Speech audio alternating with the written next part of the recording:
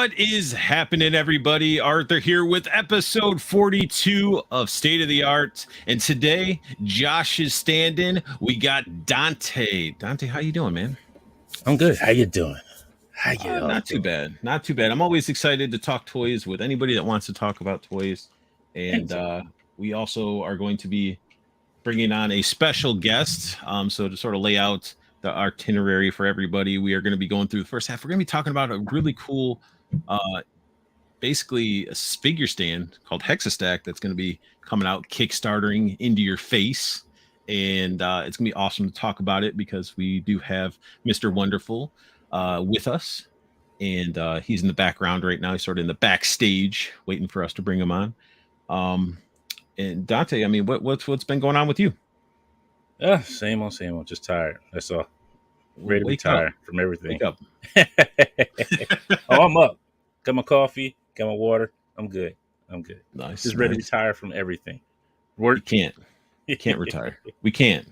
We'll forever be working. We'll forever be collecting until we're in the ground, bro. That is true. That's probably very true. And we could take all our plastic and melt it with us. Just put us in a giant plastic melted coffin or something. There you go. Like melt my figures down to a coffin. There, you got probably enough plastic. But then everybody would complain. They'd be like, "Look, you're hurting the environment with your plastic figures." So I'm like, all right. I guess I got to go to Home Depot and get one. I mean, I don't think it'd be worse than Canada's, forest fires that are going on. That is true. It's already just throwing stuff in here. But let's go ahead and bring on our guest of honor. We got Mr. Wunderful. How's it going, guys? Thank you for having me. Pretty good. Look at that professional setup right there. All right. Looking like all this 3D printed stuff. And this isn't even the full shop, guys. The full shop's in the basement, and that's where the big equipment's running. This is just all the what got me into the 3D printing, and this is really just like my mini prototyping factory here. The production stuff I've got down in the basement.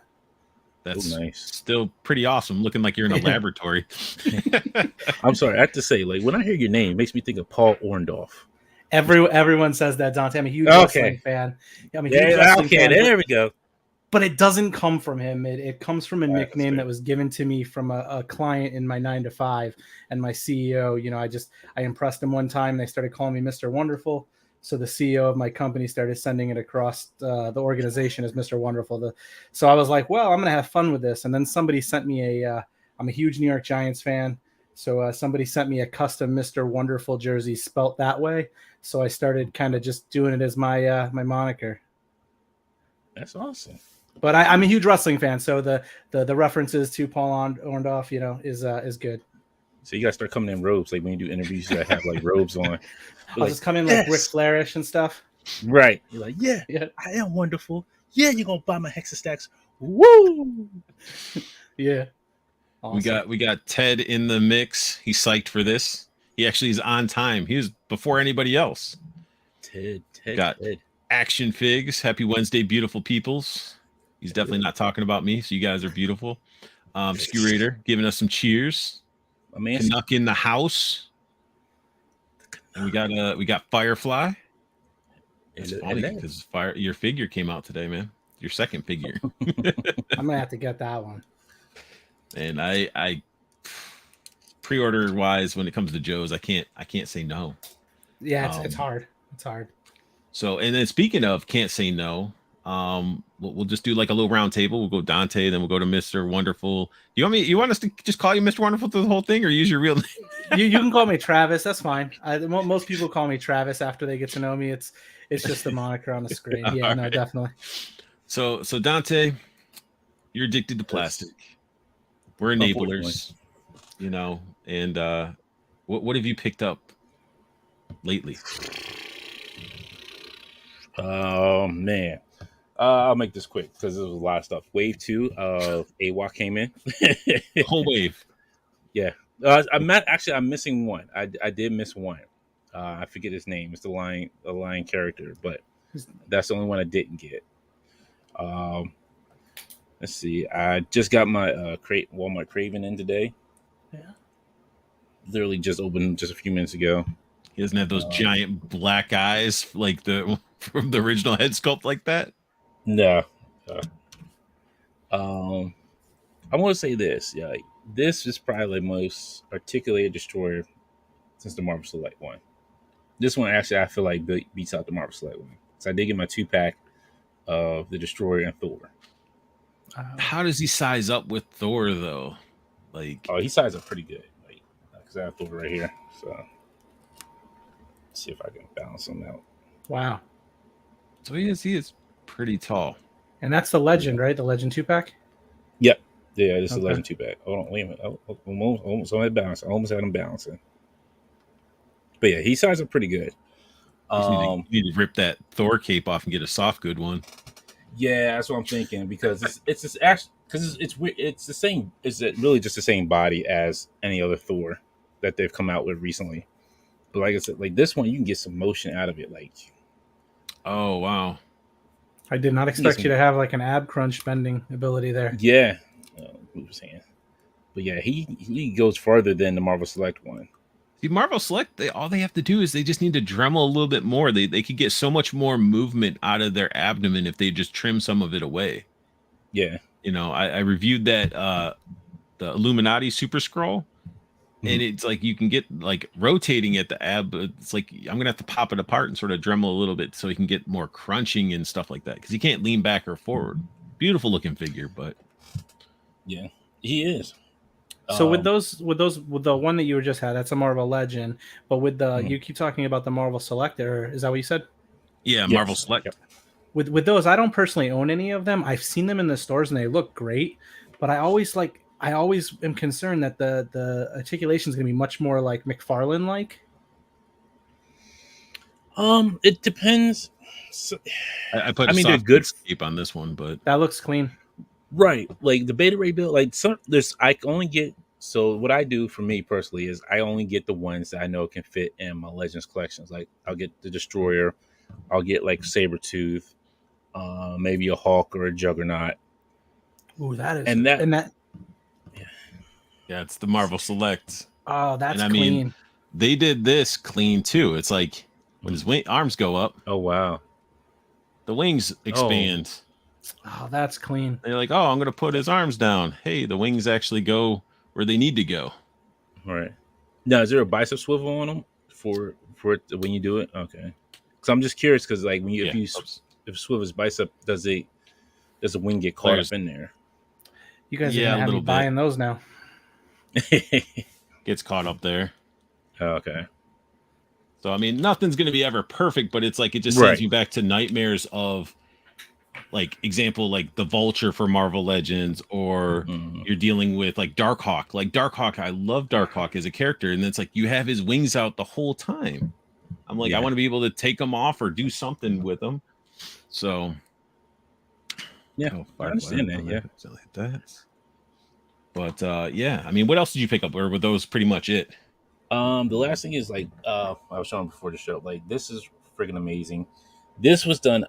If you know him on Instagram, his name is goes by hello, my name is Brian.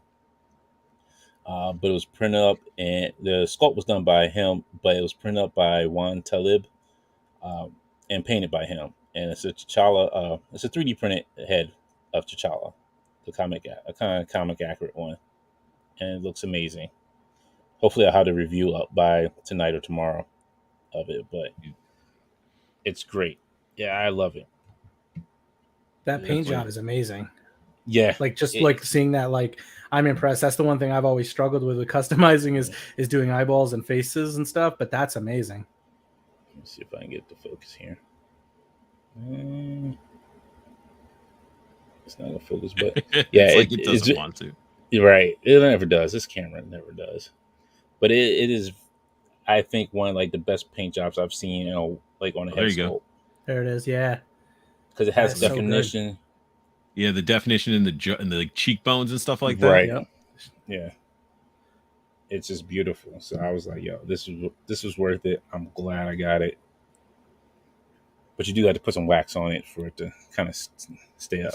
It's the only thing with like get those 3D printed heads and you're like, oh, I got to put wax. I always use the blue tack. Yeah. I think it's hard. it's not too bad on certain figures, like with certain legends. You just have to know which like ball peg is going to go on. Like I know Esteban, he does really good with his with the ball joints for the heads that he does sculpt, and they fit on there pretty snug. So you don't have too much of it. You don't have to put too much effort into it. But yeah, Nice. and that's it. Now, Travis, how about yourself? You picking up anything lately? You pre-order anything?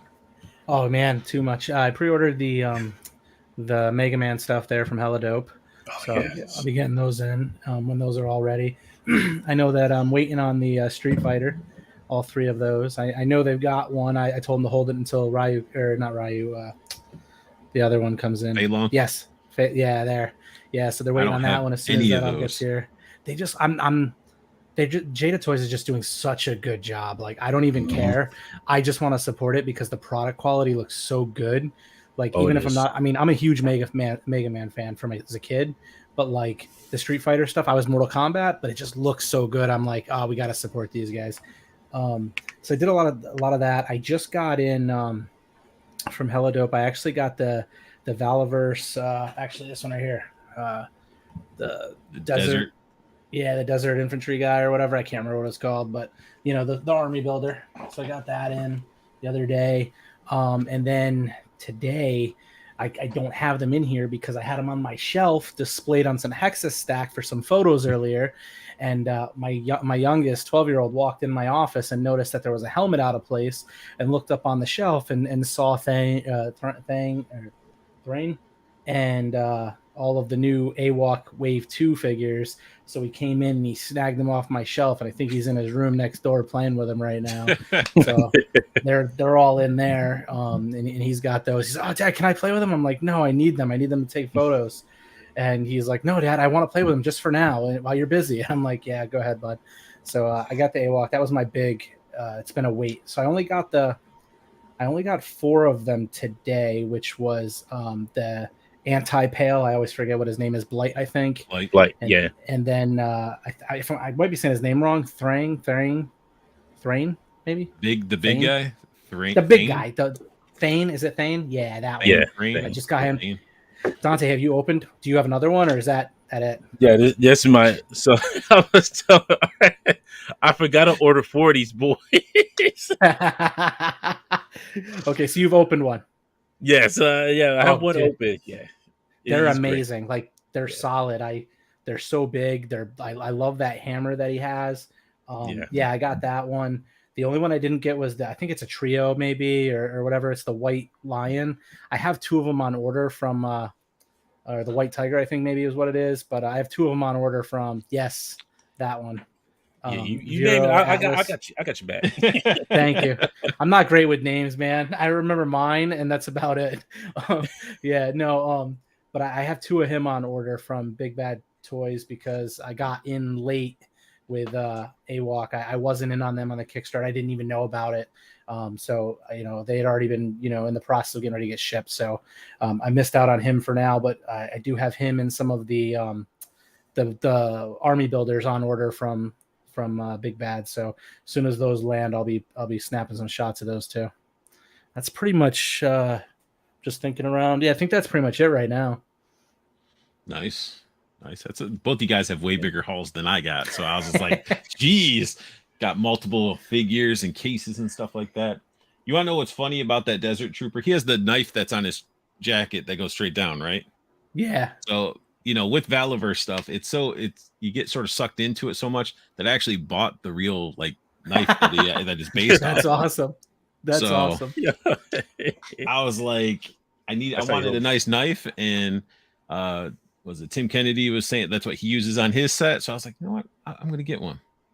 Yeah. But that's how you as for figure wise, no, I mean I still have my little neon green knife that I use too. It just depends on whatever's closest. But you guys are all talking about AWOC, and I did get my Blyton from Hella Dope. He has to be my favorite. I love Therian, but Blight is so cool looking, man. Those dark eyes, that blue hair. He's so badass. Metallic purple and everything, and I didn't realize he had like a armored, almost cyber arm on one side. I didn't even notice that. I didn't even look close enough. He has the pauldron, but then he has this this like cyber arm part underneath. Yeah, I didn't. Totally wasn't even paying attention to that. That's cool. Yeah, I was playing with it. Didn't even look and see it.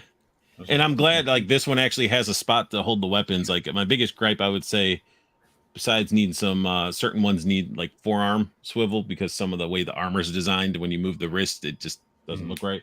I just wish that they had more weapon storage, like be able to equip their gear and stuff onto them if they're not holding onto their hands.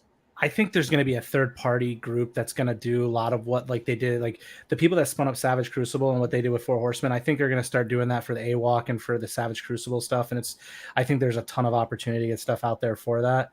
So that's what I'm hoping for. I will say with that Blight one, what I did was to display it, I just took because there's like the staff and the sword. I just put them side by side, and you can fit them nice together right in that slot in the back. So you can keep them both side by side right there, and it keeps both of them in place. 2 daggers. And then I have the 2 daggers. Yep. That's a good idea. That's how I was able to do it because I didn't want to lose it.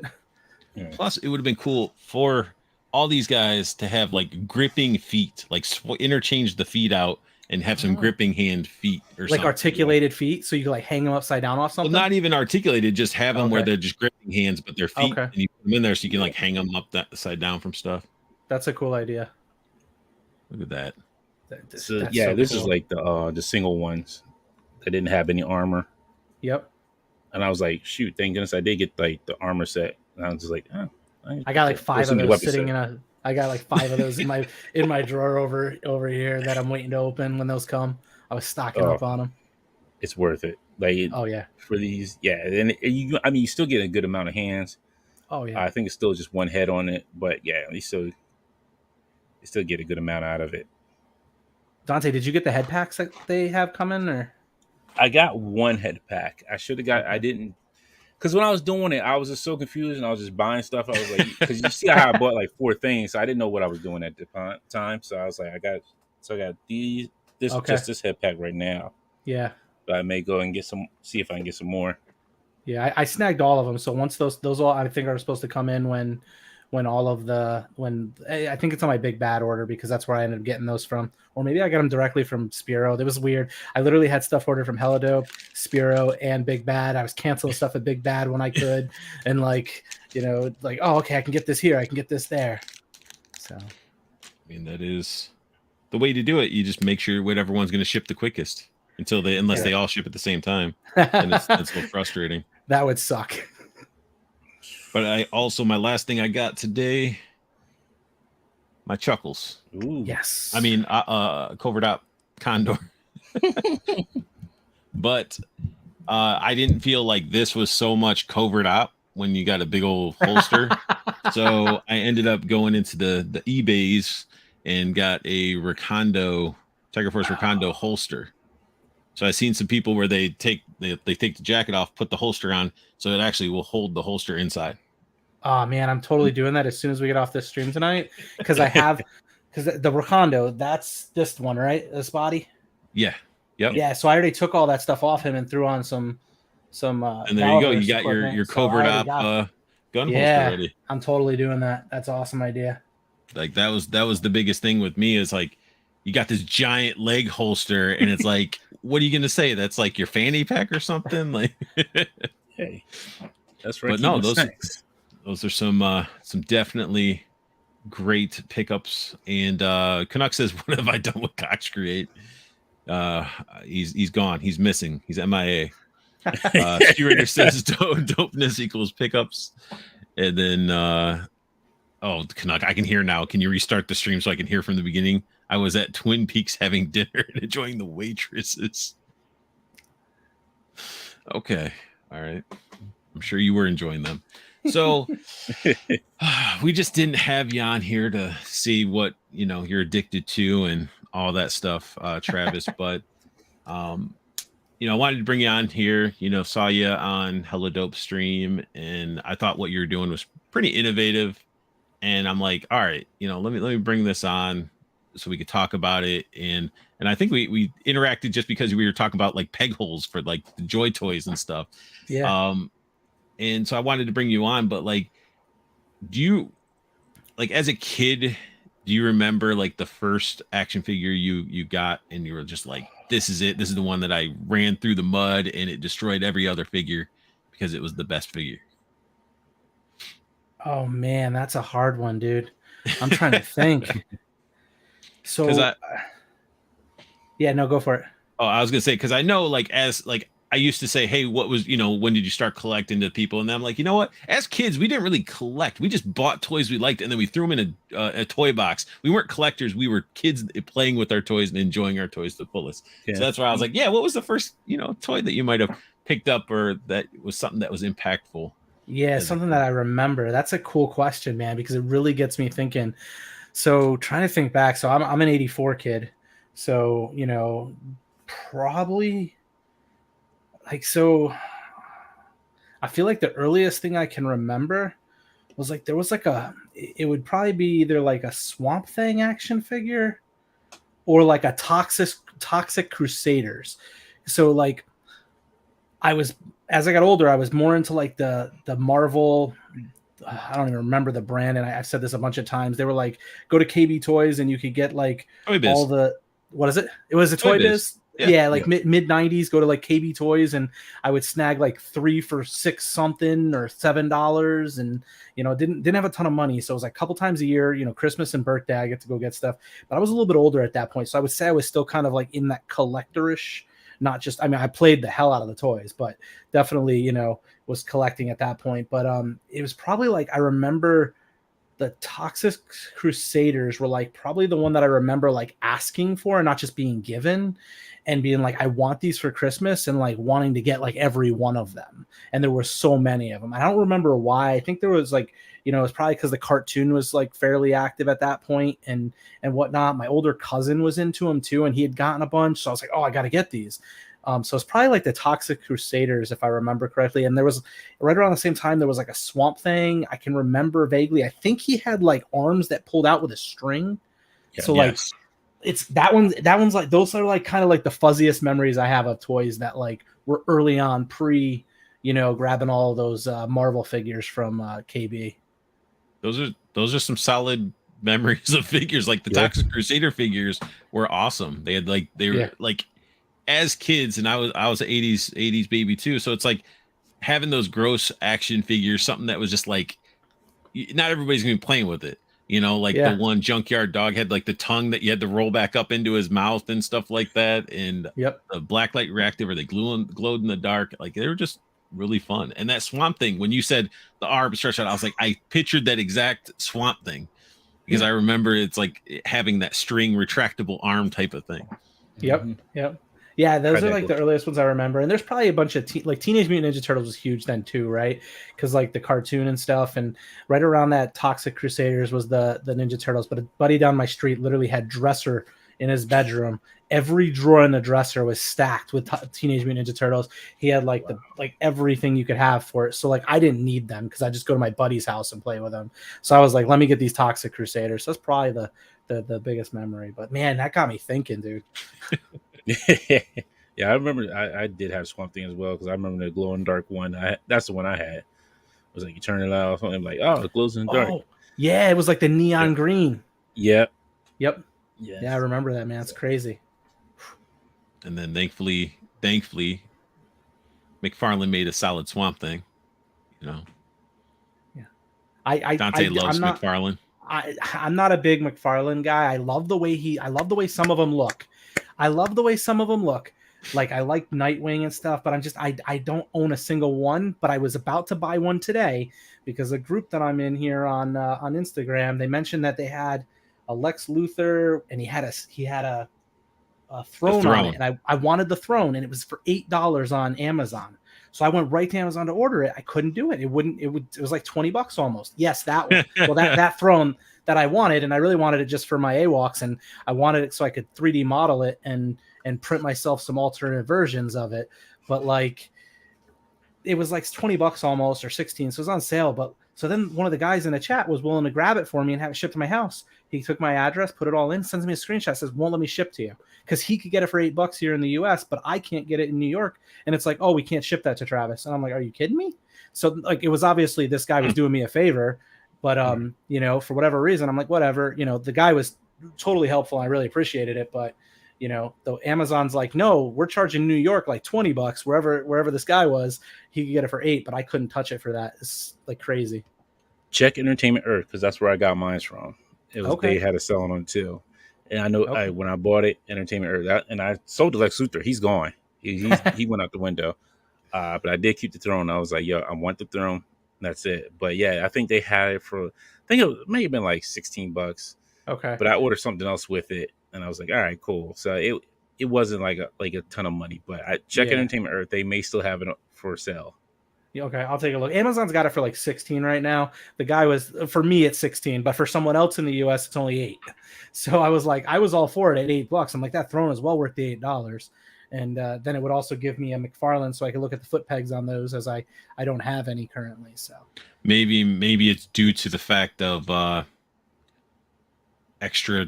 Maybe transportation's a little bit more of a challenge. I mean, what I'm thinking. That's what I'm thinking. It must be stored in like a warehouse wherever this gentleman is, and they're able to offer it at a much cheaper rate than shipping it to me. So yeah, they gotta ship it, but go through tolls or something. I don't know. Maybe. There's something ridiculous about that. Yeah, it was weird. It's the first time I've ever seen it. What's that? He's looking it up right now. I'm looking it up right now. As we do that, what is up, Ginger Hitman? Thank you for joining the stream. And yes, it's 8:48 for me. Oh man! And Dante, where are you out of roughly state-wise? I'm in Delaware. Country? You're in Delaware, so I'm only in New York, man. They don't want to ship it to New York for anything less than 16. That's crazy. Yeah, they don't like delivering to me 4 or 5 times a day. We'll talk after the show. We can figure something out. Sounds good. Awesome. Yeah, I'm still waiting to find somebody that can make a solid Cobra Commander 112 scale throne that actually has armrests that actually go up to where they belong. Because everybody's been printing off this like all these other ones, and their elbows don't rest on the armrests. They're all like weirdly positioned, and they don't feel natural looking. So what it is they didn't like really do so, because I 3D print. So what happens is they don't really measure how like the arms are sitting on it. Like with that chair, it's like, okay, it's flush just enough. I do have a chair where I actually measured it out where it works.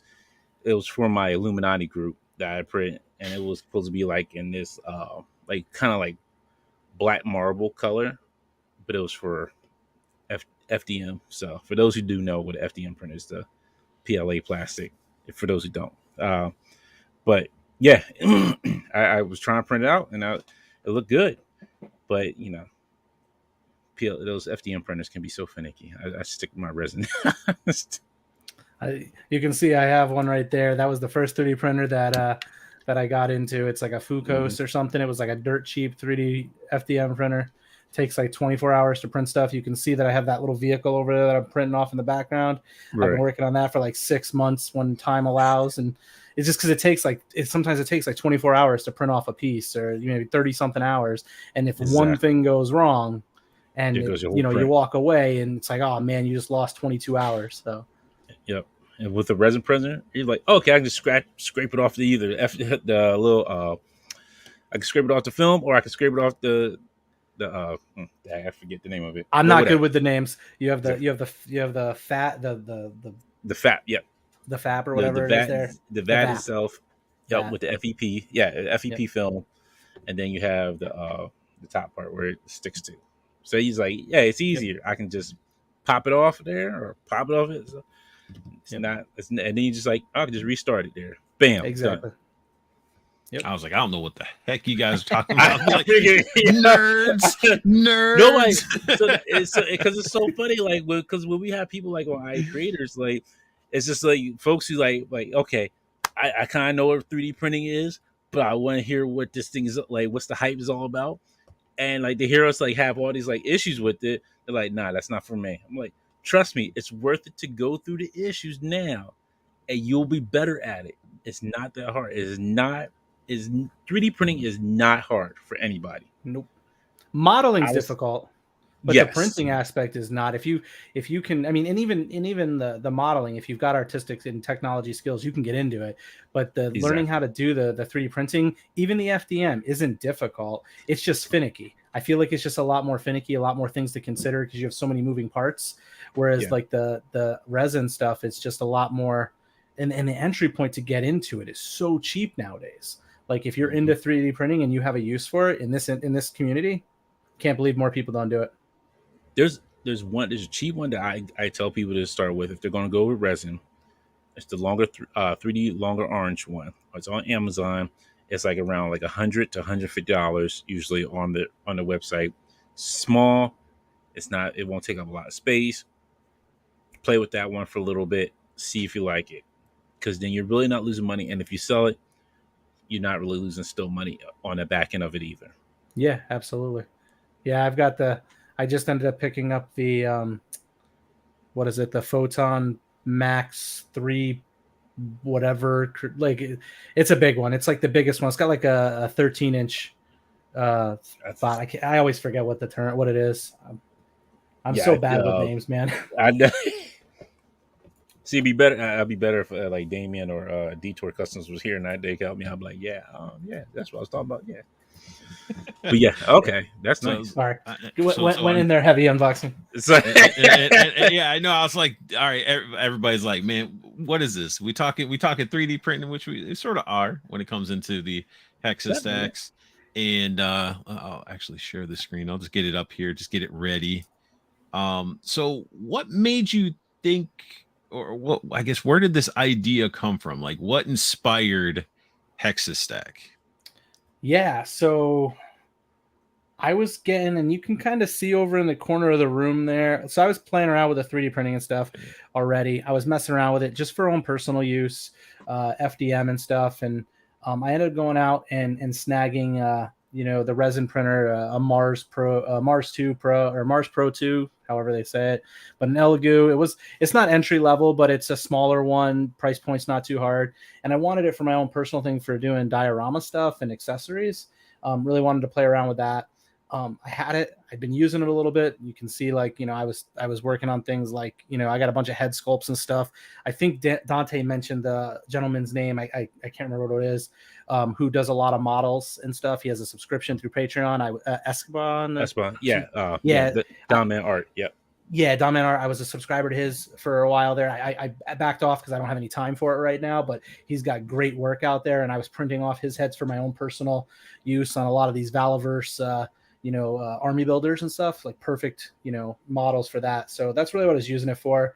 And then I started getting into diorama building, and my wife bought me a Proxon, and I started, doing the foam board cutting and stuff. And then one day I was just sitting there. I was like, I seen like AWOCs, loving those, started to get some shelving in my office here that I really liked and wanted a way to display things. And, everything's kind of eye height, right? There's the scale in the figures.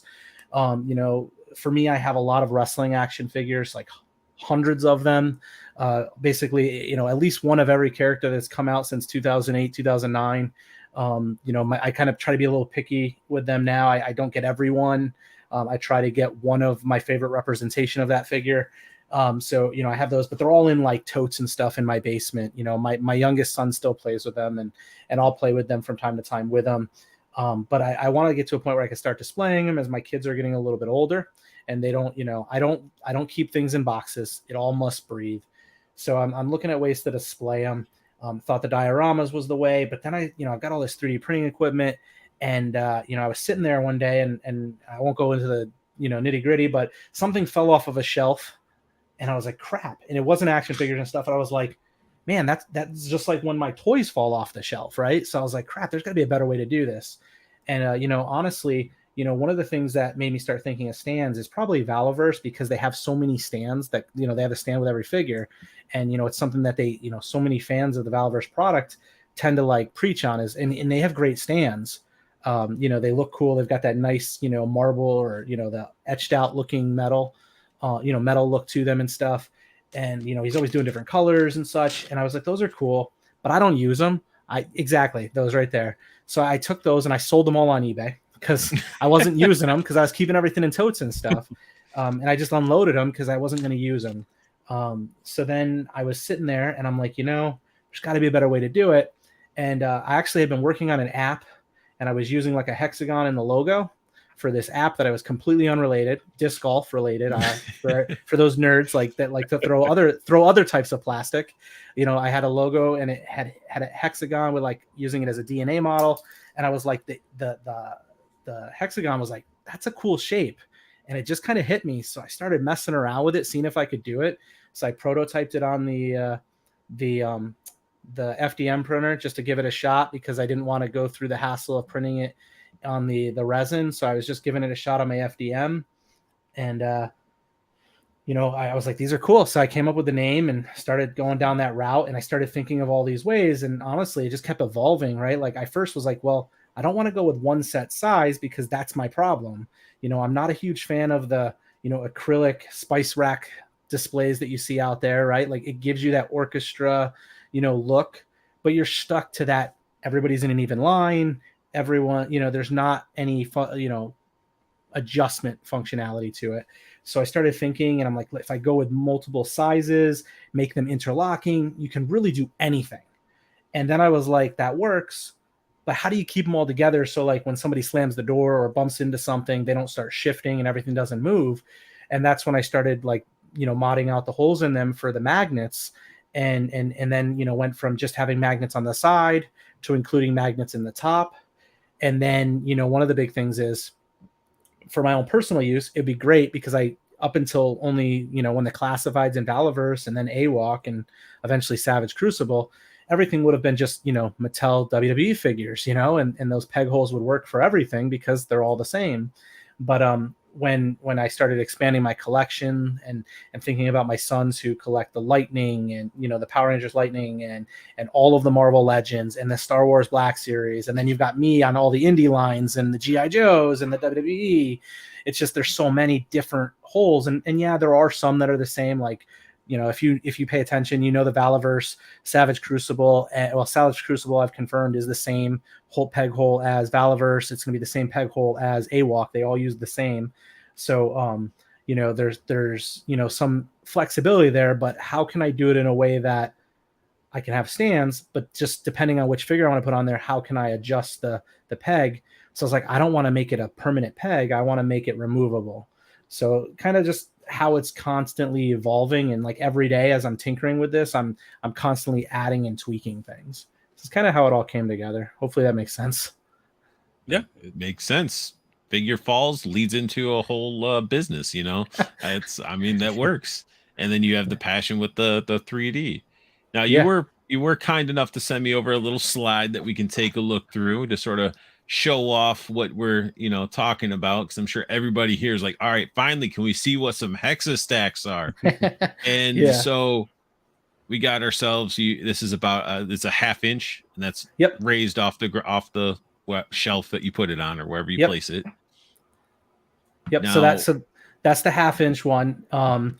This one is, it's the basic, one. You can see there's the holes in the front.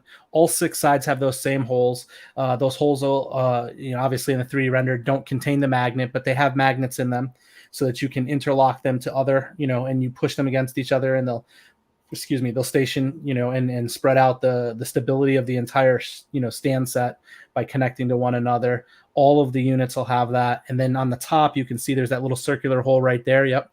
That's also a magnet. And what that does is allow you to connect to an underside magnet on the one that you stack on top of it.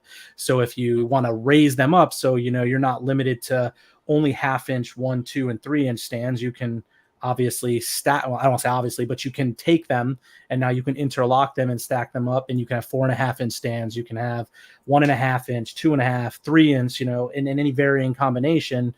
And they magnetize to the one underneath, and you can stack multiple, right? Because they all contain the same components, with the exception of the 3 inch, which has a little bit different, but they all interconnect the same way. What you'll also see is you can see those hexagon shapes on there on the top. Those are actually, those are where the peg holes are going to go. Those are removable spaces. So my whole concept, and this is what I've been telling everybody, and I'll continue to scream this to the rooftop, I'm currently 3D printing them. And the reason I'm 3D printing them is because To produce them, you'll see in a few future slides, every one of these require a different mold to have them done at a factory. I am in touch with a factory. The long-term goal is to have them factory produced, right? Because it'll bring the price point down for the consumer in the long run, but additionally, allow for some, getting it out of my hands to have to produce independently. The idea here is that I won't have a Hexastack version 1. I won't have a Hexastack version 2. It's just going to be a Hexastack. And every time I come out with something new, it's going to work with what's already there. So what that allows me to do is flexibility. And that's why the peg holes for the feet are removable. I think one of the recent times that, and I'll show this on one of the later slides, is that, I was focusing on just peg holes, but there's figures like the old He-Man and, Master of the Universe figures that don't have peg holes. You have to have a slide-in foot thing. And I was opposed to that to begin with. But as I heard in some of the other, shows I've been on and feedback I've been given, is there's a number of figures that require that. And as a result, I don't want to leave them out. As much as I think it's an eyesore, something wrapping over the foot, I'm going to deliver that, but it's going to be in a translucent print. So that way you won't see it as much, and maybe it's not as much of an eyesore to me. So I'm able to give that. But what it is there's magnets in the bottom of those foot peg holders. And there's magnets in the foothold pegs. So you can put the foot peg hole on your figure. You can drop it right in the slot there. There'll be blanks. So there'll be ones that are flush and don't contain a peg in case you want to just, cover it and don't see that little hole on your display. And there'll be ones that are, the Vala, AWOC, and Savage Crucibles scale, peg hole. There'll be the G.I. Joe peg hole option.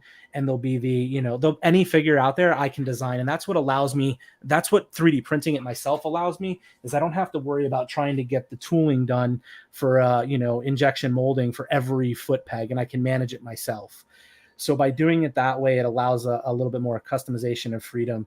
And what I'm going to be doing is every starter pack, every pack that I sell, so basically every SKU that a person's able to purchase and back through Kickstarter, and then when it's sold after, you're going to be able to select what foot peg you want, right? So the package comes with the set of stands that are included in that package you decide to purchase, but it comes with one set of, let's say the starter pack, right? It contains 6 stands of varying sizes. You're going to be able to pick a package, one size for that package, right? So if you want the universal, slide-in peg for yours, you can do that. Or, if Dante wants the, AWOC stand, version, he can pick that. If somebody wants just the blanks, they can pick that.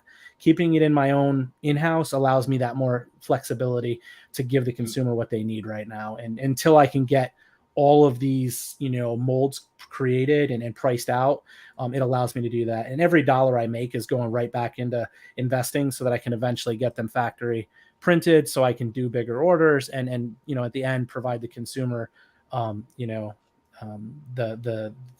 solution that they're looking for at an effective price, right? That's what I'm looking for.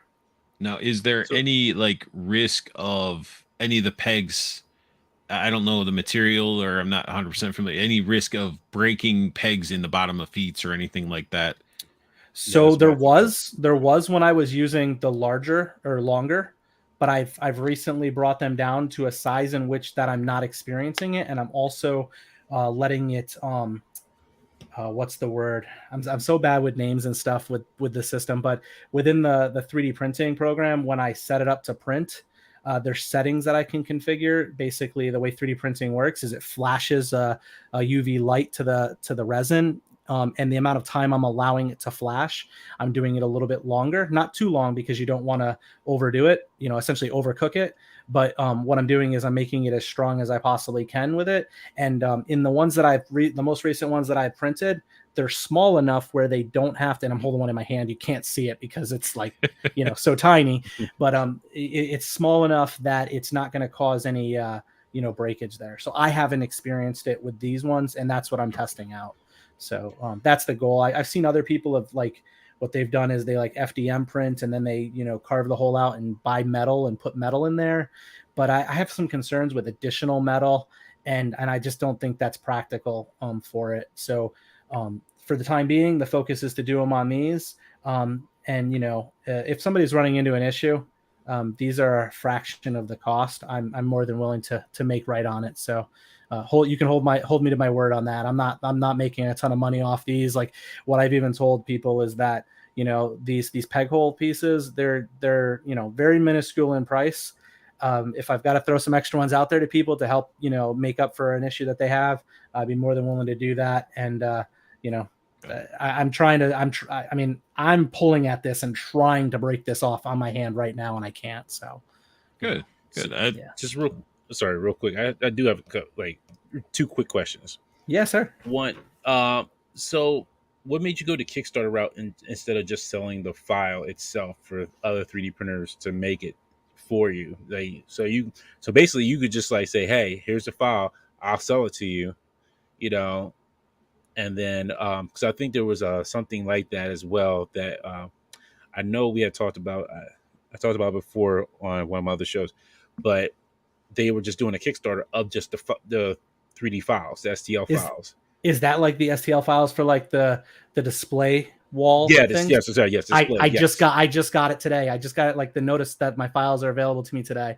Because they're going to be going up on my walls. That was an awesome thing. So yeah. We'll talk about that later. We got to talk about that one because we were curious. We were really curious about that. Yeah, brother, definitely. No, so the reason I didn't go that route is because I invested quite a bit of money into the patent for these. So these are patent pending with the magnet, the hexagon shape, the interlocking functionality. And I have bigger plans than just stands. And also I want to build something long term. And yeah, I could give the files to people. I just don't know like that's the route I want to go. So I didn't like, maybe if it, like if it doesn't fund, maybe it's a route I go. I just, I also know that there's shady people out there too. And I'd rather and somebody could go make the same thing, right? And they could start producing on their own. I mean, I could try to fight them on it, but like the likelihood of that working is probably slim to none, right?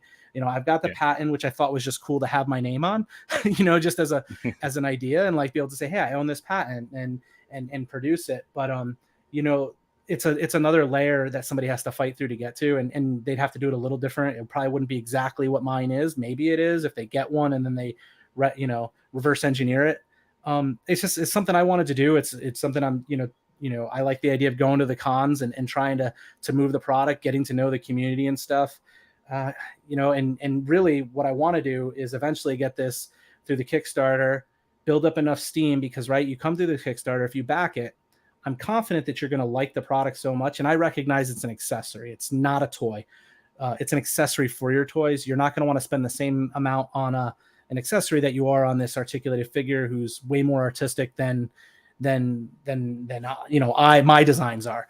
But the idea was to be able to, if somebody buys a starter pack, you probably, unless you don't like it, you're probably not going to just settle with that. I'm assuming you own more than 6 figures. So you're probably going to want to get another set and another set. So I think there's a business model there that is sustainable, and I believe in it. And I have some IP stuff that I want to do in the future. So I'm hoping this is my entry into the market beyond just display stands.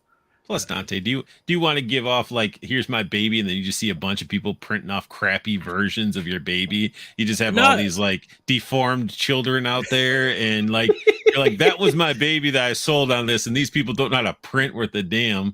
And it's like the point, because like what we were talking about earlier with the the Kickstarter with the modular displays was kind of like what they did. They sold the STL files. Basically, you were kickstarting the STL files for them, and they would just send the file to you, and you did all the work. So that's what I was trying to see, because their stuff was licensed as well. Yep. And that was the thing, like, oh, well, you gotta do this and then this on top of this. And we had talked about it one time on the show, and we were like, yo, like, this is a lot of work for just, like, if you're trying to manufacture these, like, this is a lot. Even for just, if you're just wanting to have for yourself, it's still a lot of work to put in. So many pieces, man. Like, I just got the files today. I bought this before, before Hexastack. I plan to eventually print them, so when I go to these, conventions, I can use them in the background to display my Hexastack stands with figures on them in the background because they look so nice. But Right. they're time consuming, like looking at them and the amount of space it takes up to do them. And I backed that, I think, before I even conceptualized the whole idea but behind Hexastack, right? Like, or it might have been after. I might not have backed it until after, and I may not have seen it until after. It may have started showing up in my Facebook after I started searching for stands, and I think that's actually how it came. So I think I found that after I started my Hexastack idea, because I was looking to make sure there wasn't something else already out there before I went ahead and tried to produce this. Gotcha. And sorry, just really my other quick question is too. Yeah. So like, I'm not actually, because I'm just curious. Like, for a figure like this big, that's a pretty big stand. Are you going to have like different sizes for like something like because people do make bigger figures. Yep. Just size the Marvel Legends ones. I'm just curious, will you have a size of like, will you have a stand for that kind of size? Because I see you go up to 3 inch. You're going up 3 inches. Well, no, so the 3 inches. He's talking about height. That's vertical. Yeah. Okay. So we get into like the 1 inch. Yep. Gotcha. So the size of the stands are all the same width wise and depth wise. However, the height is where the varying size is. What I will say is that, and you can see it on my Mega Hex stack. Thanks, Ted. I don't have it up because my son came in and jacked all my figures. But that Thane character is a fairly large scale figure, right? And but his feet actually fit right on my stand. My stand is it's nearly 3 inches by 3 inches from one end to the other, and then from the corners from front to back, they're nearly 3 inches wide by 3 inches depth. However, the benefit of having the modularity of this system is that the idea that you can have peg hole fillers, blanks, basically they just fill and cap the hole, so you don't have a blank hole there. You have the ability to stretch it over multiple, stands if needed, right? And use that flexibility for those much larger scale figures. If you look on my Instagram, you'll see how I displayed the ones today. But I think I had Blight. I just wanted him to be a little different, so I had like 1 foot up on like a 1 inch stand, and he was based on the half inch stand. So there's flexibility there that you can come into display and giving your stance an alternative, your style or pose. As far as going with an alternative scale width depth Hexastack, at this point, I don't have anything in the works. To say that it won't happen is crazy, because I will do what the consumers need. I will present. I will say that it would take some strong consideration, because I don't want to develop something that's independent and doesn't tie directly into the stand and the modularity of the current system. Again, going back to I'm not making Hexastack 1 and then Hexastack version 2. When these are produced in the factory and they're produced by 3D printed, they're all going to work the same. Gotcha. I'm sorry. All right, I got that was popping in my head. That was a shooting, question dude. that I had too, because I was like, okay, what if I want to, it's like I want to make them super dynamic. So it's like, that's what I was thinking. It's like, oh, is there going to be bigger ones, or if they're all going to be the same, or you have to just get a bunch of the same small ones to make up for the size that you're looking for. Because it's like, because my thought is like, these are something that can replace like having foam displays. You can, add some, paint to them, make them look like rocks and mountains, and then have your figure arts, just Dragon Ball figures going crazy on them and stuff like that. Just get an idea of like how much move and how many you're going to need, really. And when it comes to these two, have you tested like how many can fit into a DTOF? Like, I know it's people have other things, but I know everybody's like, it's DTOFs is the ultimate way to display your figures, So like, a DTOF is, correct me if I'm wrong, that's like the IKEA glass shelf, right? So I don't own any of those, but I have. Give me 1 second, because what I use is, and I don't know the measurements on the DTOF, but my stands are about 17 and a half by almost 12 by adjustable shelf. So if it's 17 inches deep, you're gonna be able to fit, what is it, 3. You're gonna be able to fit 5 rows deep at least. So I don't know how deep the DTOFs are. I don't personally own one. So I don't know exactly what that would be, but if you understand the measurements of what your display stand is, and what I mean that is your shelf or functionality there, as long as you understand the measurements of that and know that these are about 3 inches deep, you're going to be able to fit quite a few of them in there. Okay. Does that answer the question? Yes, in a sense, but I'm trying to get a there. I think no. Oh, you're going to get the measurements of it? I was going to try to get your measurements. Oh, sorry, real quick. 16 and 3/4 by 60. No, that can't be right. No, I don't think that's No. I did have a quick question while Art's looking that up. Yeah, brother. Well, actually, this is kind of like an idea. So, like, just throwing this out there.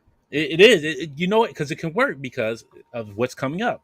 So we got the helicopter coming up from the HasLab. If you can make one that can hold the helicopter, like if there's, I don't know if there's like any holes in it, or one that can just like kind of like you can have it balanced in there while it's in the, like, let's say posed up, kind of like slant a little bit. That'd be awesome. Like it can hold the helicopter. You'd be like, hey, you know, here it is in the background. You have like a peg stand for it, and just put it on there and go about your business.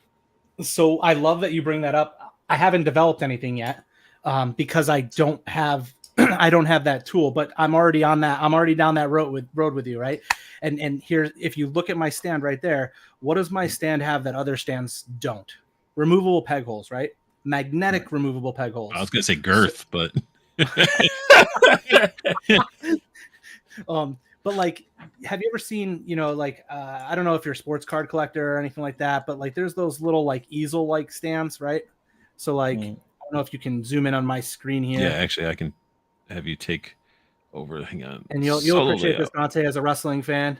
But like, I have an old pin that broke. So I have it sitting on one of these little easel type stands here. And I've taken this stand and I've used it as an example of what I wanted to model. But imagine this stand, right? And imagine it with two little pegs here that are magnetized that go right into the Hexastack stand. So now you can display your cards or other types of items, and it's not limited to just action figure collectibles. So that's the idea behind that. Did I lose you guys? See, no, oh, you're good. You're good. I was just so you could almost like that opens you up to a lot of things. I mean, people could, you know, you can have weapon racks and already been discussed unboxing. Yep. So, absolutely. Yep. It's in progress. It won't be ready for the Kickstarter, but it's an enhancement that's coming out after. There's there's a bunch. Sorry, real quick, but you could, you know. So I'm thinking outside the box again. We do have Sentinels and we do have big G's. What about a stand for them too? Like if I wanted him to stand on one leg, like he's Captain Morgan in it. That'd be my son owns both of them. My 19-year-old owns both of them, so I will take a look at them and see what I can do. It's likely going to require the placement of multiple of those together, but people have them, right? I mean, exactly. in my mind, most people would display that next to a bunch of stuff on stands, and they likely would they would likely leave that off to the side and not necessarily displaying it on the stand. But I can take a look and see what we can present. If there's enough need for it. The benefit is that those peg holes that I have there, like think about it like this, right? I can create anything that can fit into the standard peg hole, which is the pink item on the right. I can cut off the peg, right, in my design model, and I can expand anything beyond that, right? And I can use two of them to help stationary something. So I can essentially create another topper to my Hexastack stand that would be 1/2 an inch thick, and then have another massive peg that comes out of it, or some stationary object that's on magnets that now extends the use of a 2-inch stand that can now be used to hold up whatever the Firefly is. The Firefly, I think, is the name, right? Yeah, Dragonfly. Dragonfly, sorry. Again, horrible with names, but yes, the Dragonfly. So I remember Hexastack, and that's all they told me I had to remember. Dante, so you mentioned Galactus Sentinel, man. Think about with these Hexastacks, you pose up the Sentinel just punching the ground, and then you have the different levels of these Hexastacks going in. So his fist is actually down, and then you have the Hexastacks around it and stuff. You could do some pretty cool displays. And that's what I'm saying. It's so scalable, so modular. And if you go through to the next slide, Actually, go through one more slide. I think it is. We got to at least show this. I want to come back to this one. But you were just talking about something. And this is the one that's interesting to me, is the alternative hatchet and stands with textures on them. So these are, you can't see the foot pegs in there, but they will be there. Just for this slide, they don't have the holes in them. But the idea here is to give folks that broken stone, the Sentinels coming down, right? That piece, right? All of that. And you can have the different textures. So you kind of alluded to some of that. So those are going to be those are going to be options there. I have a sci-fi one that I'm working on for your darks, for your Black Series, Star Wars stuff, to give you more of that, immersive feel within your, display. So I just wanted to call that out. And then if you want to go back to the 3-inch, I can cover that one. Now Anakin actually can have the high ground. Finally. Exactly. He's got a shot. He's got a shot. And the size of a DTOF, just to give you an idea of width and depth. So it's a 16 and 3/4 wide. Well, it's 14 and 3/8 deep. 14 and 3/8 deep. So you can fit 4 rows on that depth, right? If it a little like you're gonna be able to fit a little bit more than, and you'll have a little space in the front, right? So you could technically put some people in the front on the ground level too, because if they're little less than 3 inches deep, they're exactly 3 inches wide and they're just shy of 3 inches deep. So, you're going to be able to fit, 4 of those rows on that depth. So that's going to cover your half all the way back to the 3-inch, if that's the scale you wanted to go with. But again, you're not stuck to that. You can tier them. You could have, in the middle of it, you could have a 1/2-inch one, where a guy's just lower if you were going for some sort of look or feel. This is a big one, and I think this is going to be a game changer that folks are going to really appreciate. And this comes from somebody who's not a toy collector. I was talking through a really close friend of mine, telling him what my idea Hexastack was, and he was like, well, what if you I was like, the problem is if I make this big 3-inch stand, that's a lot of material for not injection molding. And Dante's like, yep, that's going to cost a lot to produce in resin, a 3-inch stand that's, maybe hollowed out a little bit, but still it's going to be quite pricey in the resin. And then I thought, well, it's a lot of wasted space. And what I can do is gut it and put a drawer in it. So now you have a drawer that you can slide in and out. And Dante, you're a wrestling fan. I think I've watched a couple streams with you where you do like the watch alongs for like pay-per-views. Oh, yeah. So are you a Matt Cardona fan? I join him. Yes. Okay. when I can. Do you happen to own his Super 7 figure? No, I don't. Okay. I got the other ones like you do. Like I got the let's say I do have the Ric Flair one, the Ultimate Ric Flair. So they have a lot of accessories, 3-4 heads, multiple heads, multiple hands, a money stack, a bunch of little accessories in there, right? And that drawer can contain all of those things, right? So you're going to be able to put multiple heads in there, multiple weapons, backpacks, different things. Obviously, you're limited to the space in which it's provided, but there's a decent amount of space there to contain some of your accessories. So this drawer actually plays 2 purposes, right? For those folks that have multiple peg holes types and they want to store them and you don't want to lose them, you have self-storage of your additional peg fillers, right? So the foot pegs. So you don't lose them. If you have alternative sizes, you throw them right in your 3-inch stand and you have a place to store them. Additionally, you can throw in some of your accessories from your weapons, packs and hands of your figures, things like that.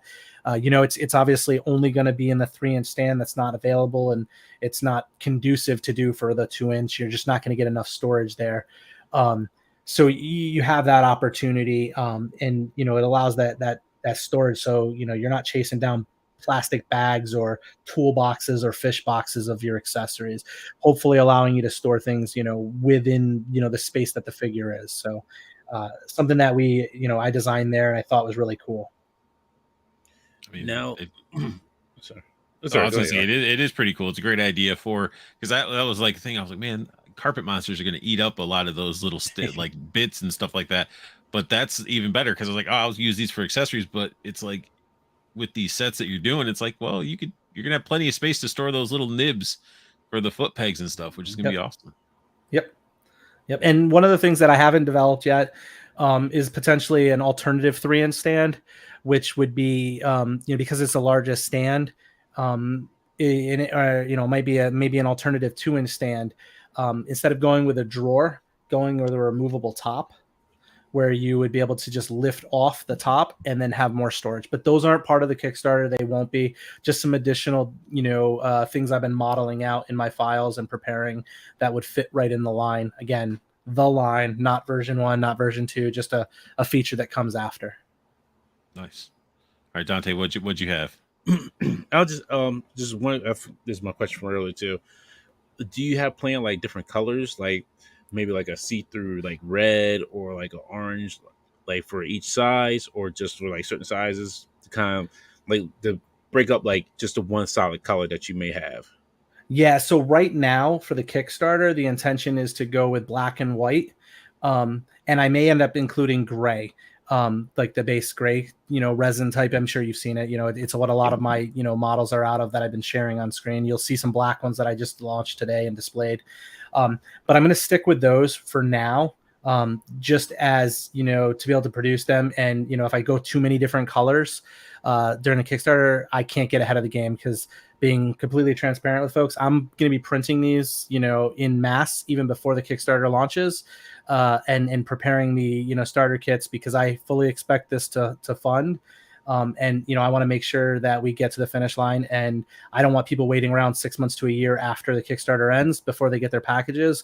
My goal is to have this in folks' hands. We're going to go live on the 10th of July. I have all of my banking account and everything information all lined up now, and all I got to do is push everything over to Kickstarter to give me the approval on. And if everything goes smoothly, it'll be 7/10 when we go live. And my goal is to have these packages, from the Kickstarter launch delivered to people by November at the latest, right? So, if you figure that just July, August, middle of September is when it ends, that basically gives me a month and a half to get it out to people in November. And I'm going to be printing these things out throughout the summer.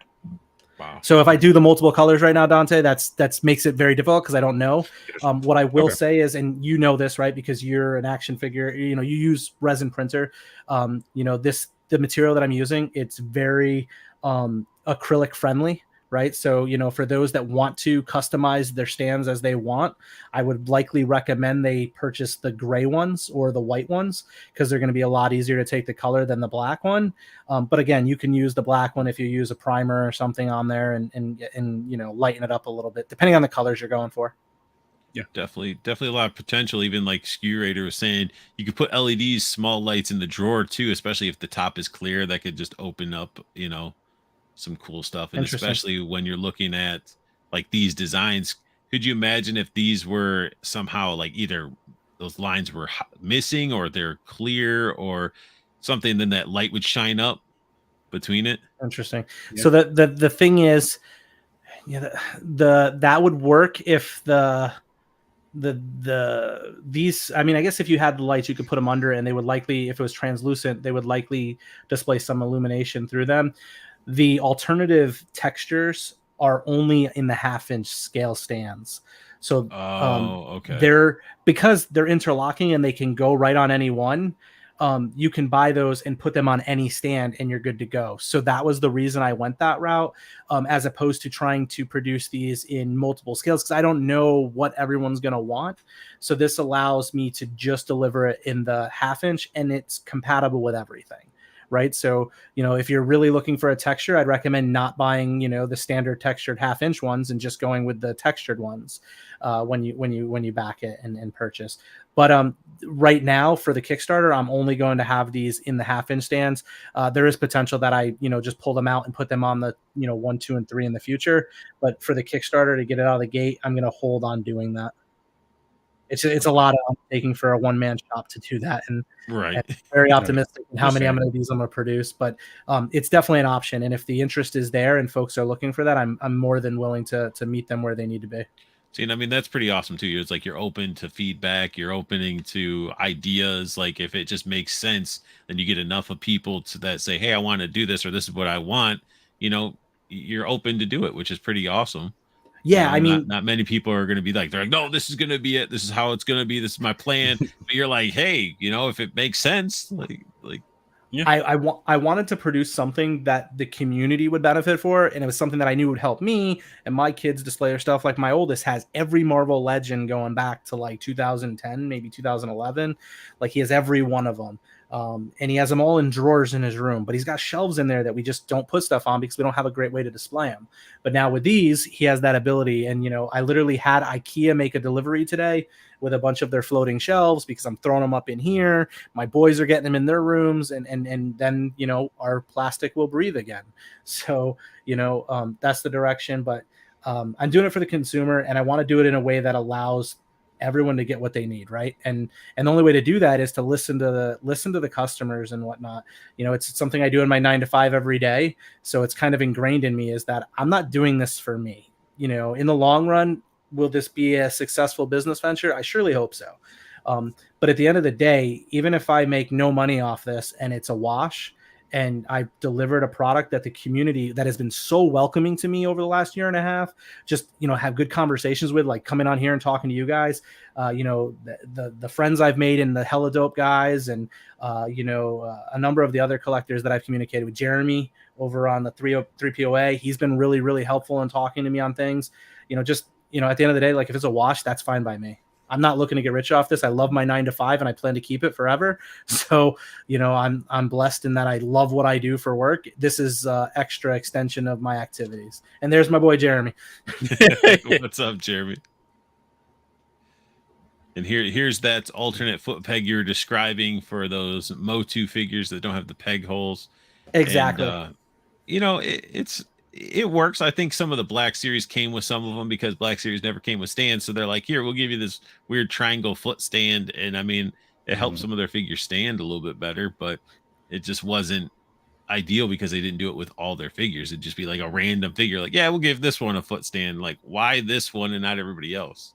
You know, that's now crazy. we have this option to have figures that you would prefer to have this look for.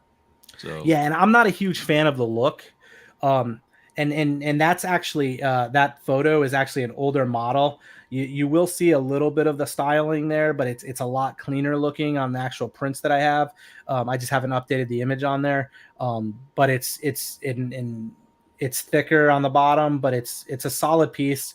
And I'm actually working on the last piece of it because I've got those AWOCs in today, and I want to make sure they go. And mine is actually designed currently to pull the back foot in. Like it's to pull your foot in as opposed to slide your foot in. And the reason I went that route is because I was hoping that it would hide it a little bit more, almost putting it behind the foot. And then, you know, I think I'm not completely, you know, again, going back to where the consumer wants to be. I haven't decided whether or not I'm only going to offer it in translucent, but the person is very peculiar like me and doesn't like seeing that, you know, that strap over somebody's foot. I'm breaking the rule. Darn. Oh, crap. Yes. Oh, I know what that means. Yes. Yeah. So there's some changes to it, but I think this is only going to be translucent. Nice. And what Jeremy means there, and what Jeremy means there is that he and I were having a conversation yesterday, and there's competitors out there, and I'm obviously making noise because they got products that they're coming out with that aren't the same, but they're trying to offer similar things that I'm doing. I just think I'm going to do it better. You know, you have good, you have better, and then you have great, and I think Hexastack is going to be great. And this is one of those things. We're going to have some flight stands now. Yes.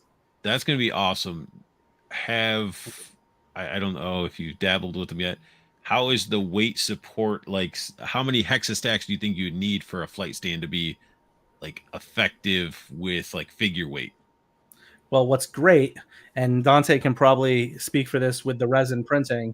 The resin prints are typically heavier than your FDM because the way it's produced and just the thickness, and you can control, at least in my experience, you can control how they're printed a little bit more. So what's beneficial is that my stands have like 10 magnets in them, and those aren't light either. So you can hook this flight stand up to your 1/2-inch one, and you can keep a general Marvel Legend Valaverse figure in it. It's not going to tip over on you. What about my a Thane figure? Maybe I want him like just leaping through the. Nobody's picking up Thang. Nobody's picking up Thang. Nobody puts Thang in a corner, man. No, that won't fit Thang. It's definitely just not going to be big enough. Could we go that route? Maybe.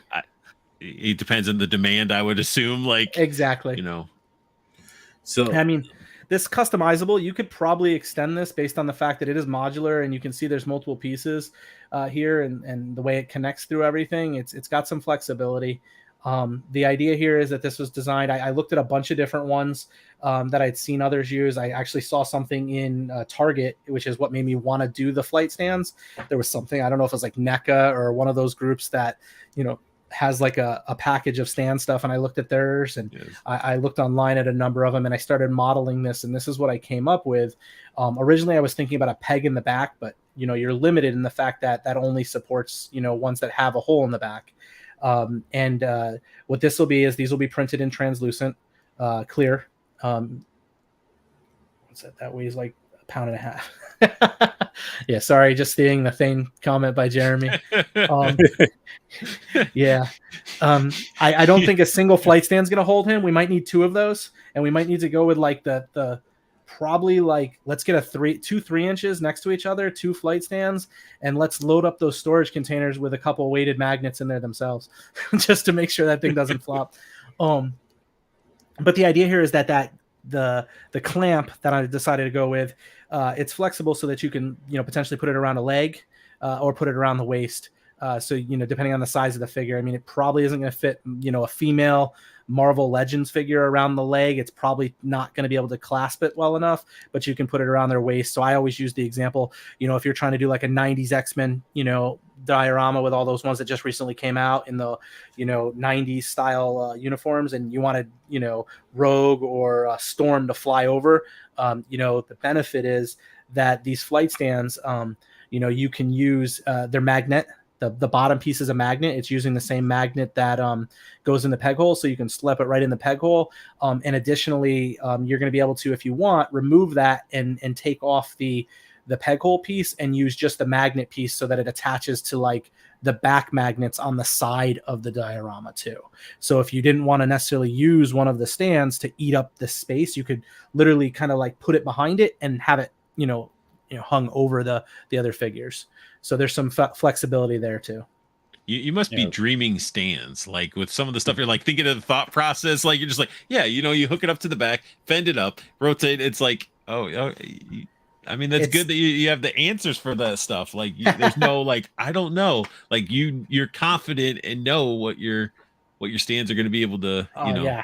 I'm passionate, man. It literally started from this 1/2-inch hexagon, and it's just rolling, man. And every idea is compounded on another. And I'll be honest, when I've talked to a few people like Jeremy, he's somebody who I went to, because I saw him working on some stuff, and found it very interesting, and I asked him his thoughts on the idea, and, he was like, get behind it, drive it, be fast. He told me to be more quiet than I have been, and he's probably really right on that. But at the end of the day, I wanted to get out in the community so the community knew who I was, and have a face to the Kickstarter and whatnot. But like the idea is like, even him, he's like, what if they were textured? I was like, boom, let me go. Went to work. And I think the same night he suggested that to me, I was sending him over some prototype looking images that I spun up of some of the textures. So it's like an AWOC Hexastack combo for that board game, like with the textures and all that stuff. I would love to find a way to work with Jason and Jeremy on something like that in the future. That would be awesome. So you answered my question because I had a question about like, what about the figures like that have peg holes in the back? But you already answered that, so we're good. Yeah, I wanted to go with the peg hole in it because I thought that would be easy. And being honest, from a designer's perspective, it'd be easier because I don't have to worry about an articulating clamp. But I saw some ways other things were being done, and I was able to replicate that. So I think folks will be happy and satisfied with the flexibility. And as you notice, right, there's a couple extra, pieces in there. So you can, make it longer or shorter. I don't have the exact dimensions of what that piece comes as if you use the whole piece in front of me right now. But the idea is that you could potentially remove the shorter one on the left here from the post if you didn't want it to be as long or as high. So no stretching out your back hole, Dante. Hey, look, I got questions. Look, if I ain't have questions, people are going to be asking this man the same questions about 50 times. You want to know what, when you said the back hole, Dante, I'm going to bust out something old school, right? When you're talking about the bag hole, yeah, the toy bits. Yep. So So that's one of the ones that like that's something that I saw online when I was looking on the internet, because I did Google search, right? I went to Google and I did flight stands. I saw the one in Target. I picked that up, brought it home, started messing around with it. That's one that I saw on Google, as I was using an example. They're plastic, so brittle. Like they're like, here, you want to tighten it down? Use this plastic screw and like tighten it down, and then it just disintegrates. No, these won't be plastic screws. No, I'm ordering in bulk. Quite a bit of screws to go in there. So. Titanium screws. No, antimanium. It's gonna have Wolverine going door to door selling Hexastack. I couldn't get vibranium, so they wouldn't shell that stuff out to me. Hey, Black Panther's stingy with that vibranium. I ain't mad at that. Yep. And look at this. You already have packaging. Oh, that's not bad. I like that. So. Actually, my brother-in-law, who I was talking to, he loves he told me that the packaging looks great. He said the problem with it is as I try to get into, because I'm in touch with local smaller toy stores, right? That is going to be the Kickstarter packaging. There will likely be an evolution to the packaging, and I know Hasbro will kill me for it, but it'll probably have some plastic in it, because you'll have to see through, because you guys know what this is because I've explained it to you. But if you saw HS on a shelf somewhere, you're not going to know what it is. So to get this eventually into retail, which is my goal, the packaging will eventually change so that you can see, some pictures of the figures on there, and then, also see the stands in there. So, but I thought it was some cool, kept with the logo. I love these hexagons. It's just it's on everything. Looks I like good. It. Yeah, so those are some early FDM versions that you probably recognize the fact that I did not have the temperature turned up high enough at a point when I was printing it, because I accidentally swapped out my PLA for PLA Plus, which burns at about 20 degrees higher. So, it wasn't setting properly. But those were just some early prototypes. Like those are like first run prototypes right there. But this is the starter kit. There are I'm selling everything in packages.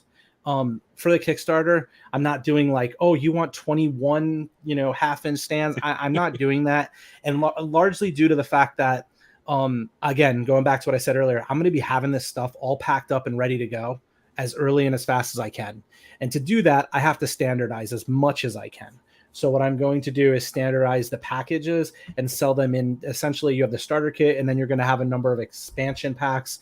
And then I'm thinking there might be a Mega Blast pack or some, larger pack where, things are a little bit cheaper and stuff. But those are coming, and those will all be part of the Kickstarter. But specifically the starter kit is for $30. It's going to come with 6 total stands. You're going to get 2 of your half-inch stands, 2 of your 1-inch stands, 1 of your 2-inch stands, and 1 of your 3-inch stands. The 3-inch stand does come with the storage. The starter kit doesn't come with a flight stand.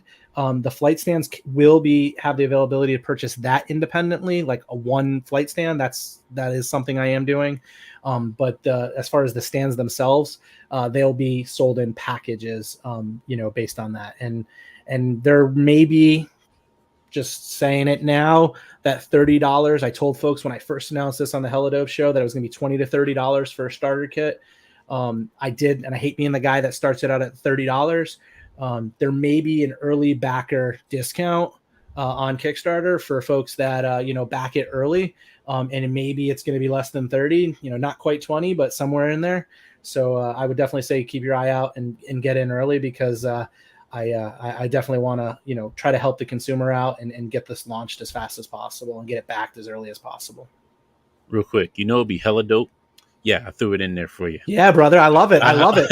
I owe those guys everything. They gave me the microphone the first time. So no, you good. I wanted to mess with that. I had to mess with that a little bit. It'd be great, like, if you put the instruction manual like around the top lid, so when you open it, it's right there in your face. Like, actually print it on the cardboard itself. Like, hey, this is instructions for this. Hey, this is instructions for how you build the, and have a little, and you know what you can, sorry. Just throwing ideas and throwing it, and at the bottom, have a little, hey, thank you for supporting. At the bottom, underneath the Hexastacks. Once you take the Hexastacks out, dude, I love it. I love it. And here's what I'm going to be honest. I didn't think of an instruction manual, dude. I didn't even think about it. I'm telling you, dude, I love it. If you work with customers, if you work with people, and people outside folk, not just the people you work, not the company people you work with, the outside folk. They're like, what is this? How am I supposed to do this to I get? No, I didn't don't- even think about it. It seems so easy to me. I didn't even think about it. It seems so It's natural always to me. bullshit. Yeah. I didn't even think Right. about it. And I make training guides for work all the time, dude. But no, I love that. That would be right. Like that would be awesome. Yeah, yeah, like Jeremy saying, like something like with the honey badger. Yeah, man. No, I love that. Yeah. Now, have you thought Oh, yeah. about doing a even like putting your Hexastack logo on them at all? On the stands? Yeah. I thought about it. And there's been jokes, right? Like hella stacks, you know, hella dope stacks. Like They got to be in talk about- they got to right, be in the like- hella dope colors though. Exactly. right. Yeah, they taught they wanted that they want. Oh, I would love to do the macho hella dope colors for them, man. Yeah, they joked around about having like a version. Of, we got our first super chat of the day of the evening. Dante Trevzar just dropping in real quick. So you know, got Aaron, we Awesome. had Ted, we had both of hella dope Thank you. in the chat today. So Yeah. thank you for that. Awesome. That's hella dope. That's pretty hella dope. Yeah, no, those are good. I get done faster than the mugs. You're right, Jeremy.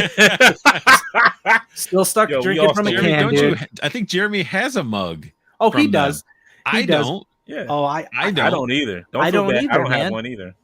Yeah, I was on the show and I was like, I'm gonna get a mug, and every day I'm like watching my shop app and seeing if I get a special delivery that's not one of my pre-orders from those guys, and it never shows up. On their show I made a knockoff version of the hella dope mug with some like paint markers, but I'm still drinking out of a can, guys. Like, help me out here. Yeah, I mean, drinking out of a can. I'm waiting for Ted to start sending me just images of him every day drinking out of the mug, just like rubbing it in my face. Like, look, if you're gonna send me a mug, I need something like this size right here. Like, I don't need Okay. like the kid No, size. I need the one that Yours- he yours has is like a bigger bowl, than man. that. There's Yeah. a freaking is it? bowl. It's Oh, it's okay. like That's a what I'm salad. talking about. Yeah, that's It's like a let's get on salad with bowl it. or something. I think they said it can hold like a whole bottle of wine or something like that. I don't know, Yeah. something like crazy. Ted, what's going on with mug? What's the hold up, sir? I could, Exactly. if you want me to, I could 3D print my own hella dope mug if you want me to. And you can send me a sticker I can just slap on there and we good. Yeah.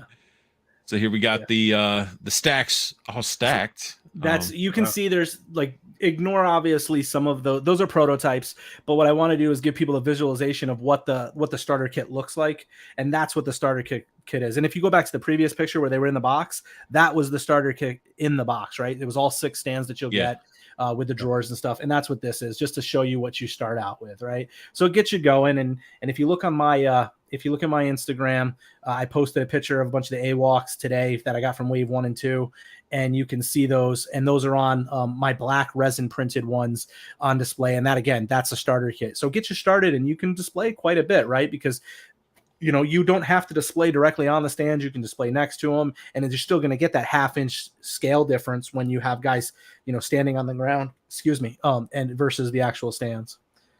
Oh, we got oh yeah, Mac Man in here, Kevin Womack in the house.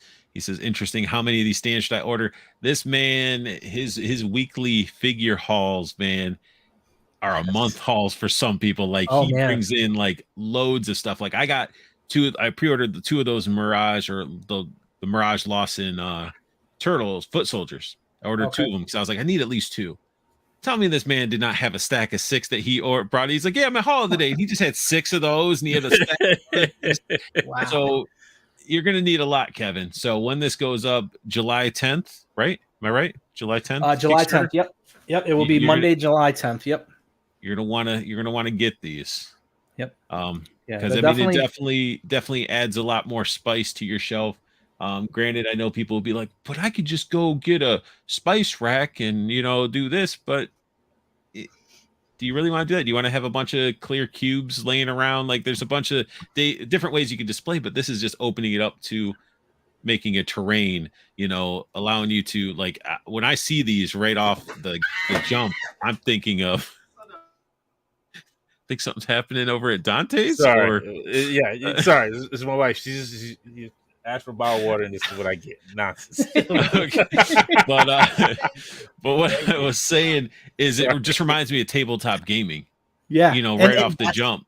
That's what it reminds me of when I started putting it together and started actually printing them and seeing it. It made me think of Heroescape, I think is the game, kind of where they have like those like the tiles and stuff. So and maybe that's something that comes in the future as an extension of the stand. Again, the future AWalk board game expansion.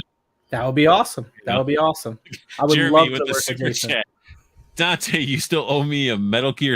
I think it's Metal Gear Solid VD Walker print. Yes, I do apologize. I forgot. You gotta remind me of stuff because I will forget. I really do forget stuff.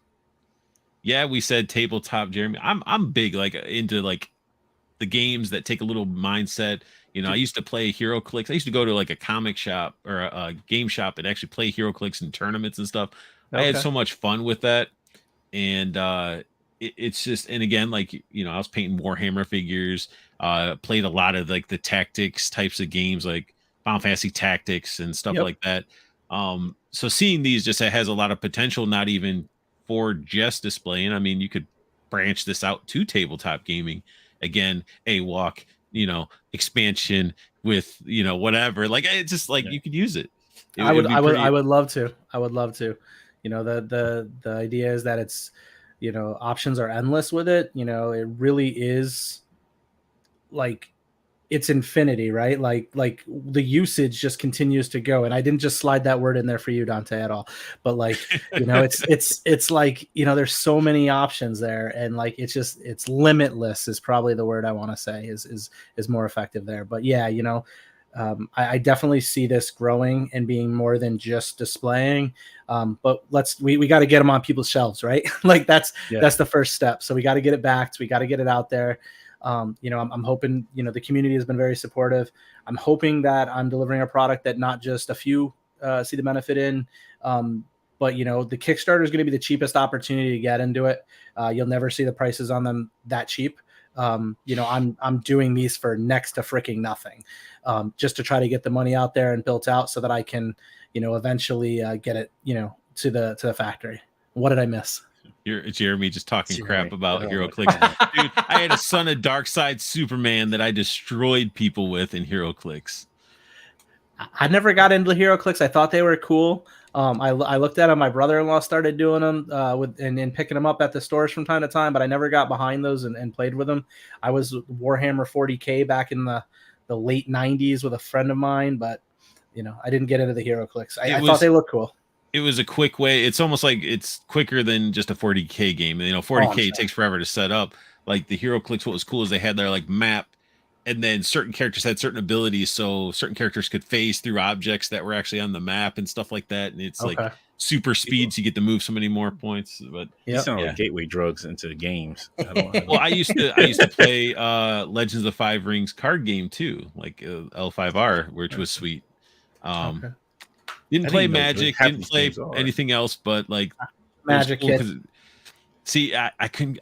I guess I didn't have friends to sit down and teach me Magic, so I was like, let me do Legends of Five Rings. Okay. And it was like samurais and ninjas and stuff. So I was like, I'm gonna be this Scorpion clan, and all my guys were ninjas that wanted to poison, and it had like an honor system. It was cool, but that was my gateway into like leading into HeroClix, because it's just like, all right, I'm buying these packs and all that stuff. But anyway, back to your stuff. July 10th, Kickstarter, Hexastack. Yes, you guys are going to get the best price when you go there, and maybe if you're lucky, I'll spit in your box, and then you guys will get special unboxing art spit in their box edition. No, but no, go check it out. I will definitely add the link to this stream, and then of course on my YouTube channel, I will definitely be announcing, if you guys are subscribed, and if you're not, I'm going to find out where you live. But no, seriously, I'm going to post a alert when it goes live. I'll put it on Instagram. I mean, you're going to see the wave of Hexastack announcements probably ripple once it goes live. Yeah. Thank you very much. I appreciate it. Yeah. I mean, I keep joking. It's that with my wife, because it's like, she's like, how could you plan this for the summer? And I was like, it just came to me. And I was like, she's like, really? She's like, she's supportive, but backing me, she'll be down there in the basement packing boxes with me. My 3 kids will be down there, cheapest labor I could get. They'll all be helping me.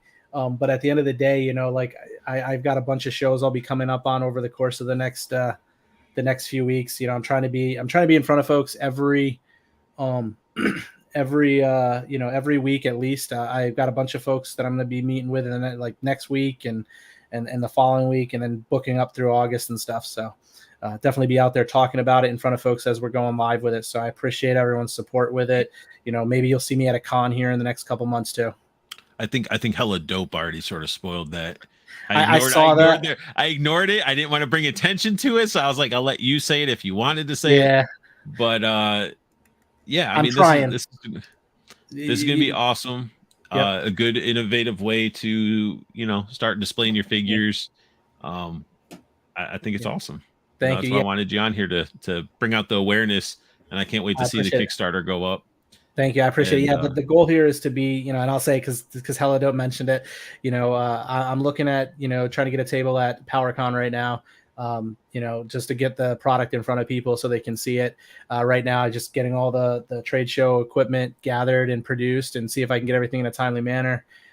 And see it. My wife's like, well, what's there else to do in Columbus, Ohio when you're stuck at this booth for the next 3 days? And I was like, I don't know, and I won't care, because I will be there having a blast with all the dudes and talking about Hexastack for 8, 9, 10 hours, whatever it is a day. So we'll see. Now, whose job's going to be verifying all the magnets are in the right position? So I actually have a way to do it. Okay. I think a systematic way. I've modeled a 3D print that I can lay all the magnets into, and then I'm going to what I'm looking at potentially doing. I haven't decided if I'm going to do acrylic paint or if I'm going to do the coating. I can't think of it on the spot here. Powder coating them and then cooking them. But either way, my goal is to do that, and just doing the one side, and I'll just take them one by one and layer them down, and then do the one side so the other side won't be. And then once I have all of those in, then I'll do the other ones. So then the full colored magnets would be, able to go in. So it'll be a systematic process, but it's going to be tedious. that is the one thing that I'm not looking forward to on this whole thing, but it's the thing that I think is going to make this product better than the better, the good, better, great, or whatever the terminology is there. I think that's what makes this great versus, just being in that better spectrum.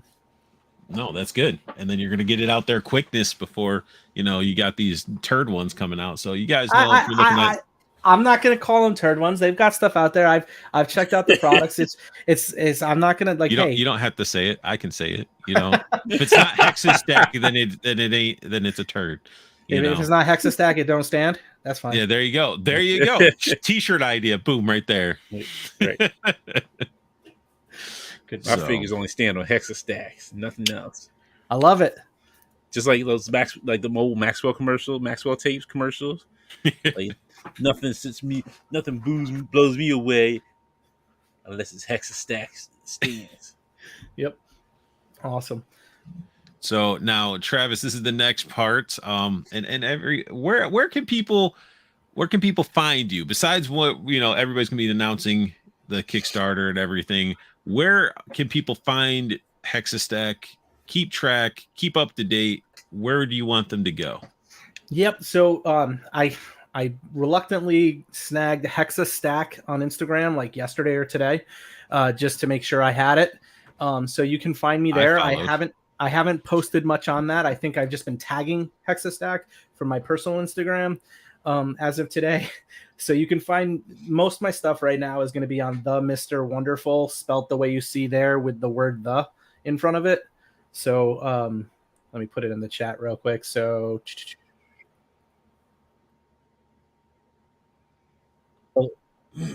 Mr. Wunderful is what it is. I guess I can't put it in there completely in the chat, right? So I tagged myself. But yeah, that's how you could find me on Instagram. And then you can also find Hexastack on Instagram, and you'll see things there. And then I do have the hexa-stack.com.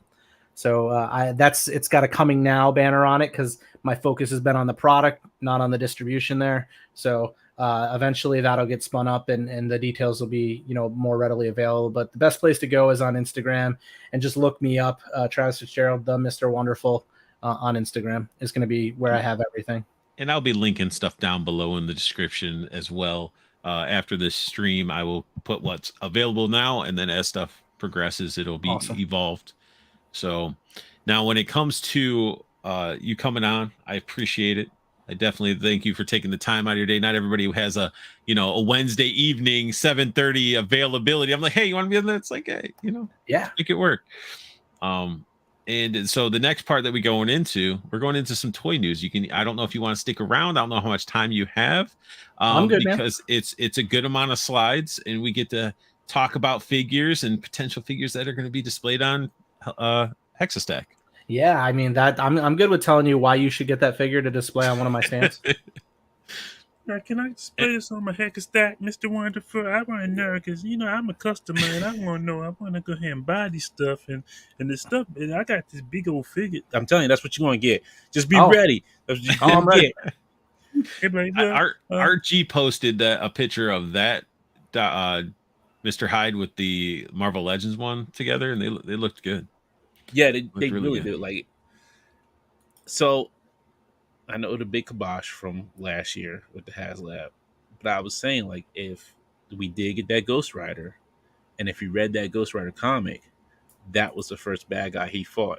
Robbie Reyes' fought was Mr. Hyde, and he was almost like in this form, this giant form, which would have been great. That would have been some great photography. You're still going to get Robbie Reyes, and you're going to still get that vehicle.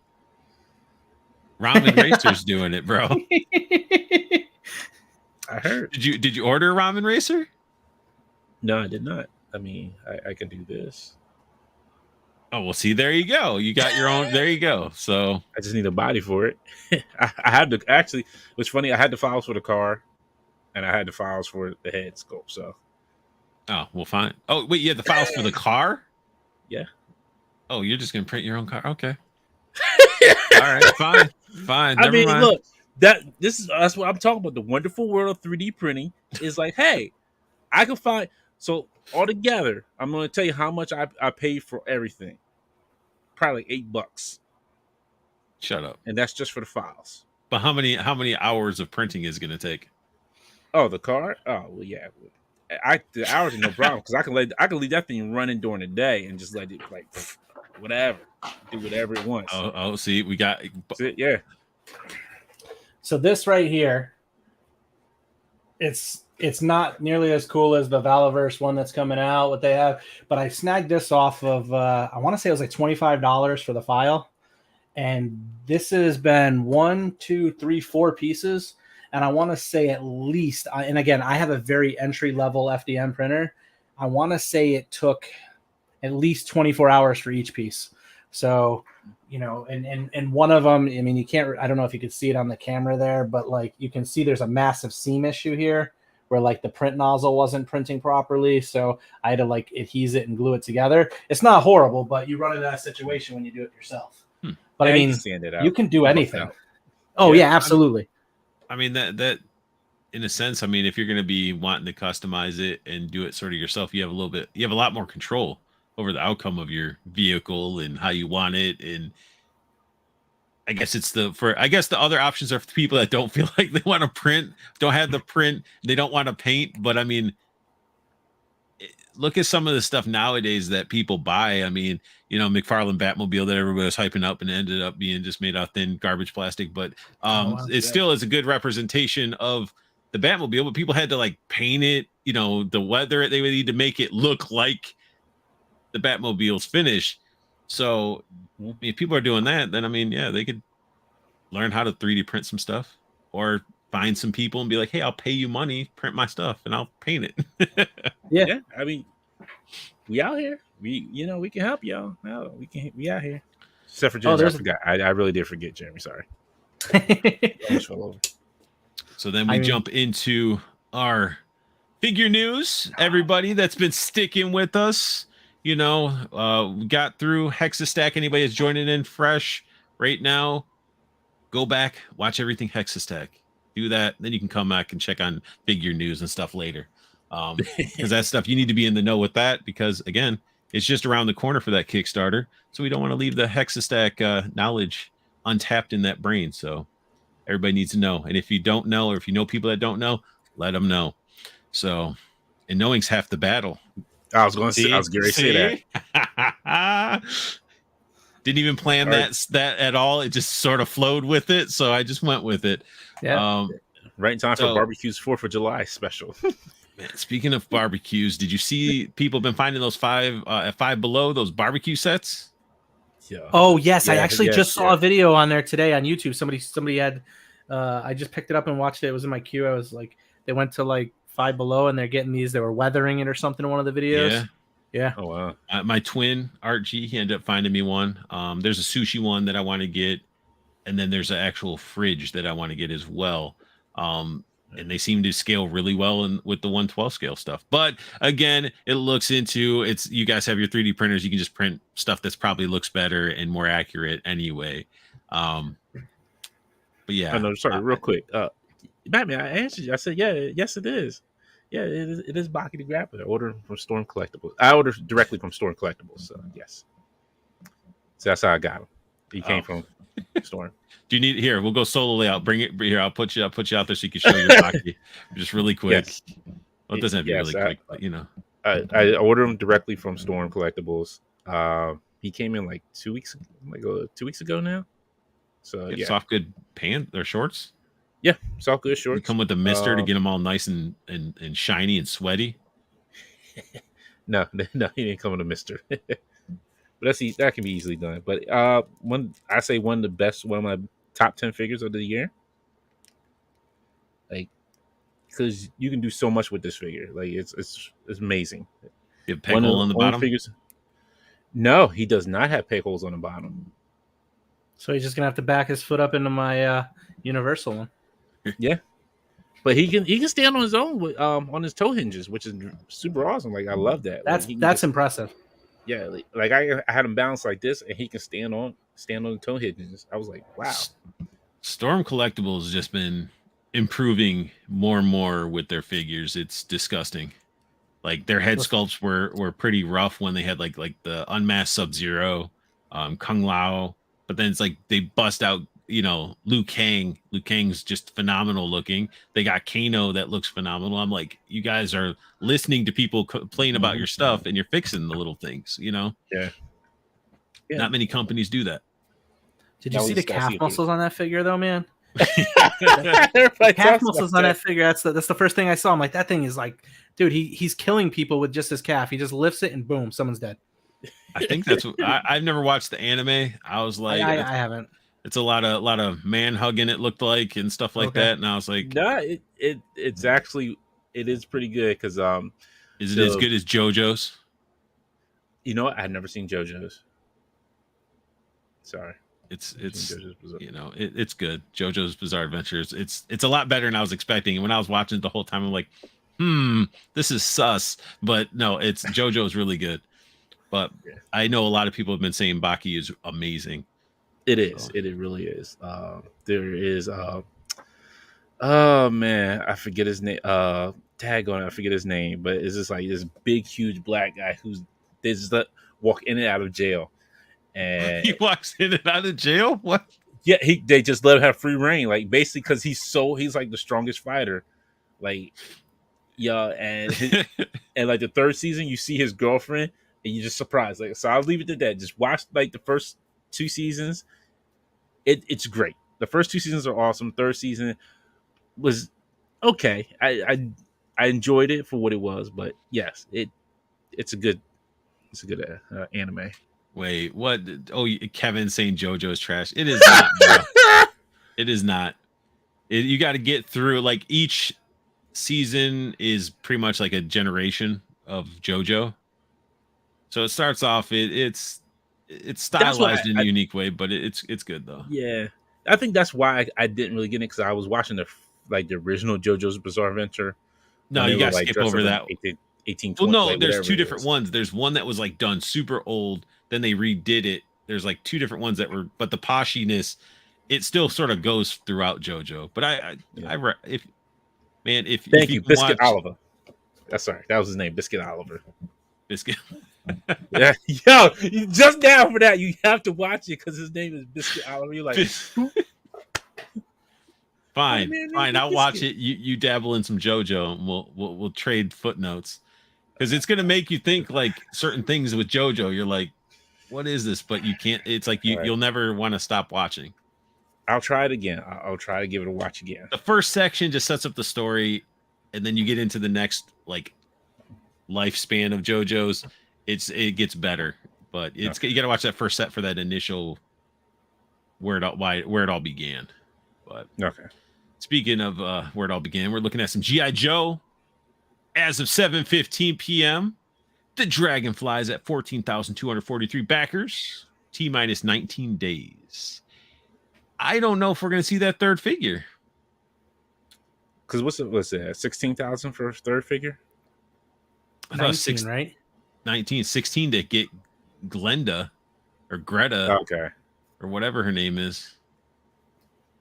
So it's like this. I hope Joe fans can just like look past that figure and be like, hey, it's can be used as Scarlet. It's a female. We need more female figures. Like, let's see what this third one is. Don't let it go unbacked because it's like I'm sure the third one's going to be a pretty awesome figure. And watch it be like one of their like Steel Corpse figures. Like, here, you get a troop builder. I'll be like, you guys suck.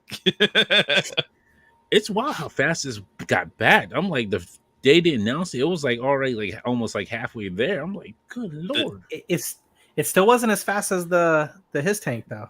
His tank was in the same day, right? Like this was after, and this is a cheaper price point, right? So I was surprised. I think this is a really cool. I haven't backed it. I did back his tank like immediately, but I haven't backed this one yet just because I've been working on the Hexastack stuff and funding a lot of that stuff right now. 244. You could have been. Well, it's already to 247. I just checked. Oh, okay. But yeah, I mean, 248.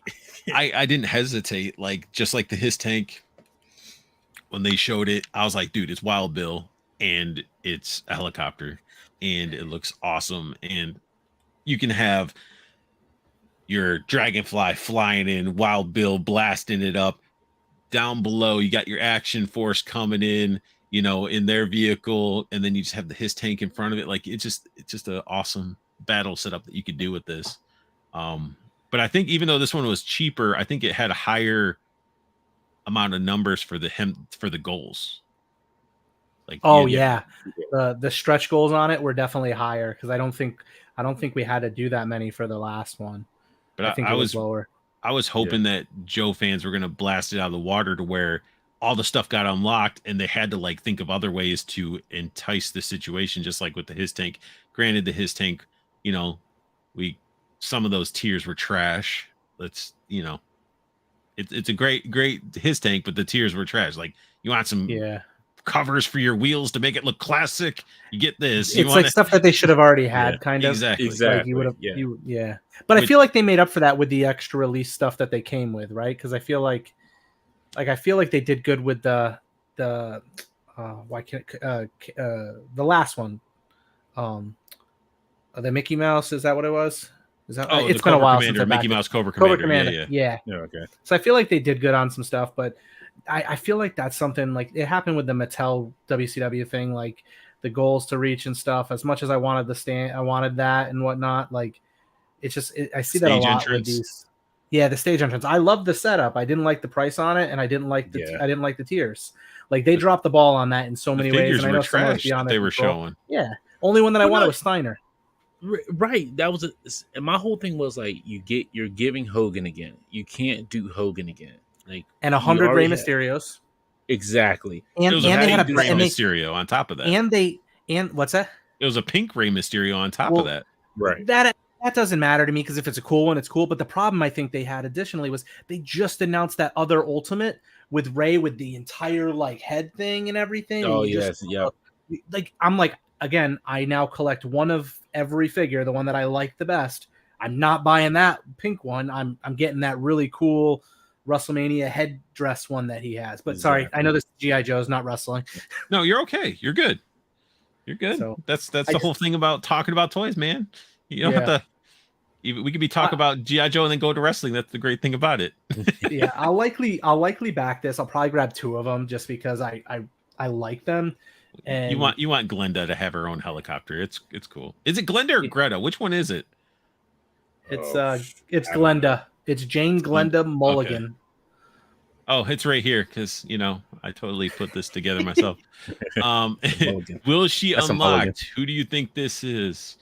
I think she'll unlock. I don't know if that one will get there. That third one, she'll get unlocked. It depends on when she gets unlocked, though. That third one has to be a monster, though, to actually for us to get it. Because if we're stalling right now, I feel like that's got to be something big that people are gonna be like, "Damn, I need that." We need Crazy Legs or Hit and Run. What if it's Chuckles? No, Chuckles is already going to be standalone. They already sort of showed it. That's right. Yes, right. If I forgot. Yeah, I forgot about that one. Could you imagine getting a Crazy Legs with like a fabric parachute? I mean, they done it with some of their 3 3/4 Joes. Like, I just think Crazy Legs would have been a cool add-on. I mean, that would make sense with what it is, right? And what was the other one you said? Hit and Run. I gotta look some of these up. That's all right. I don't remember all of them. So okay, yeah, I can see that.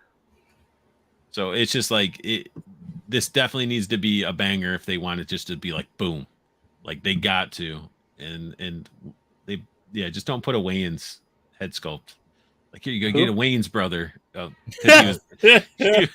He was technically ripcord in the movies, but this is a joke. But speaking of Joe's, they're knocking out some figures. Like their releases are just getting better and better. As long as they stay away from the gummy plastic that Marvel Legends deals with. Granted, some people had issues with some of the Zorana's arm falling off. Oh, really? Like at the bicep swivel, some people had issues there. Some people are having issues with like the ball joints in the thighs in some figures. It was basically a bunch of the ones around the Tiger Force, right? The Tiger Force distribution. I feel like people were like Wakando and all of that stuff, right? Kind of had weak plastics. And they said the last set of figures that came out with Falcon and all that stuff was a different factory too. Okay. So we'll see how that turns out. But I mean, everybody complained about the first Firefly, which I thought was hilarious because it's like I'm a huge G.I. Joe fan, and if you're into like the 3 3/4 when they did like the Rise of Cobra, it's like Pursuit of Cobra or Rise of Cobra. I sort of mix and match those up sometimes. They had a Firefly in that bomb vest, and he had like a helmet that looked all crazy looking, almost like Fallout type of helmet. And I thought that was awesome. So when I saw the bomb suit, I was like, this is great. They're taking some elements from that. And then everybody had their tantrums and cried about it and said, it doesn't make sense. And now we got ourselves that classic one. I missed out on that one. I missed out on that one, but I really like this one. Yeah, a lot of people did miss out on it. And that's another reason why I'm glad that they did a Firefly. And his accessories make more sense instead of a bushel of dynamite. So I think we lost Mr. Wonderful. I think he's there. No, sorry. 12-year-old walk in the room. Oh, it's all good. It's all good. That's what I'm saying. Like this one looks better because he ain't got that TNT dynamite, like Yosemite Sam dynamite with him. He's like, yeah, I'm gonna blow up some Joes. I like this one. This one, hella dope's getting my pre-order. Yeah, this one, I said, I can get this one because like Travis said, like I missed out on the first one. The only thing it's like I hope they do something more with the scars. Like that first one had that look in the scar on his face.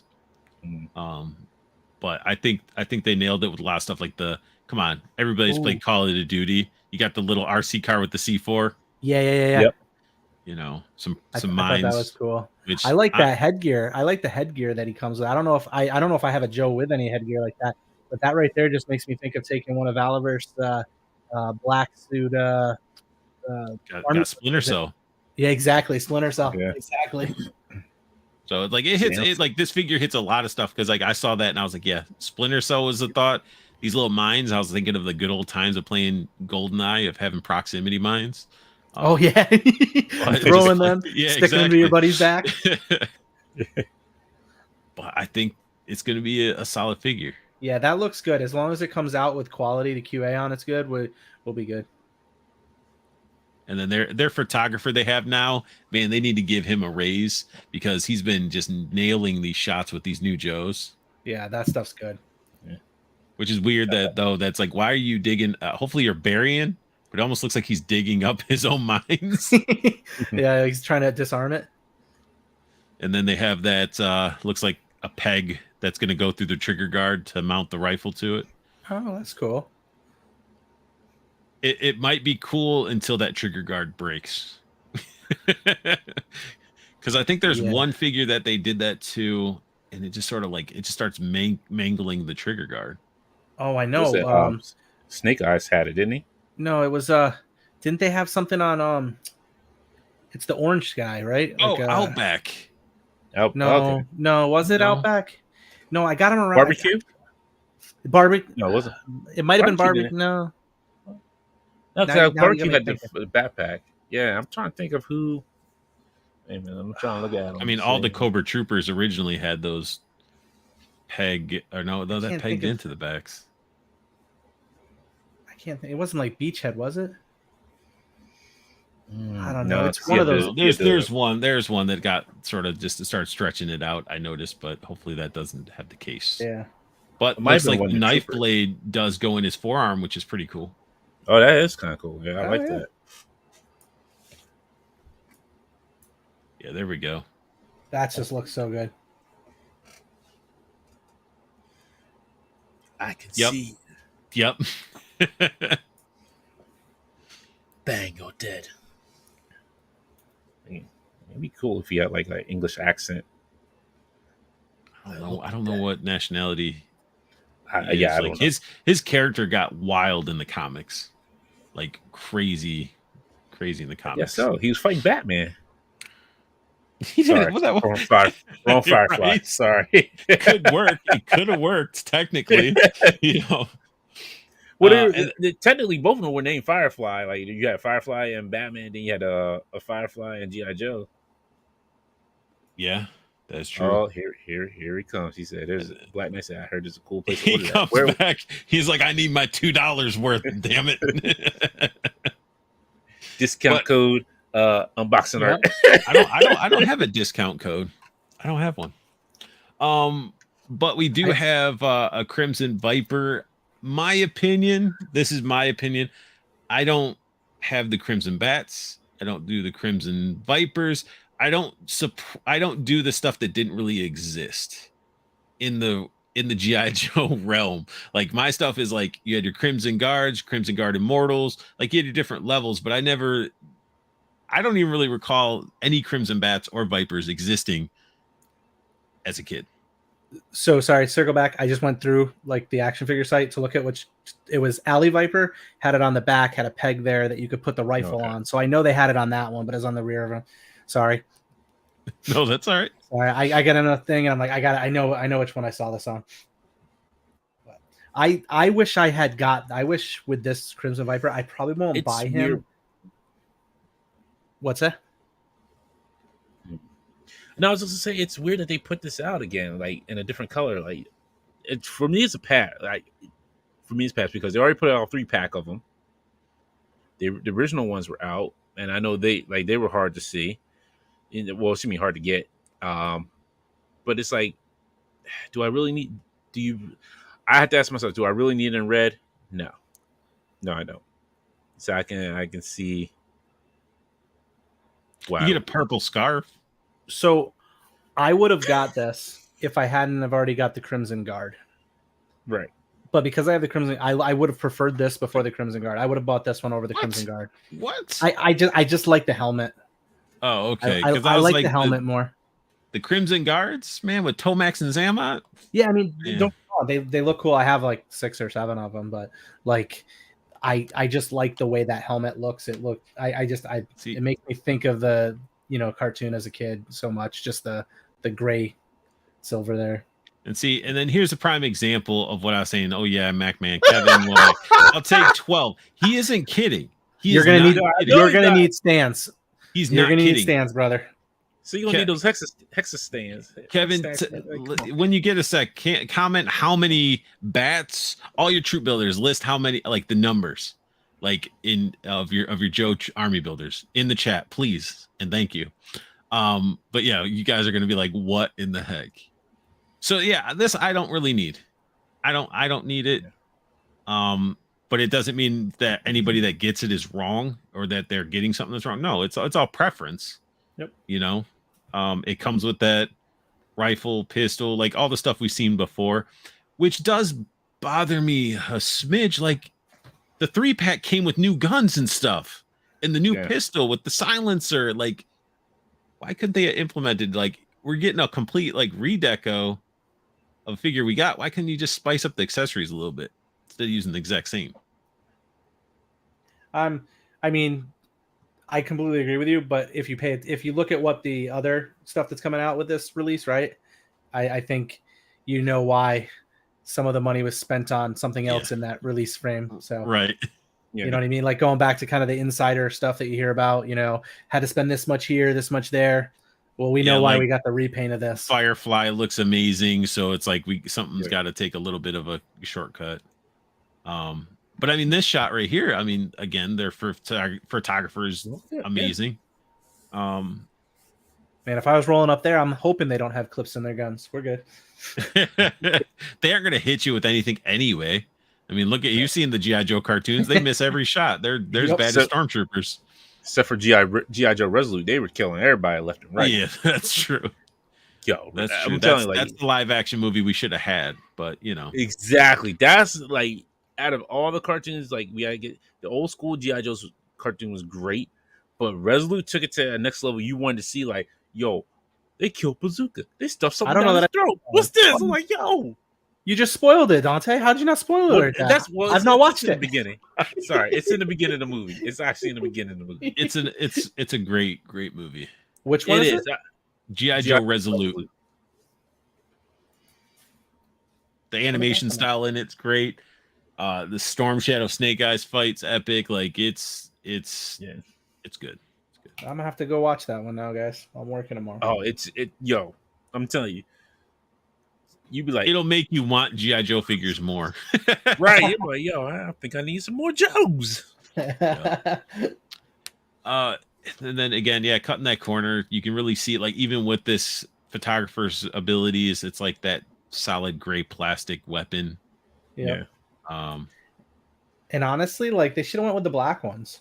Because I'm just looking on my other screen here at the Cobra Viper from the Cobra Island, and it's 100% a complete repaint.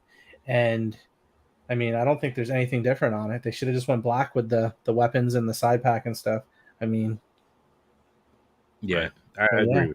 Or you just throw those in the trash and equip them with some Valaverse weapons. I don't think any one of my Joes has an actual Joe weapon in hand. Maybe Barbecue does. He might have an axe because I don't have a Valaverse axe. So yes, and yes, I am crying about Hasbro reuse and stuff. It's you're gonna have that gripe, and it's not, no company's gonna be perfect in that, but I'll still voice my opinion on it. But yeah, so this one I'm excited for. This figure I'm excited for. 2 pictures of the back. There's the front of the box. Either way, I had this figure as a kid. My brother had, was it the yellow one was TJ Bang, I think was his name. Weird ass name, but I think it's TJ Bang. But this one I had, and I thought it was just an awesome figure. Had a kicking ability. That's when they started adding the gimmick of the spring-loaded something, which was awful. But this figure, I think they did it justice, and they nailed it. Like accuracy in his accessories, everything with this figure is pretty spot on. And then speaking of spots, I just hope that the camouflage that we see, I don't know that almost looks like it doesn't have any. No, you know what that looks like? The body. And it also looks like the side, which the same the other ninja guy, the Amazon exclusive. Yeah, Snake Eyes is protege. It starts with a K. I can't think of what it's spelled. Kamara, something like that, right? Yeah. Kamakura. Kamakura. Yeah, Kamakura, yes. Yeah. Yeah. So it looks exactly like his body with just some stripes on it. I mean, I'm okay with it. His body, it wasn't No, a bad I'm just saying figure. it's not bad. I just that's what like that. Now I'm looking at it straight on. I'm like, that does look like They're like, Amazon, you invested into the other one. We're going to use your same damn mold and we're going to add stuff to it, which, exactly. you know, we got the proper web gear. We got some armor bits.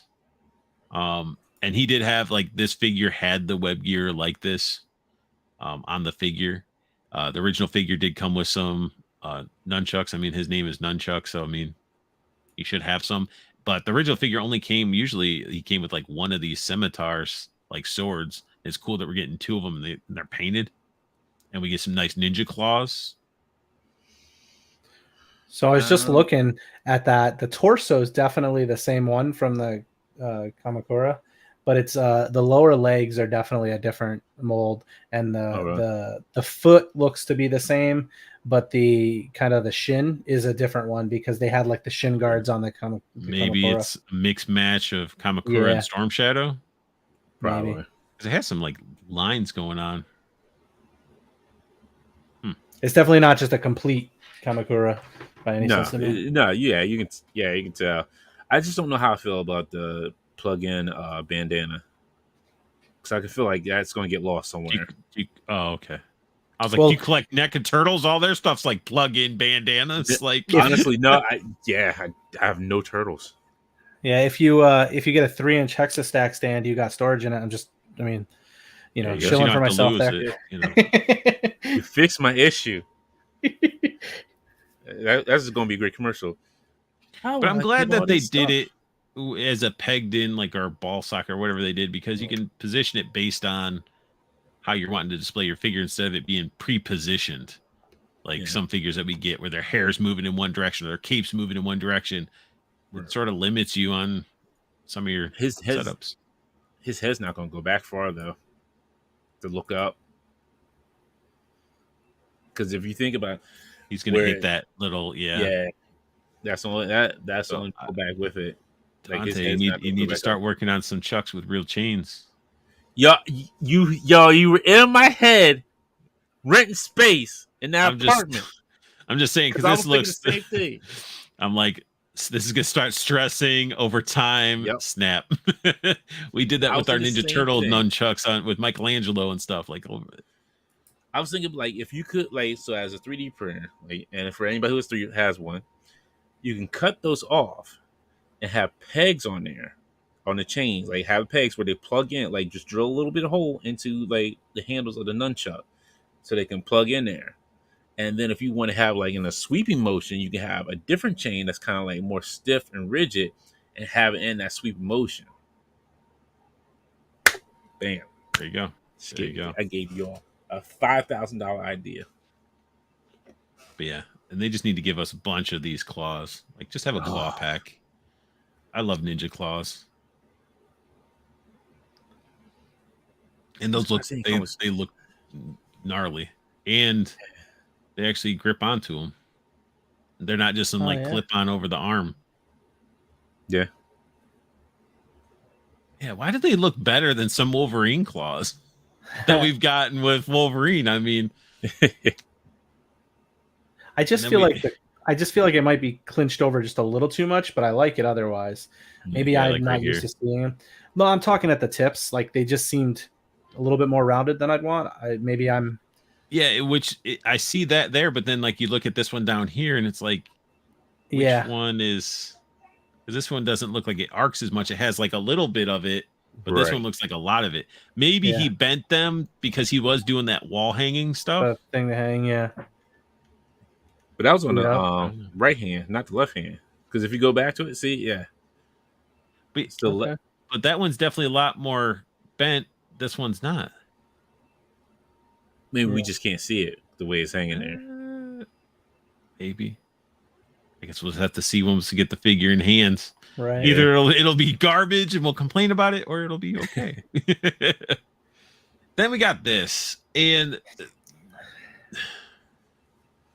They just said that didn't they say the O-ring Joes are dead? Like they're on like hiatus or whatever. Like Yeah, the retro cards that they shouldn't have put, because I never got my Scarlet. So they're like, no, let's just put all that stuff. I mean, probably would have sold better if they didn't put them on flimsy package, cards, that are thinner than paper. But they were like I like Soundwave. What's that? And I was saying they were like that back in the day, right? No, they were thicker. Was it thicker? Okay. Yeah, I didn't grow. I didn't have no GI Joes when I. Have you seen Did you see even the retro carded classified Joes? The card backing's thin as crap. Like it's not the thickness of the retro Legends at all. Right. So I'm a Soundwave fan, and I don't want this. I mean, it's cool if you're into Transformers and you like the Dreadnoks. I mean, what is Zartan doing? Wait, what is that? Oh, is that supposed to be like they ride in the back of him? Well, I don't know. Like, is this a cannon or is he just using it is it like a telescope? Because if this is a cannon, like, is there gonna be a backblast and he's just gonna get blasted off? Yes, his head's gone. His head is gone. And she's up here like she's controlling the minigun, but it's Soundwave, so he's controlling the minigun. We got a blaze on knife. Right, I just noticed that. Like, I got guns, but let me grab this robot blade. That's for the humans. And then they do got a Ravage, which I do believe we've seen this released with like Baroness or something before in black, if I'm not mistaken. I can make you a better chain than that. I mean, it's giving me Fiona, nightmares. The Crocmaster chain is a little bit of a challenge too. Oh, no, the blade is for Soundwave. Yeah. Oh no. Oh, I thought it was for the human. Oh no. Oh, oh, here we go. He did it. Here we go, guys. 30 Cobra Infantry Troopers, 30 Cobra Vipers, 30 Alley Vipers, 20 Red Ninjas, 25 Bats, 20 Target Python Cobra Vipers, 20 Python Patrol Troopers, 20 Crimson Guards, and 10 Python Crimson Guards. I've officially come up with a name of the Kickstarter pack that will be the larger bundle, like the guy who wants to buy it's going to be the Oh Yeah pack. Oh yeah, that would be hilarious. Yeah, the Oh Yeah pack. Oh, Skirter says we're training Jedis. Yeah, but yeah, this, I mean, it's cool. It's the Thunder Machine and it transforms. But Soundwave though, I think you would go with another vehicle transform, but not Soundwave. Soundwave was just like helping. Like, he was like Megatron's right hand man. Like, let me pop a cassette out here for you. Right, exactly. let me get you your fix, and then I could turn into like a little antenna thing. I don't know. I would seen somebody. Went with a different transformer as a truck. There's got to be somebody. There's somebody else out there. This grill looks weird. I'm not a Transformer guy growing up. Like my 12-year-old still tries to get me to buy him, and I hate buying them because can you transform? No, I don't want to transform the thing. Like I hate it. Like I got to look up a YouTube video to do it every single time, and I'm like, no, I don't want to deal with it. So I never got into the Transformers, but like the crossover. Has everybody seen the movie? Which movie? I haven't, but it's okay. The new one? Yeah, the new one. And I haven't watched a Transformers since they got rid of what's his face. I watched the Bumblebee movie, which is okay, but the original kid, the Witwicky kid, Shia LaBeouf. Yeah, like I was like, man, if they would have kept him in there, he's a good actor. I would have watched it. Then they just started getting weird, and then it's like Bumblebee came out, and the best part was like the whole beginning Cybertron attack stuff. And you got to see those benches. I don't know. The new one. Yeah. The new one was cool. I liked it. Like, I'm not a big Transformers movie guy. Like, I couldn't tell you which ones I've seen, which ones I haven't. I know Mark Wahlberg was in one that I saw before, and there was like a couple other ones. Yeah, I don't remember all of them, but I feel like with the movie and stuff, like, and what they leave there, like the movie was really good. It was actually very entertaining, like a lot of laughter parts. My wife didn't even want to go see it, but we took my 12-year-old to see it on a Saturday that was rainy. We went and saw it, and it was entertaining. My wife laughed quite a bit on it. But like, there's an opportunity to do a crossover with Classified and Transformers, and I'm really surprised like they didn't jump on that yet. Like, really, really heavy. Like, you really could have put a cool classified figure out there, and you could have went with the Transformer crossover and really market that. I'm sure it's going to come, but I feel like they should have jumped on it already. It's because they can't even make a good G.I. Joe movie. I mean, exactly. I'm Like Robot hoping. Chicken said, they only killed like 30 humans a day. What? So there was a Robot Chicken episode like where they had Transformers and they were saving like the saving day. They're like, and guess what, guys? Good news, we kill only 30 humans a day. Oh yeah, because they're all Because battling. you think about it, like yeah. how many humans are you actually killing on a daily basis? You shooting up a city with lasers and energon for just. But you can take that to Power Rangers, man, when they're fighting their Megazords in the towns and smashing through buildings and stuff. That is true. Like, that is very true. Like, yo, we only kill like 2,000 humans a day. Oh man! Like Angel every Girl's still monster gonna be safe, explodes like a bomb, so it's like when they're blowing up these bombs in their town. right? Yo, telling yo. But yeah, I mean, it's cool seeing the Thunder Machine. It's cool seeing the Dreadnoks. But yeah, it's yeah, it's crazy. Say something. He said something. I don't know. He had to dip somewhere. But we get into some Action Force after some Joes. Who shows appreciation to the fans? This guy. Bobby Vela. Series 4, October 2023. Price adjustments, just to go over these for anybody that might have missed it. And these are straight from Bobby. Thank you. Words cannot describe how much I appreciate each and every one of you. So I'll let the savings do it for me. So he started doing, with this recap that he did, it's just like he's dropping his prices. Yeah. I mean, it's a good thing.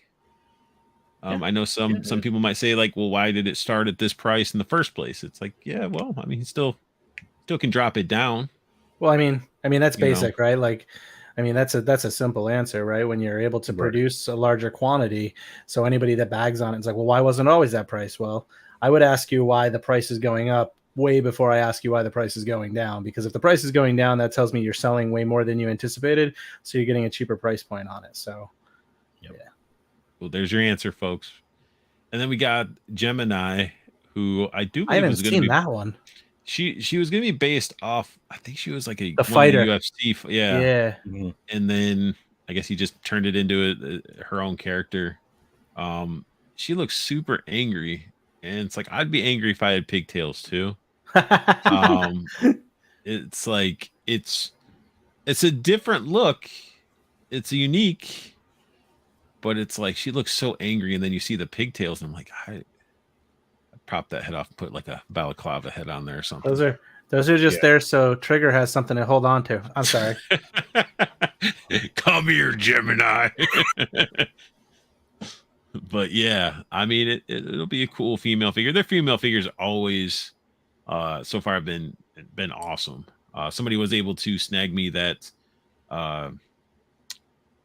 Valicon exclusive, and I'm waiting for that. But that is Eclipse. Warpath. Yeah, and I was like, if you played like the latest Killer Instinct, they have Thunder in there, and he has like the same paint setup. It just gave me that whole good vibes, and Bobby nailed that figure. And it's like with the females, they're great. Some of the best. Their head sculpts really trump over the male head sculpts easily. Not saying I don't know about the future male head sculpts, but and he says, nothing better than some Vala head. Get ready for this first head pack. And Bobby did tease these head packs, and they look good.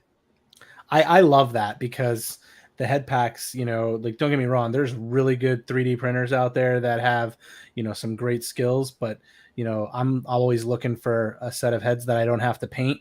So like I've even snagged the infamous what's his name from the Expender, whatever that really bad Marvel movie was. The group one, it's called the Eternals. Eternals. I was gonna say Elementals or something. I was like, yeah, always looking for an additional head. So the head packs are, definitely a positive. and it's going to be translucent goggles where you can see the face underneath, which well, at least the eyes and nose and stuff, which is going to be cool. I think he did a great job on this head sculpt too. Proper texture. Are those again, removable or are they they're hard? fixed, Okay. which I'm okay with. I'm okay Yeah. with it. We got the balaclava ones without. Yeah. There's a Right. better sort of see the face in that one. Those are impressive. Oh, look at I just realized he has with the helmet. Got like the attachments there. Uh-oh. Somebody's lactating right here. And there's a better spot where you can see the eyes even more. Yeah. So it's like him just playing around, getting his stuff, solidified. It still looks awesome. The detail in the helmet and everything. And I'm a sucker for gas masks. Like I will definitely end up getting these head packs. I think I remember hearing him. Oh, go ahead. Sorry. Well, the only thing I wish you could choose maybe a color setup instead of I think you get all of them, and it's like I don't have any of the desert figures, so it's like that's where you got to get in touch with the traders. You got to trade. Oh, that's true. Some people will probably need more desert than You're gonna have a lot of situations where if it's a bulk pack, right, you're gonna have to do some swapping and stuff. Why do I feel like this one is like it's on that Tim Kennedy body? A lot of people did not like the head sculpts with the Tim Kennedy figure. So they're like, hey, you don't like it? You got yourself the gas mask head right there. And do not, guys, be careful with your antennas. You don't want to look at that. You already have to worry about losing them if you don't put them in all the way. But when you're trying to push it in, heat it up a little bit.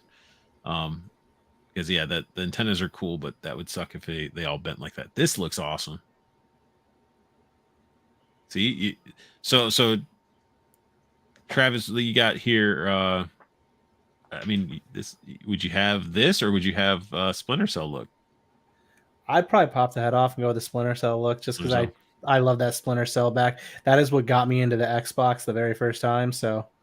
Like the original, that one, or did you do like Pandora Tomorrow where you had the? No, it was the original Splinter Cell game for the Xbox, the original Xbox. Like I didn't get it because of Halo. I started playing because a buddy of mine had one, and he popped that game in, and I just thought it was so cool. AS for Apple said, "Bella's killing it with this line. I'm getting all these new figures when they come out." Skewrator saying these are fire. Oh, and Kevin did state he has 10 Super 7 bats and 5 Cobra Viper 3 packs. So, jeez. Pack. There you go. Oh yeah, pack. Then he gets into his new IP. This one's huge. This one's huge for me. Like I don't know about you guys, but so a step back, I was disappointed to hear, and obviously he was on the show this past weekend doing his recap saying he can't talk about what the original IP was. We'll all guess forever and wonder. I really wonder because he talked about how big it was and how impactful it was going to be, and unfortunately it didn't come to fruition. But when he showed up with this, I was like, damn, that's cool. As a huge Power Rangers fan and growing up in the 90s with that, like, and to be able to get that, that's really cool. And knowing it's going to be like that style of the Valaverse molds and stuff, that's a pretty cool, and it's his way of making ninjas. Yeah, and then I mean we're hopefully gonna get the most accurate head sculpt here. Current day, because like all the Hasbro ones we're getting, they just don't hit that right mark. Nobody's really captured his head sculpt yet. I feel like there was one of the green ones they did really good on, like it was really close back from like the 90s style, right? Yeah, definitely not the Super 7 one. No. But Super 7 looks great in a box. But yeah, so it'd be interesting to see that. But these figures look great. You got two, Rangers going at it with like plasma blade arm swords or whatever. I don't know. It looks like it'll be cool. And the movie's probably going to be good. And it's probably going to be pretty successful because everybody's going to show that support of that film. Yeah. And but yeah, just imagine like this is an IP that he got to counter the other one, but the other one was a huge one. So like this is still pretty big. So what was that other one? That's exactly what I wonder. But yeah, these figures, these will be great figures, and they're going to go with your Lightning collection. So, and I'm sure your kids are going to want them. So you're going to have to buy multiple, set for yourself, set for the kids. Oh yeah. We get into some Marvel reveals. We got a green Squidward and Hobo Samuel L. Jackson. The thing I like about the scroll is like you can interchange the hands and the head too. Yep. That is true. I feel like that figure is going to be like, it's, if that thing gets cheap in the store, you're gonna have a hard time keeping your hands on it. There's gonna be a lot of people who want to grab that one. Like, Yep. you know, I think of guys like I think his name is Matthew Goldberg, you know, like the diorama wrestling, you know, photo guy. He does a lot of that stuff, and he's that figure is gonna be a great audience member, bystander, you know, repurposed figure. So I think that's gonna be a hard one to get. And Kevin, no, they did not release those yet for pre-order or anything. I think Samuel L. Jackson with this one too is good. It looks great. I love the smoke effect. I like it. I mean, it's Samuel L. Jackson. You can never have enough Samuel L. Jackson in your life. But we all know this jacket's going to restrict the heck out of all his leg articulation and all that, which is. I saw people talking about like doing like a kit bash of him and why can I not think of his name? Shipwreck. Oh yeah, dude, that would be awesome. Yeah, that would be really cool. Or have them both together working on the same ship. But, yeah, 9 cook. That's Steven Seagal. And this, I feel like I think I would like the Talos figure a little bit more if it just the body. It's like he's like, I went from looking like some basic dude into I'm a Walker Texas Ranger Skrull. So I only saw these briefly. Is that 2 figures that are coming out in this wave, or is that an older figure that I don't have? No, it's the same figure. They just with the different heads and the hands. Oh, okay. Yeah, they posed it so like different. They show that they show the coat being pretty dynamic, which is good. That's what I'm saying. Like that's the best part about that scroll is like that figure is you can get. And I was like, I may grab it because you can get multiple uses out of it because it can become a scroll or you just have it as a civilian. Well, yeah, I mean, you pop those arms off or whatever. You can do like you take the coat off. Now you've got Walker Texas Ranger. You can do whatever you want with this guy. Well, good question too is like how interchangeable are these hands and heads going to be with other figures? Somebody's probably going to bust out all their Marvel Legends to figure out which one works. But I guess you could pop this on other figures too and turn other figures into scrolls. Oh yeah. Yeah. I think this is actually going to be like for the collector community, and that does like photo photography. You're going to be seeing these as like army building like pickups. Oh, that's cool. That is pretty cool. Puts it away. That's yeah. Thank you, Skew Raider. Yeah, I wanted to mention that too because the neck pick has to come out too. 100%. You can see it. Green. Yeah. Yeah. Yeah. They didn't go cheap and give you like a turtleneck or anything, so it was only the head popping. MCU stuff they won't go cheap though. They put their money into the MCU stuff. Yeah. Then we bust into some Diamond Select, always showing some love with diamonds. And this thing, come on, it's Willy Wonka. Their gallery diorama, it's $80. Their gallery pieces are pretty awesome, but the sculptor captured it. I mean, when do we ever get Gene Wilder, Willy Wonka stuff ever? Because it's pure imagination. You guys aren't as excited as I am. I was like, this. I think it's cool. I think it's cool, and they did a great job on the piece of work there. It's not. I mean, I like stuff that I can play with. I'm not a big statue collector, so I mean, but they did a great job on it. So you're saying their next step is to make an articulated Willy Wonka? I mean, I would totally buy it. And then give me some Oompa Loompas with it. We set. Oh my goodness! I knew that was going to hit. That would be pretty cool. Oh, and the golden tickets! Like, imagine that! Like, oh man, I would have a blast with that. Oh, and then give me the blueberry kid they make the little fat kid, and then he comes with like a tube that's like looks like it's covered in chocolate that you can cram them in. That's what Vala was going to do. That was the other IP. It was He's going to do Willy Wonka. You're missing the biggest one, like the CPS agent coming for Grandpa, faking all that sickness. Well, that would be Talos. Hey, what you doing up walking around, sir? Hey, come here. That's it. We're shutting this But whole family down. for They being did a a great gallery job piece, on it. yeah, they got the sculpts, they got the look. Like I have some gallery pieces. I have some of their legends in 3D. This is definitely a good stepping stone. I mean, I think people, if we need to see some of this stuff come into action figure form, statue Yeah. form, just stuff that we never would have expected. Because I would never expected a Willy Wonka anything, a Gene Wilder Willy Wonka on top of that. I would have somebody would probably been like, hey, let's have Johnny Depp. Nobody no. Johnny Depp is not Willy Wonka.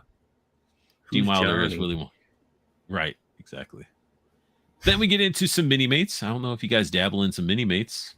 I used to. I'm getting ready to get into the AEW ones.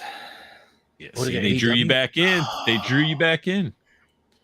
So this set we got Krang, Foot Soldier Splinter, Rocksteady, Leonardo. Nice little 5-pack.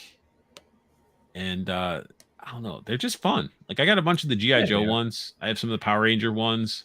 They don't take up a bunch of real estate. They pose really well, and they do some great shots. There's a fellow collector, toy photographer, No Chewing. He's on Instagram. He's done some really good shots of the Power Ranger ones, and it's just some of the stuff that you would think of. Like when you see this, you're like, oh, they're just, they're like Lego little guys and stuff. But like once you start seeing figure photographers doing stuff with them, and then you're like, I can take these to the next level. Or you can have them in a stand or something all set up on maybe a Hexa stand in front of your NECA turtles and stuff like that. Like, yeah, these are easy. You can just grab a handful of these, put them in your pocket, go outside and start doing some shots, Another photographer who does some really cool stuff is Realm of Toys 89. He's the one that got me hooked on the idea of the AEW mini mates, and he just recently did like the team that I don't really care for, the Young Bucks.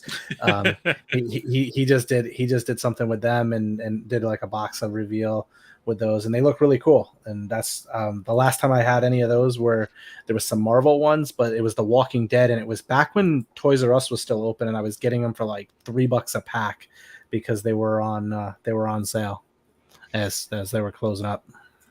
I still have the Invincible ones, which I thought they were going to finish off, but they never did. And I still have it sealed. Mini-Mates Invincible? Yes. I can see why you wouldn't want to open them up. Right. I was. Yeah. Holy shit. What? Sorry. I'm just looking at the price to get a 4-pack of those, because these Mini-Mates, they're essentially like Legos, and they're just like an enhanced version of a Lego. And I just Googled it real quick. Toy Wiz, $180 for a package of those, brand new. Oh, you're on Toy Wiz. Yeah, Toy Wiz over. Like, Toy Wiz, like, you think that this is the market price. Toy Wiz goes like up here to the price with their prices. Like, you can't look at them. We'll go to Mr. Black Knight here. Said, did someone say Mini-Mates available for pre-order at Hella Dope Toys? Yes. Yeah, they are. There you go. Yep. And then we got the Dungeons and Dragons set. Oh, that's cool. For all you D&D nerds out there. Nothing wrong with some D&D, though. I'm saying nerds is a good thing. What did the SWAT Cats Mini-Mates? SWAT Cats, that'd be pretty cool. Then they can be maybe. I wonder if they've ever thought of like doing vehicles. There you go. That's what I'm saying. Like, you get the Jet, you get Dark Claw. Well, I might be having Zach on, at some point, so you can save that question for him. Ask him about some SWAT Cats. I was actually talking to him, not like today, trying to set up a date. Because it's about that time that I bring over, every time this year, I usually bring Zach over and we talk about stuff before, while he's either at San Diego Comic-Con or before. More of the stuff that, Mr. Wonderful doesn't find wonderful. We got some static. No. They're good. Both my sons have a bunch of the, I don't know the brand. They're like the individually numbered ones, but like Captain America, the Hulk. They've got a bunch of them in the room. I got off somebody that was reselling from the garage, from like a garage sale. I spent like $600 and I bought like 30 different statues. So there's some really cool stuff out there. I just don't collect it first. So you got like this sculpture of Rogue. Look at, they weren't scared. She got some cake. They sculpted her proportional to the character. They weren't scared. Like, like Hasbro does with some of their female figures. Like, make them like how they're drawn, you know. But this looks like Rogue. It's not Anna Paquin, which is good. I don't know. Like, this doesn't cry out, I need to buy this. Do you collect the statue type stuff, Dante? Sometimes. Like, I have some of the Kobakia statues. Like, I have She-Hulk, Black Cat, and I think I have Sigma from Mega Man. Okay. See, but, with me, yeah. Give me a second here. It depends. It really depends on which ones. Stop my camera really quick. Give me 1 second. Taking a quick intermission, folks. Right?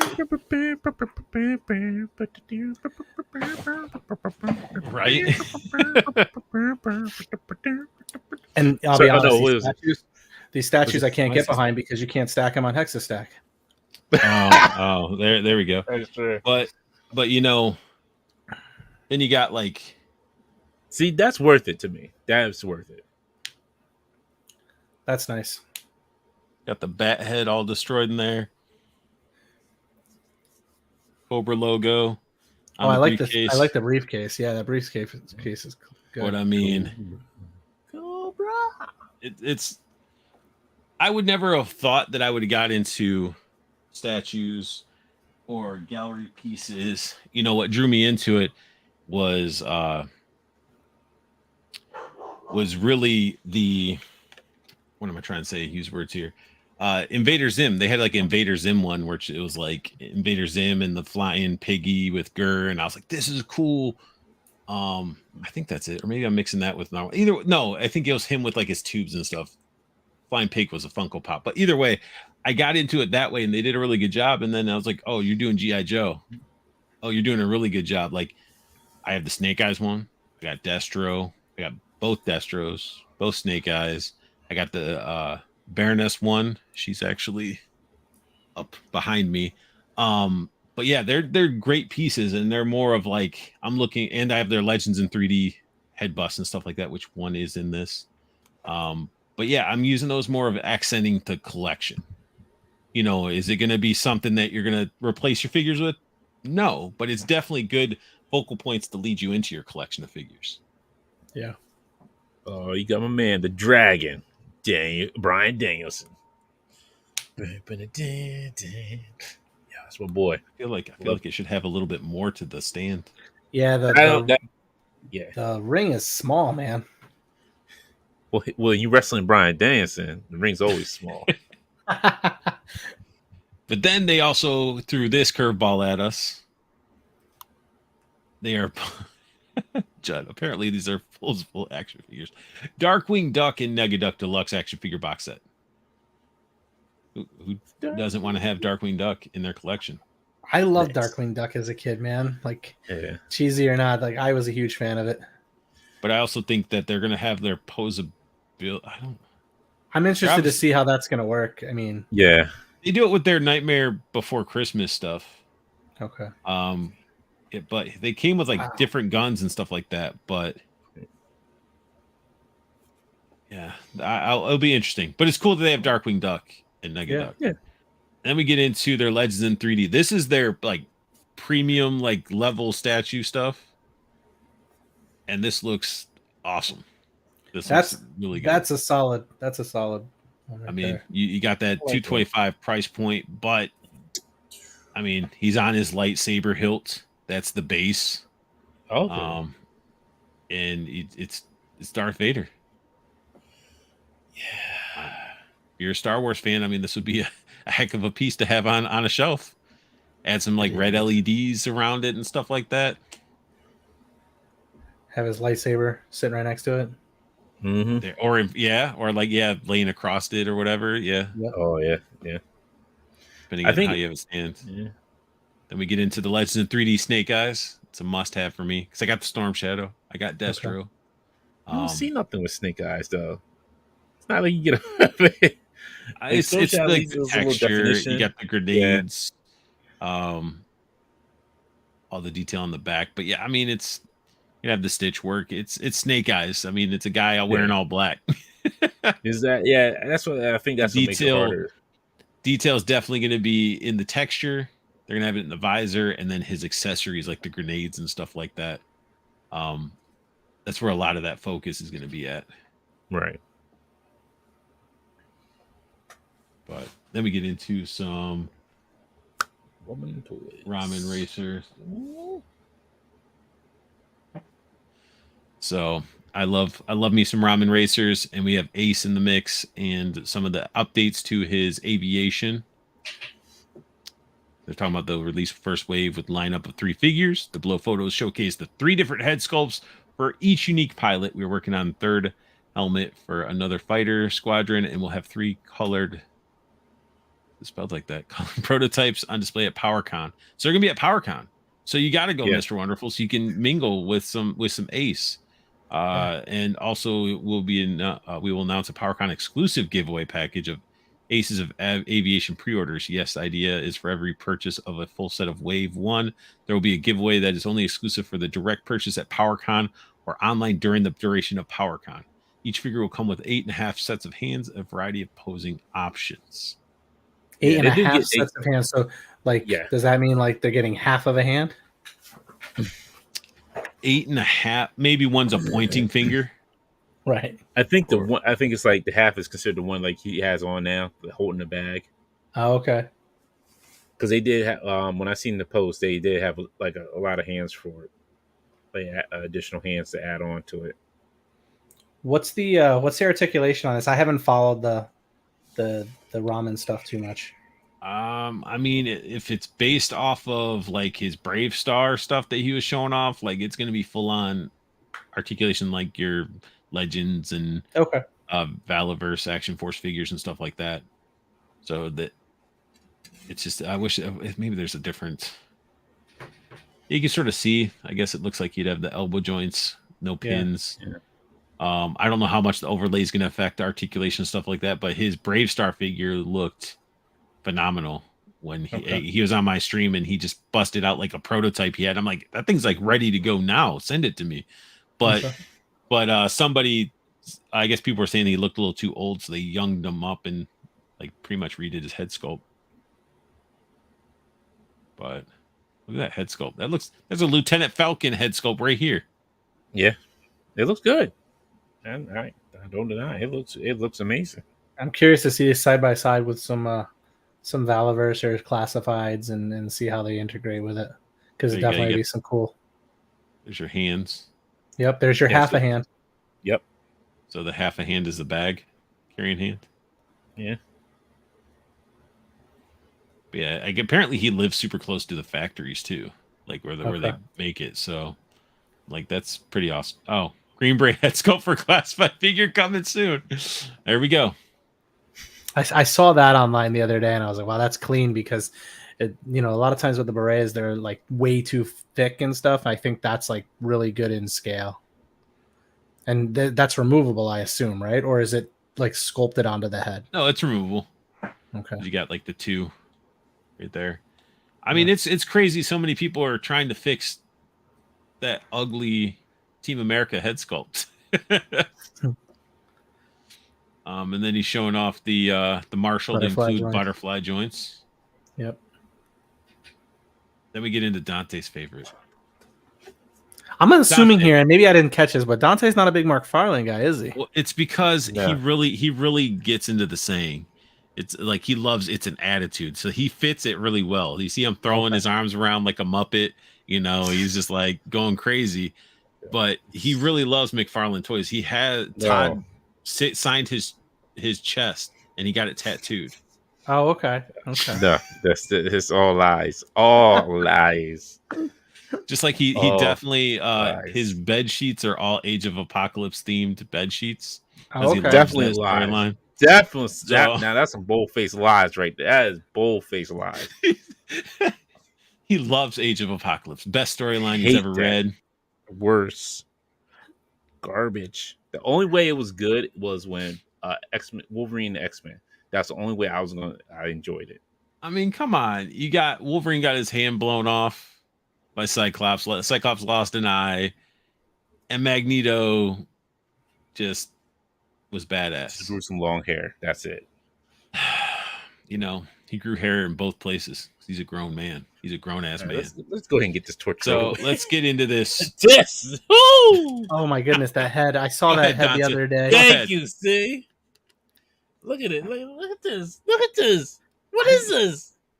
I wish that I wish DC was produced by someone else so it could be in scale with the Legends, and like it's the same, like my same thought on like the Jada Toys with the Street Fighter. Like I'm like, please somehow get Mortal Kombat 2 so I can finally have like that crossover. It's never gonna happen, but like, well, you just need to get the Storm Collectibles Mortal Kombat, figures. are they in line though? No, they're bigger. They're Yeah, a lot see, bigger. I need that I need that consistency. That's why the Valaverse, Action Force, and the Classified so perfect for me, because they tie together and it doesn't even matter. But man, that face. Yeah. I mean, Looks like he got stung by a bee, man. It's weird. Like the angry head looks pretty good. Oh yeah, I'm fine with that. Put that one. over to that head. Him and his diapers, man. Look at these diapers. Oh And goodness. it's Look like at the bunched up, and look how massive this one is. He's got the diaper on one, and That's then he's got full on Depends. He's got the 50s female bottom of a bathing suit that's covering his belly button. That's what he's got going on there. He has a jewel in his belly. Yeah. This is why I don't understand. Like, yo, like when people get mad when I say the Mattel ones were far superior than this, and they're like, no, there's no way. They're like, no, there's no way, and they are. Even like this is why I collect the Mafex DC ones, because this is atrocious. I'm so mad I missed that Hush. That Hush Superman. I wish I would have got it. Oh man, just weren't there. I was like, I got the Hush black and gray Batman. I was like, that's like I wanted that perch. But that Superman I missed, and I kicked myself every day that I didn't get that Superman, because that would have been my ideal set. I wouldn't have to buy another Superman. Right. I mean, unless it was Son of Darkseid Superman, which nobody's done. Nobody's making a Son of Darkseid Superman figure. No. Don't know why. I'm sorry. But yeah, look at this. Look at that. Come here, big boy. Are you serious? Yeah. Put the A in attitude. I don't know who positioned this stuff, but he just doesn't look happy that he's getting squished in his crotch. But why? Who drew? Did anybody draw Superman ever like this? No. That's his problem. No.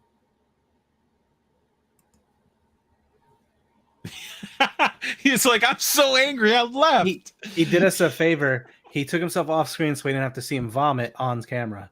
Exactly. Like this head sculpt looks cool, like it's a pissed off Superman, even though it's still. I mean, this looks more like Superman than this one does. This looks, yeah. There's a DC line out there that I've seen in like different stores, and I don't know what it's called. I was trying to look it up, and they actually do a decent job on it. It's definitely not McFarland. I don't think it is. It's like it's slightly smaller than the McFarland, more in line with the Marvel stuff. I don't know what it's called. It's a smaller square box. I think I figured out this head sculpt. Maybe they started to sculpt the female Superman from the Flash movie, but then they had to change it really quick, and then they just like went from there. They just used that as the base.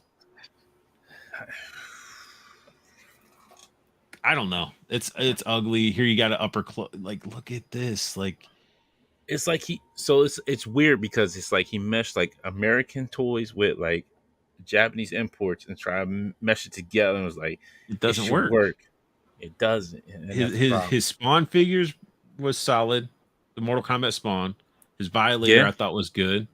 And his Swamp Thing was good. Like those are the three pieces that I own of his that I think were great pieces. But like when you see like example, they released Mr. Freeze. I was ecstatic for that, but then the color wasn't right, and it just like, what are you doing? And he's doing these like black light glow in the dark. How do you Jokerize your Joker? Yeah, exactly. But this is just an embarrassment. This angry head sculpt looks all right, but who's gonna want to buy a 2-pack for an angry head sculpt that probably won't even pop onto this body? Who's to even say the head's gonna pop off? I mean, that head looks like it's about to explode. Looks like he ate too much, or he got stung by some stung bees. by a Allergic bee or reaction. something, Yeah, he's having an allergic reaction. And anybody watching, if you guys like this look, then that's cool. It's our opinion, but this does look like booty cheeks. Okay. Yeah, the DC ones that I think look the best, I just found them. They're like the DC Comics Icons ones and stuff. They tend to look the coolest. I don't know. I've seen them sporadically. At those are the Mattel ones, right? The Icons. No, those are by DC. The DC Essential ones that was by DC Direct. Yeah, those are like the coolest looking ones to me that I've seen out there. And he needs to get his pins under control too. It's like, why does he have these ginormous pins? Like, I don't know. Exactly. For somebody that doesn't want to break up their sculpt of his figures and stuff like that, the Kickstarter spawn that that I backed, unfortunately. Same here. Like, Same here. This looks like an angry, like one of the like nerdy guys in high school that like when you make him mad, he's all like walking over to you to say something to you. But it's like, look how hyped up his crotch. It's what he pictures himself doing. It's like what he pictures himself doing in his head when he's mad at you. Like, that's crazy. He just goes like that. And if you look at the side profile, like his chest is out further than anything. It's like it almost makes him look like a skeleton from the side. Look at the like even his like the neck is pretty generous too. We're ripping this apart, but hey, I mean, these aren't good figures. I don't recommend them. I hope Hella Dope doesn't have this on their site, and if I do, I'm sorry. No, he said because they'd be clearance. He was like reveals like this make me happy you don't sell these. These will be clearance at $8.99. Oh, okay, good. Yeah, I'm done. Yeah, that's like the hands with their big old ball. Todd, you're an artist. You need to look over your figure designers a little bit more and maybe look at what people want and collect. Like giant balls, giant pins, giant diapers, and poorly sculpted, designed. Like, you're not even basing it off the card art that you were putting it in with your figures, Todd. He don't care. He doesn't care. But people are buying his shit. I know, because people say he cares about the people. For $20, yeah, you're not getting anything. Did you buy that Batmobile? No. Okay. All right. No. I like Batman 89, but not that much. Everybody like that Batmobile. It's gonna be. Look at this compared to the Hell Charger, and it is so much better. Yeah, when you still have to paint it. I'm like, damn, guys. You remember you go to like a dollar store, they had that bin of those cheap plastic cars that were just bodies with the metal rod that went across with the tires. Those were big cars, and those were priced at a dollar store. But then you go into like a KB Toys, they had these big model type of vehicles that were like screwed onto these stands. You could lift the hood. They have all this detail. It's like, that's where that price point comes from. Like, you either want something cheap that just is a quick presence, or you want to invest into something that has more details. I don't know. Yeah, this is something. We got a Blue Beetle. The Blue Beetle doesn't look too bad. It doesn't. No, I agree. The character actually looks decent. Yeah. But somebody said this looks like the one they re-released earlier, like the same one they re-released previously for the 2-pack. How do the legs on the McFarland, how do those work? Are they like swivel, like it's going to go out wide, or like? So you're going to stretch the hell out of this rubber diaper. When you move those legs over time, you're going to start seeing this get gapped. Okay. It was making me think of like those. I had a younger sister, like, and my daughter. So Barbies, like the Barbie legs, they used to just kind of like just go out in like an angle. So like that's what I always think of when I see the McFarland figures, because the legs don't look like they have a lot of dynamic, bendability there. They don't. Black Knight, I ordered 20 of those Supermans, and look at Ted right at the jump. Look at it. Oh man, there's gonna be. Ted's gonna be like, we'll have a long talk tomorrow. We'll have a long talk about this tomorrow. Aaron said that he's going to be giving them away at PowerCon. Those 20 to the people at the back of the poop line. Sorry. If you know, you know. Toys has a lot of duds, but there are a few gems, especially on the Spawn and Mortal Kombat line. For the rest, I hunt them during clearance. That's a good way of doing it. And that's the crazy part about it. I don't know who's doing the Mortal Kombat line, but they look great. Now I can't enjoy the Blue Beetle because I pointed out the diaper thing. I'm sorry. It still looks good. Just don't overstretch his legs. Don't overstretch it. I mean, you're not going to overstretch anyway. He's just going to be just like he's standing right here. That's how he's going to be on your shelf. That's it with that stand. And then you'll be like, no, this stand ain't good enough. I need my Hexastands. Like, where are my Hexastands at? Here we go. Bam, right here. These stands are trash. And then you're like, wow, these Hexastands are great, but I put some garbage on top of it. Man, I get rid of this. I mean, I'm torn, right? Because I'm like, I don't want to leave the collector out that, you know, still collects their DC stuff because it's the only way they can get them, you know. But I don't like the idea of crap on my stuff either. I don't want crap on my good clean stuff. Hey, it's like, don't put your dirty feet on my couch. And don't get your feet off my couch. There's the good stands, there's the better stands, and there's the great stands. Crap over here. Yeah. So the card art, he's very expressive. I don't mind that he's just straight faced, but he looks like he has rounded like goggles. They are. And these are pointy. Like, it depends on who draws it. It depends on who draws it. Like sometimes it's more rounded, sometimes it's more like how it is on the figure. Now, this would have been the piece resistance if he actually thought about doing it. Actually see the eyes through the goggles. No. Have them clear.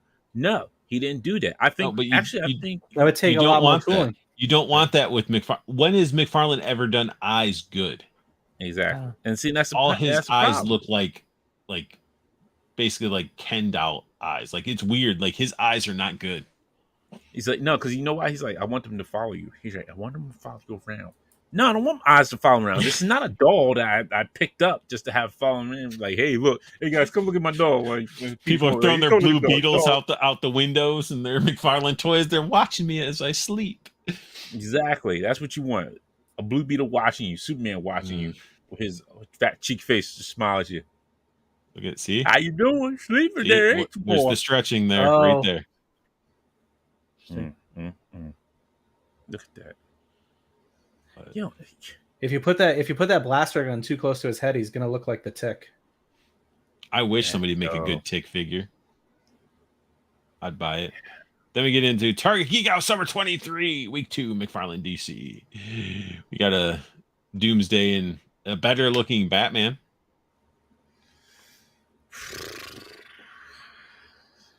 He hid Doomsday's diaper pretty well, but there's no wash to him. Like they didn't even add a wash like they would have like Violator in the bright ass green.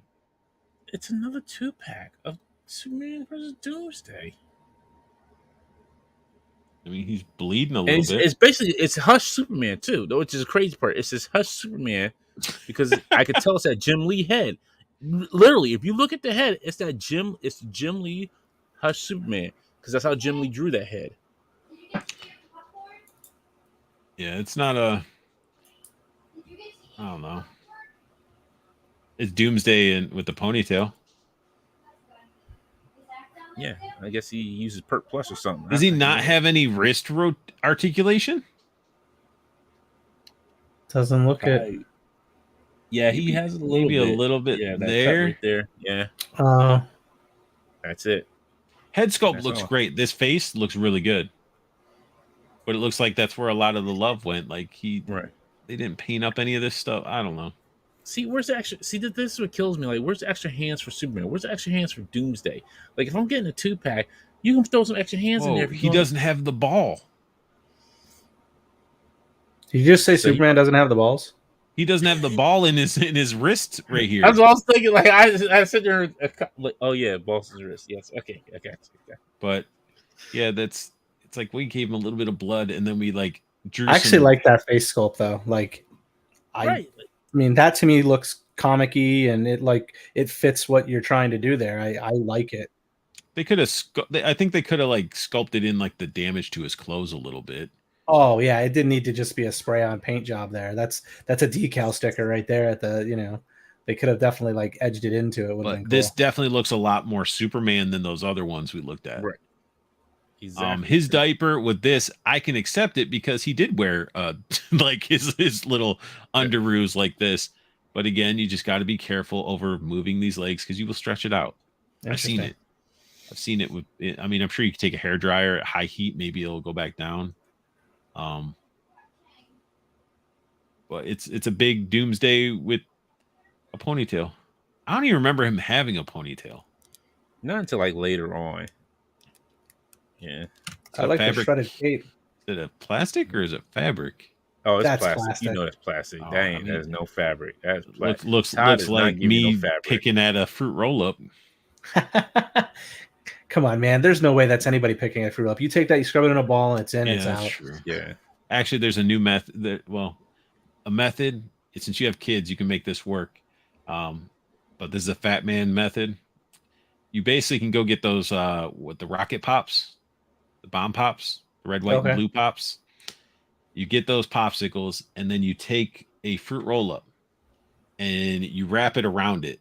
It's going to make you feel, it might make you feel uncomfortable when you're putting it around it like that. But once you do, let it sit for a little bit and it hardens that whole fruit roll up into a shell. So then you can just chew through it. Or you can be super fat and just take a bunch of packs of Gushers and put them inside of a fruit roll up and roll it up into like a Gusher burrito. So there's your diabetes for the night, people. Yeah. You know what? Look at the way Superman stand on that stand. Go back to that previous picture. His knees are going. You mean bow leg? Like he's like, Annie, are you okay? Are you okay, Lois? Right. Lois, are you okay? Like he's getting ready to like do his Michael Jackson impression. Like, but yeah, he does look hurt. He's like, I'm flying barely. He's like, I could just see a lot of customizers at least taking this figure and like sculpted in their own stuff and painting it and stuff like that. Like it's almost there with this figure. I don't know what's going on. Is his feet really? Is he bleeding from the feet more so in any part of his body? Because he got some bloody feet. Unless it's probably supposed to be like dirt or something, but they just didn't do a good job with it.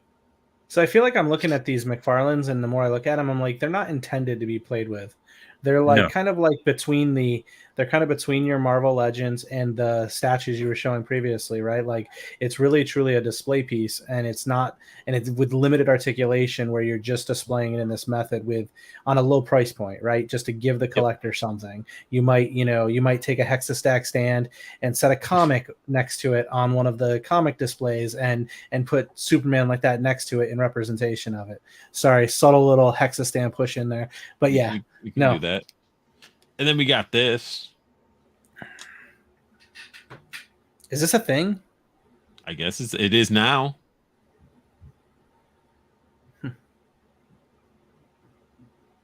This is his Jokerized stuff. That's what he calls it. He calls it Jokerized. So it's their version of the Venomized? So he's taking his crappy figures that nobody bought in the first place and just repainting over them.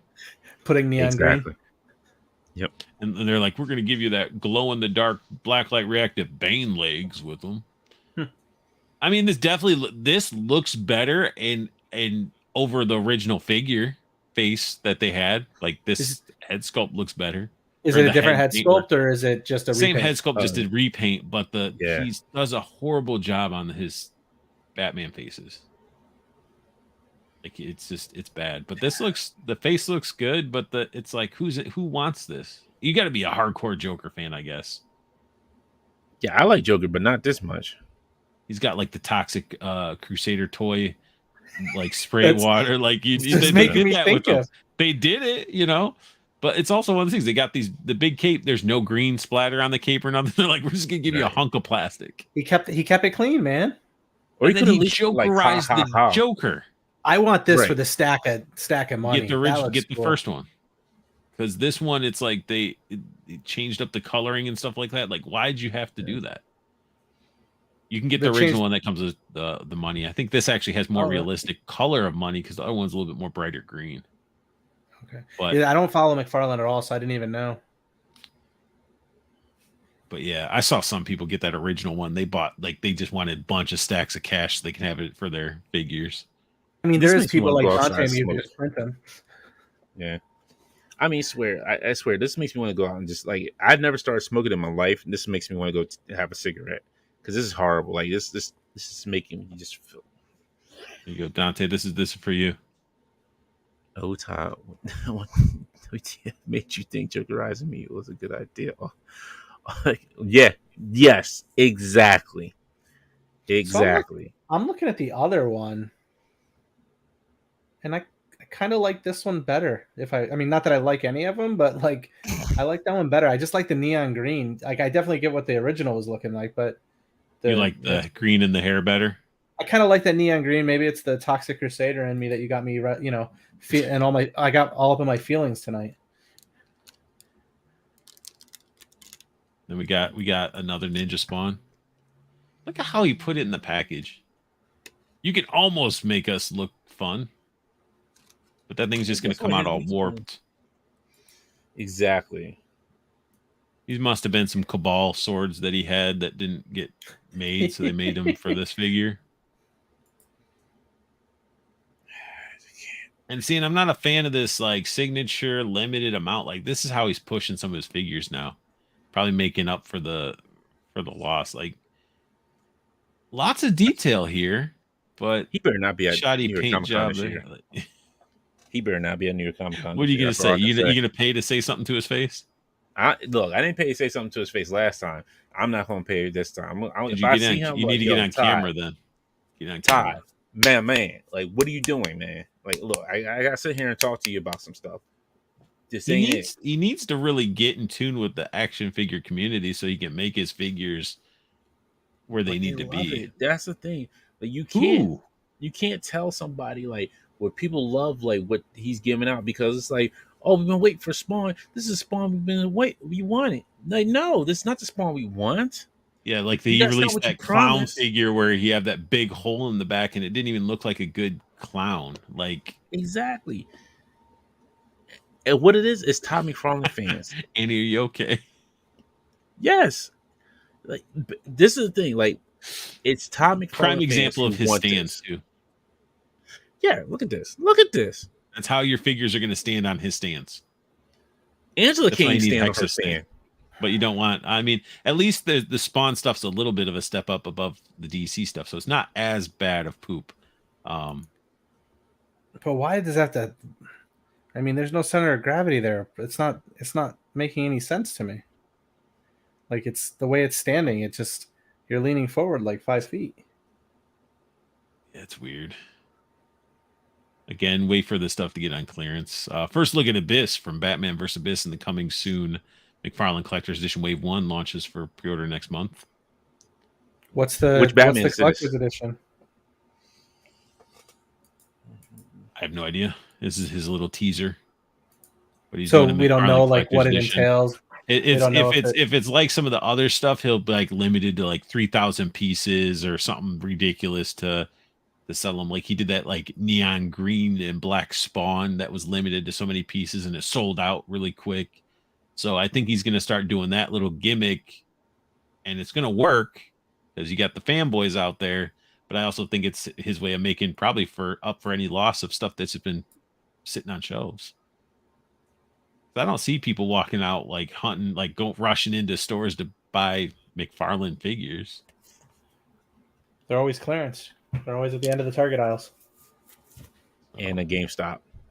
Here we go. Yeah. We get actually. So the first look Superman from Action Comics #1. Part of the first McFarland Collector Edition wave. So I look at that right there, and you only see a little piece of it. I don't see anything different in the tooling there. It's not pinless joints. You've still got the pins that are right there in his elbow. The ab crunch is still the same style, right? Like there's nothing different from the previous ones there, right? That sculpt looks better. Well, yeah, the head sculpt looks better, but I mean, if you're telling me that that's what defines a collector edition wave, I mean, I guess that's a step up based on some of the stuff we've seen. What about this? First look Green Lantern. I didn't even know that's what Green Lantern looked like the first time. That looks like Flash Gordon to me. Yeah, it does, and it does. This lower face. I don't know. And he looks like he's not too bad. Well, dude, you look at the duck lips. He's duck lipping you. Yeah, he's sort of like. I don't know what he's doing. I don't know. Watch JoJo, Dante, and you'll understand that. This sort of looks like more like a JoJo face. But again, here's your app. It's the same stuff. Diaper, it's right there. Pins. Like if it's gonna be collector edition, get rid of the pins. Make it collector. Like what is it? Is it because there's two tones? Fabric cape. Is there paint on the cape? That's why it's like casting green. They used paint on it. What's making this collector? Now you're showing off some good stuff. Right there. Yeah, we can go ahead and skip. Yeah, we can I need June on my stream. I can't get a hold of him. Don't know. Who's that? June is the man it's the man behind Jada, I think. Oh, okay. I've seen him on a couple streams before where he's been hustling his the Mega Man is when I saw it a few months back. You mean this Mega Man? Yeah. This Mega Man that's going to allow everybody to be able to do Marvel versus Capcom. I mean, you technically can if you have the SHF ones. It doesn't scale right. You should think they're about the size. The original, if it's like this one, the original one. I'm saying like that. The other ones, the original one scales pretty well. But we just need, all I hear is Jada. I don't know what SH Figure Arts is right now. Look at that. Look at the gloss in the plastic. If it's going to keep the shine to it. Yeah. Those look so good, man. Yeah. Wait, are you saying meh? You say meh? You're not a Mega Man fan, Dante? No, I said like they're good. No, they're good. Okay. No. You're like, man, I was like, what is that noise? Oh no! I didn't say no. No. Man, I like Dante until he started crapping on Mega Man. Let's start the rumor. No, I'm just kidding. I'm just kidding. No, everybody on Infinity Equation in the chat's gonna be like, Dante hates Mega Man. He hates Jada. Jada. No, they like. I love Jada. I think they're one of the coolest products I've seen in recent times. I haven't had one of the products in my hand, so I'm just basing off everybody else's hype and everybody talking about it. But I have yet to review one, so it's like same thing here. I can't speak to actually holding it because I'm still waiting on getting some of them. But when they do come, I mean, like everything I've seen and whatnot, they look so good. Dante's like, well, I got Fei Long over here, Yeah, keep rubbing it in our face, man. Yo, Ryu's in the box over here somewhere, but yeah. Oh, he's just in a box, because I don't have a spot for them yet. I got it. Look, new product comes out, and are these $20? Yeah, dude. Yeah. But some places are selling for 25. I know I pre-ordered mine off Hella Dope, so I don't know how much they are. I wouldn't be surprised if somebody. No, Hella Dope has them, so I'm gonna have to go. Hella Dope has them for $19.99, but I think if you put them in your cart right now, I think they're a little cheaper. So everybody needs to go to Hella Dope right now. Exactly. What I would do. Discount code is unbox your Hexastacks. Unboxing Hexastacks. No, this looks. They look great. It would have been cool to get some normal hands with some of these ones. Like, I get it, yes, fire, but we should have some normal hands for them. Well, I mean, in the game they didn't, right? Like they always had that stuff, right? Or I guess I don't know. It's been so long. I go back and look. I don't think he had normal hands. If it's in the game, they wouldn't have put so much thought into interchanging hands. They'd be like, just get fire right at the best. It's a boss battle, so it's like. Yeah. And then we got the Mega Man Iceman. Yeah, right now if you go to Hella Dope, they're only $18.90 a piece he without any discount codes. He looks like he's seen something. That one's not out yet, is it? No, I think this is all part of. That's like wave 2. Yeah. I don't know. They were all for pre-order at the same time. You'd hook your vape up into the back, and then it shoots the vape out of his mouth. I'm surprised they didn't give him cold breath, like breathe, like have like. Oh yeah, you're right. For some reason, I was mistaken. Yeah, no, Iceman's there. I forgot. I knew Fireman and Mega Man. Transition. I forgot that one. I'm trying to figure out how they didn't get like sue for that. Like, yo, Iceman is our product. We're Marvel Comics. You can't be using that. He's like, oh shit, I chipped a nail. But he's looking at his hands. Is it, I seen Sally over there, the Eskimo over there. You can't call him that anymore, Dante. You can't use that word anymore. Really, you can't? Uh-uh. You can't. I didn't know that. I don't think there was a band that was called Eskimo Cowboy, and then they changed it to Electric Cowboy. I Some did people not were know. saying that. I don't know. It's ever since Taco used it on the league. You can't use the term anymore. It represents something totally different. If you don't know that reference, look it up. And then Yeah, we get I into. did not know. He's like, I'm on Infinity Equation talking about no. Yeah. But I mean, it's one of those things I didn't know. even know. Like, I was wondering, I'm like, why did this band change their name? And then I looked into it, and I was like, oh, okay. So now we know. So we dive in some Playmates. When did we ever talk about Playmates stuff? Because usually it's that reissue of those freaking turtles reissued in different colors, like the ones that are like sort of articulated, but they're not really. But we get into the fun stuff. We get into the mutant mayhem. Hopefully it's good. I hope it is. But if it's anything like Santa Inc., Seth Rogen can ruin some stuff sometimes. I mean, as long as they're not forcing certain things down people's throats, it's like I just want a Turtles movie. Let's just make it fun. But fun? this thing is everybody was hunting these because, Sorry, dude, everybody. this is the freaking pizza thrower. They took the piece that goes to the pizza thrower and just like, let's add it as an add-on to the freaking party wagon. And I watched there's a YouTuber, Mad Hatter. I subscribe to everybody and watch their stuff. Like I watch everybody's reviews too. But the pizza shooter shoots, it comes with a bunch of pizzas. It shoots just like the old school pizza launcher. And I'm like, I want this because of just how nice that thing works. It takes a couple AA batteries.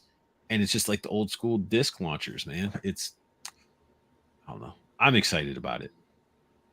Look at that. Look at all those pizzas you get to shoot. Everybody's excited about these. Like Sunday, I seen like everybody was hunting for them when they went up. Supposed to be out there, like in the stores. Everybody was hunting for them. Because Turtle fan, they loved it. I mean, it definitely wasn't this type of person hunting them. No. Because kids don't know Ninja Turtles, but you got the giant play set they're busting out. Like, here you go, figure photographers, diodes, and stuff like that. I think it looks pretty cool. Yeah, it looks good.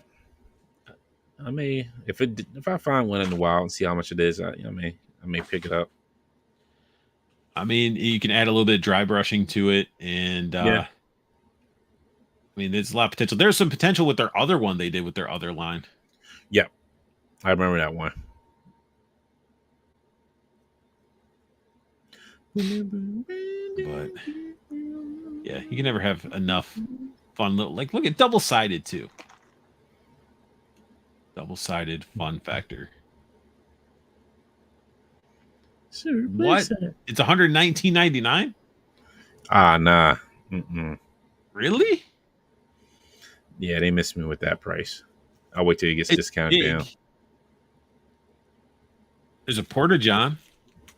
Right. That's all I wanted. I'll get that. I want that Porta-John, but yeah, for $119 ain't worth it for that. Just that Porta-John and that. How much is plastic and how much is cardboard? That whole back is cardboard. I'm telling you, right? I can tell you right now. I can see that gloss on it, like the glossiness on it. That's wild. And that weight set came with the WWE backstage set. That's something that I already got. Or if you got a Fortnite Meowscles. Yep, that's it. I was not expecting 119 price point. Yeah. It'll be discounted down next to McFarland figures, so don't worry. But it definitely has that presence. I mean, it has a lot of detail. I don't know. I'd have to see it in person because it might be worth it. I mean, you see this kid having so much fun with figures, he probably doesn't know who they are. How tall is that kid? See, that's the question. See, that's the question you got to ask yourself. How tall is that child? I mean, he's probably like 4'2" maybe. Yeah. And he's sitting there. He's at a 36-inch high table. So, and he's at waist maybe. So he's, I don't know. Maybe that thing's 18 to 20 inches tall. Well, I mean, you got to figure like what the figures are about 4 inches. I think they're like 5. I think they're like 5-inch figures. We'll say 5. I say 25 to 28 inches tall, maybe. 20. I'd say 25 to 30. Yeah. Easily. And Again, I just need to see the ratio because that almost looks like this is plastic right here. But all that stuff definitely looks like it's cardboard. That's I don't know. I'd have to just see the ratio of it because there are some cool things, the details like this, like I like this little lighting part and stuff. It's weird that it's like a separate little piece. Because it's like a subway entrance. You can see like the subway sign on the back of it at the top. Oh, okay. Okay. Oh, so the idea there is that everything above there is above ground, and then you have the subway, you have the underneath, into the. I mean, it makes sense. It's cool. It throws it back to the, the stuff I remember my buddy having in that dresser and having all of those Teenage Mutant Ninja Turtles up the block from me. But and I mean, honestly, if we think about it too, like the original sewer playset, it's plastic, but then there was a lot of stickers, and it had a cardboard backdrop. Yep. Yeah. So the more I'm looking at it, I'm like, maybe I could justify the 119. We got a ball drop-in figure if you want to drop the ball on your Superfly, who's voiced by Ice Cube, I think, right? Yeah. Yes, indeed. Oh, okay. So we got like a whole mousetrap effect. That's most definitely cardboard behind it. You said that, right? Yeah. Yeah, this part. Okay. Except for that entrance right there, that great piece is probably that's plastic. Like a plastic piece that clips into the cardboard somewhere. Oh, we got a. Oh, come on now. Do you guys own any of these Ninja Turtles here? Not the new ones. I plan on getting the 4 turtles, their kid versions, and the party wagon. Okay. Rocksteady. Oh, and Leatherhead. Rocksteady and Bebop. I'm passing. Bebop looks okay. The Superfly doesn't look that great. I wish I had gotten into the ones that I see on the back wall at Target in the collectibles area. I don't know who makes those, but they're like maybe it's the NECA ones. They have like 2 packs and stuff, and it definitely looks like the cartoons. Yeah, it's definitely NECA. Yeah, I like the bank vault door and stuff. Yeah, you know what? I thought that was plastic. I thought that was cardboard as well. All right, I'm 3D scanning that, and now I can get my bank vault door. Well, what scanner do you use, Dante? You know what? I haven't tried it yet. It's the Polycom on the phone, the app. Because I've been looking for a good scanner. I think that swivels around. They're paying a lot of homage to the original. Oh, we got some slime stuff. We can pour it like it goes through and comes down. That Rocksteady's pretty rough. Oh, here, let me go that large mode for you so you can see it. Oh, that's the Revo Point one. How is that?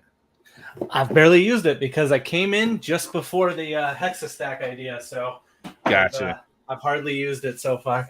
I think I may have bought the wrong one. They have a new one coming out, which is like a but it's that one's good for like larger scale stuff and getting like full body. But they have a smaller one that's better for like heads and stuff. Dante, you're not telling me about some of these. We had a super chat. Didn't realize Jeremy J came back. Sorry, I had to go. Did y'all cover the new soups? Yes, we did, man. Yes, we did. He really had it right. He answered the question for him. He's like, "Yeah, they covered it and buried it." Yeah. Oh, there you go, Ted Dark. Dante, I need a bank vault door. Take my money. I got you. Man, I just need to see what you have on the list. What's on the menu? I might just be like, hey, make me some stuff. Because I can use some stuff for background. I need to hit up whoever did. Was it D Blake did your little sign at your thing? Yes. I need an unboxing art one. I need one. You said get him on my show? Yeah.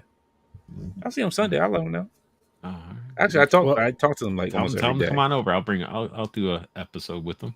What is that? This is the book right here that keeps all my ideas safe. This little note idea.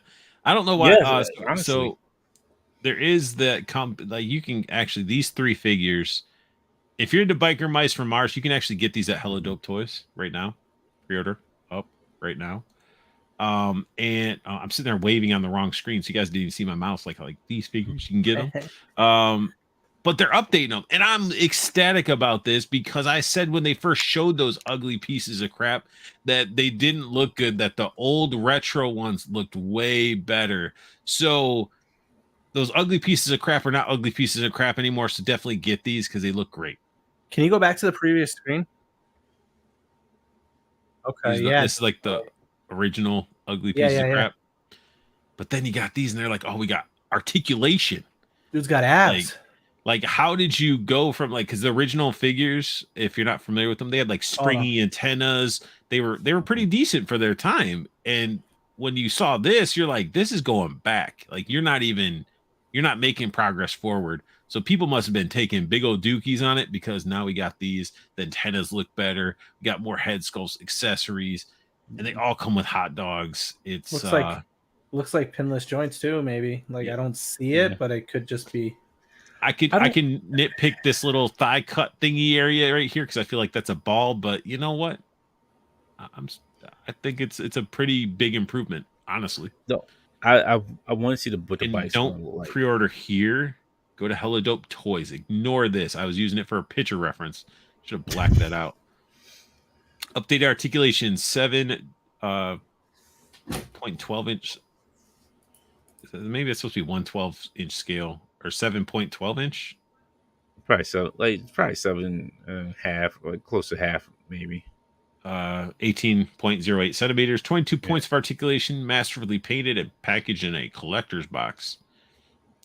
I still feel like these would sell better if they were together with their bikes. That price would be a lot higher. It would be, but I think I feel like like if you buy them and then you gotta wait for their biker mics from Mars. Right, I know the bikes come out next year, but it's just I think it would have been better to have them whip their bikes. That's just me. That's just me saying that. Look at that. Night and day, man. Original. Yeah, that is a whole difference. Yeah. So yeah, Hello Dope Toys to get your fix. They did it with all of them.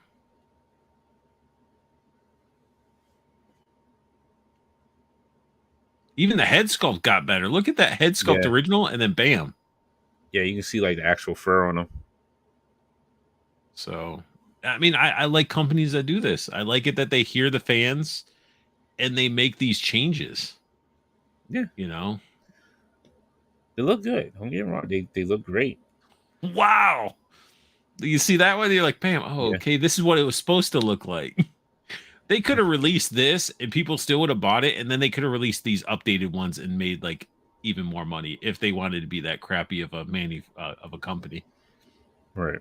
Yeah. But I think they're going to be fun figures, and I'm happy that Biker Mice from Mars fans are going to get some actually good representation of these characters. And some nice packaging.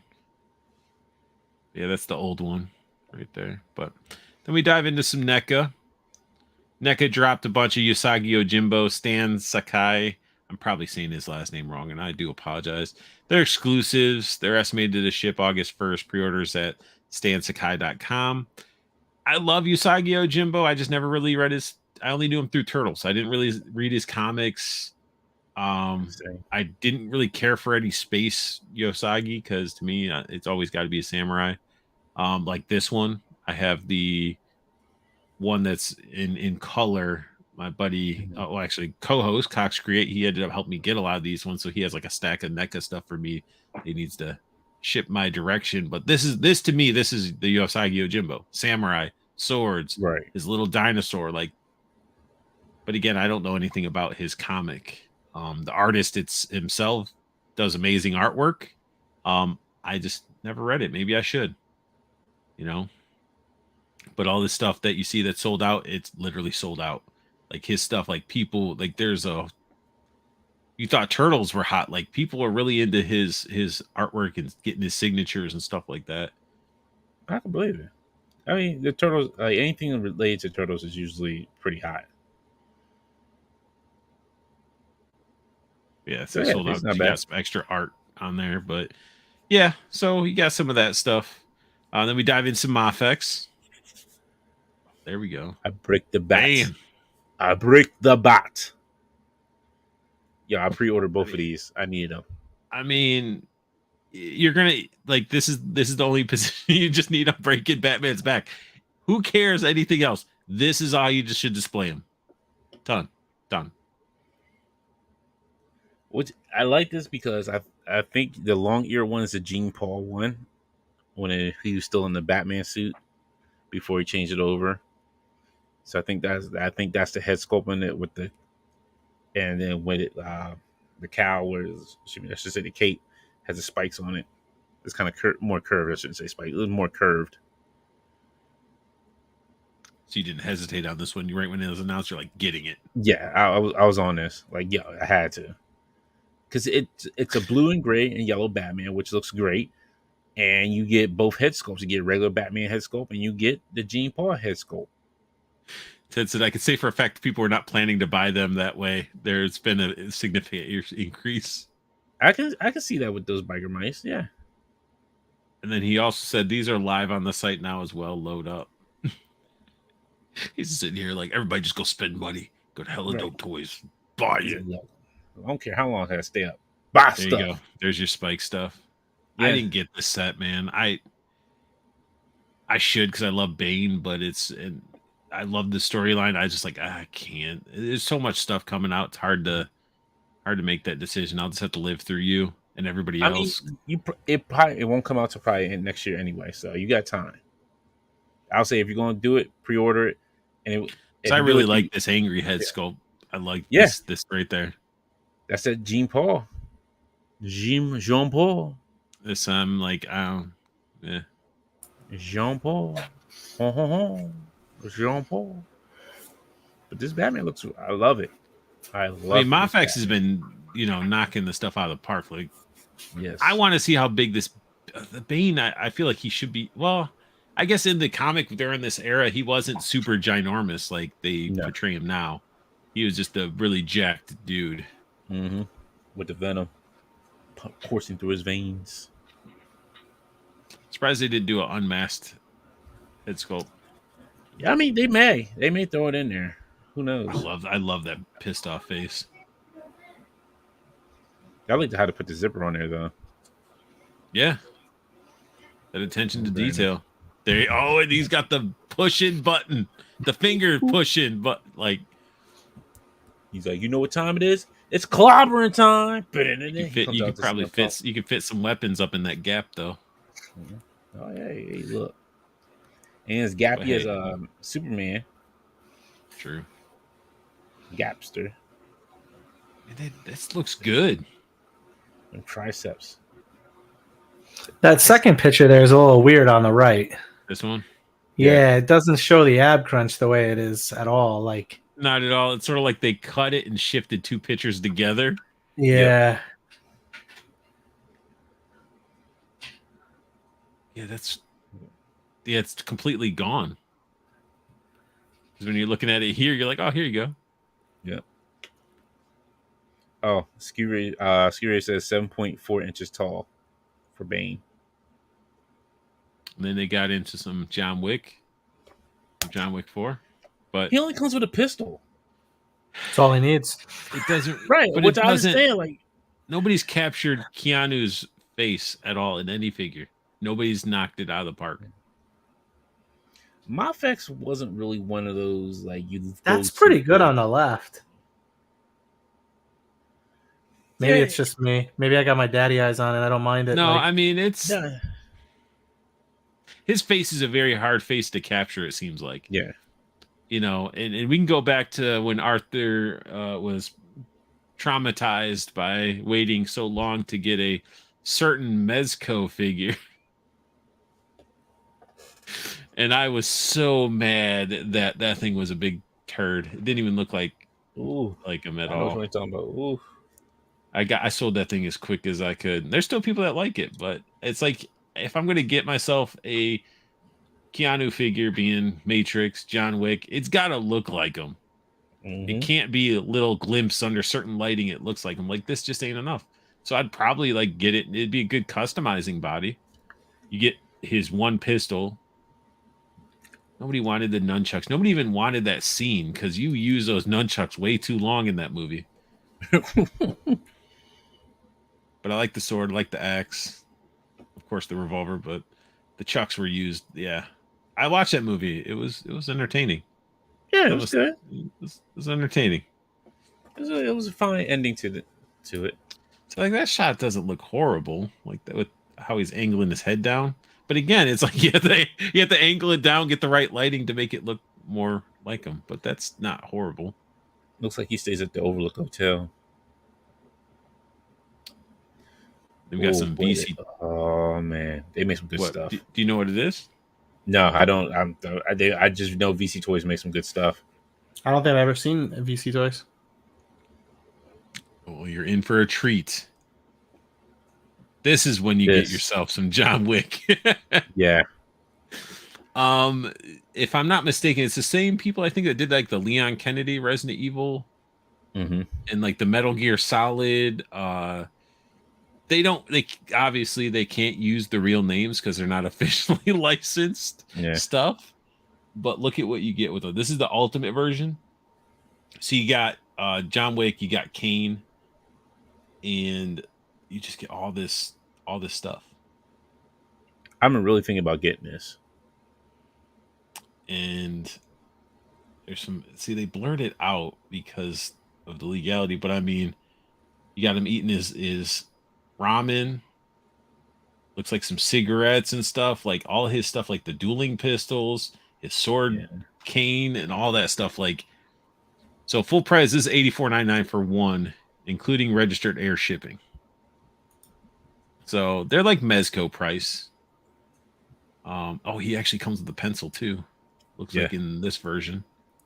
But if you're gonna really get them, like if you want to get them, like this is the ultimate version. Probably the best one to get. So the dual version and ultimate version? So those are two different versions. Am I right? No? Yeah, it's two different. Yeah, it's two different versions because the dual version is just it's more like them at the end of the movie when they're dueling. Or is it meaning that you can deck? I because guess they come with the same stuff. It looks like right, but I think you probably get more clothing and clothing goods and weapons and accessories with the ultimate version. Okay, so you can basically display them in the dueling version, I guess. All right. Right. And then you got the more inexpensive sets, but they're still going to look good. Like, look at see what I'm saying? Like even this one compared to like the Mafex one, like this sort of has that, like these two head sculpts right there look more like Keanu. That one, I don't know. They haven't really. Again, they just need to do more. Why did they put his dog in there? His dog wasn't in this one. It was for like a hot second because remember he came when he brought the new suit. The dog was with Lawrence. Fishburne. Lawrence Fishburne. I see. All right, yeah. Then they need to give us a Lawrence Fishburne figure. Somebody get this man a gun. He always just showing up with bulletproof suit. Like, here, have a bulletproof suit. I want a suit that's bulletproof. Then we get into this was dropped. Actually, announcement I saw, like it's been the last couple days. Super Action stuff is my go-to for accessories. For anybody that's figure photography, looking for effects for their figures, just fun accessories. They're doing some work, and they're releasing the Cursed Crate. I've seen that all over the place. Yeah, they did the Casket of Cruelty, which was phenomenal. Bunch of blood effects, which are all these same effects. Dante, we'll go solo layout for you, Dante. Do you have anything in it or no? Oh yeah, everything's still in here. You hopefully got rid of that paper. Did you keep the Easter paper in there? Oh no, you didn't. Okay. No. But yeah, it's all filled to the brim. Good stuff. It came with tons of stuff. This I like because this is interchangeable. The nail gun's what blew me away. I thought it was really metal. Oh, that's on my Punisher somewhere. There's a Power Ranger. There's a Power Ranger Lightning figure that came with a little blaster that looks just like a staple gun. It looks just like it. I've seen people use it in their fake photos and stuff that like just paint it up a little bit. It's like the perfect shape. So this time around, we got ourselves instead of a casket, we got ourselves a nice sci-fi like weapons crate. Use it for whatever you want. You know, that's just obviously what the stuff comes in, which is a cool way. Instead of just getting a plastic bag or a cardboard box, something that you can reuse with your figures. So your accessories are within an accessory, and all these blood effects. We have them in red now. We got them in green, so you can get like the real puke, killing some predators, aliens. We got a purple heart brain and some boxing gloves. Those boxing gloves are fun. And I think they just do a great job with like this. What you could do with it. Is that a Valaverse right there with the alien? Yeah. Yes. Nice. The only I'm waiting for it to come up on the website because it is up on BBTS right now. Entertainment Earth BBTS. He'll have it on his site when he gets it in stock. Yeah, I'll wait till if you want to get from the source. Yeah. He's just shooting Alf in the face. That's messed up. Yeah, shouldn't have ate her cat, Alf. I was gonna say the only thing missing is the cat that she's pissed off about him eating. But like all this stuff is fun, and like some of the stuff when you get it, he'll give you a little square piece of wax if you want to use wax. Or again, I like using the sticky tack. Like I got this orange like Elmer's type of sticky tack, doesn't leave any residue. It is a little bit harder to hide sometimes when you're dealing with something that's orange, but you know, the wax stuff to me, I always have issues trying to get the wax out of like some of the crevices sometimes. Oh, AWOC. Yeah, he collects all that stuff, and he's involved. Yeah, he doesn't hold back. Like he gets all the stuff everybody's into. He knows a lot of the people too. When like I think AWOC was launching off and stuff like that. But yeah, you got some mythics getting goblins and orcs getting slaughtered by AWOC figures, and that blood effect just it looks good. Yeah, but he's a good guy. He prices this stuff to move. Like he isn't trying to make like billions of dollars. And I mean, I'm sure he would love to, but I mean, he's making it because he just wants people to have stuff and have fun with their figures. Yep. And it's like that's another reason that's what sort of drew me to have him on my stream when I had him on as a guest too. It's like everybody that I've had on is pretty like-minded. You know, like with what you're doing and how you evolve, and you have the consumer at heart. You know, with the Hexastack, it's like same thing with how Super Action Stuff does it. But I mean, fun stuff that you can have. And you know, if you're gonna use the crate for something else, so the blood effects could fit really well in that 3-inch Hexastack. Yeah, I mean, so I was expecting Dante to pull out an Ultimate Undertaker, but that was just me. Oh, what this? Is it an Ultimate Undertaker? No, man, it's that toy show. It was just this. I was like, all right. I was like, I'll buy it. It was like for $5. I was like, I'll take it. So funny. I spot on that one, and he's literally pulling it off the shelf as I say it. Yeah, I tell you, like my desk is full of junk. He just said that casket he just showed his junk. But then we dive into. Yo, I'm not happy with this. Why? You just go ahead and show it. Yeah, I'll explain. You're not happy with it? This is gonna be the Logan Paul figure, right? If it's Jurassic Park stuff, that's what I'm talking about. If it's not Jurassic Park, then I feel that a lot of people that are in Jurassic Park should have this. I think it's a very iconic, and definitely if you're collecting it, this is your key entry point to your world. Okay. This is $250. Yeah. What's the scale? 3/4. Yeah. Okay. 3 3/4. That's the thing. It's not for 6 inch. It's for the 3 3/4 inch figures. Right. So it's 20 inches tall. Has some electronic features on there, probably for the flames and probably making some sort of noise. I don't know what it does. Yeah, so it's a song.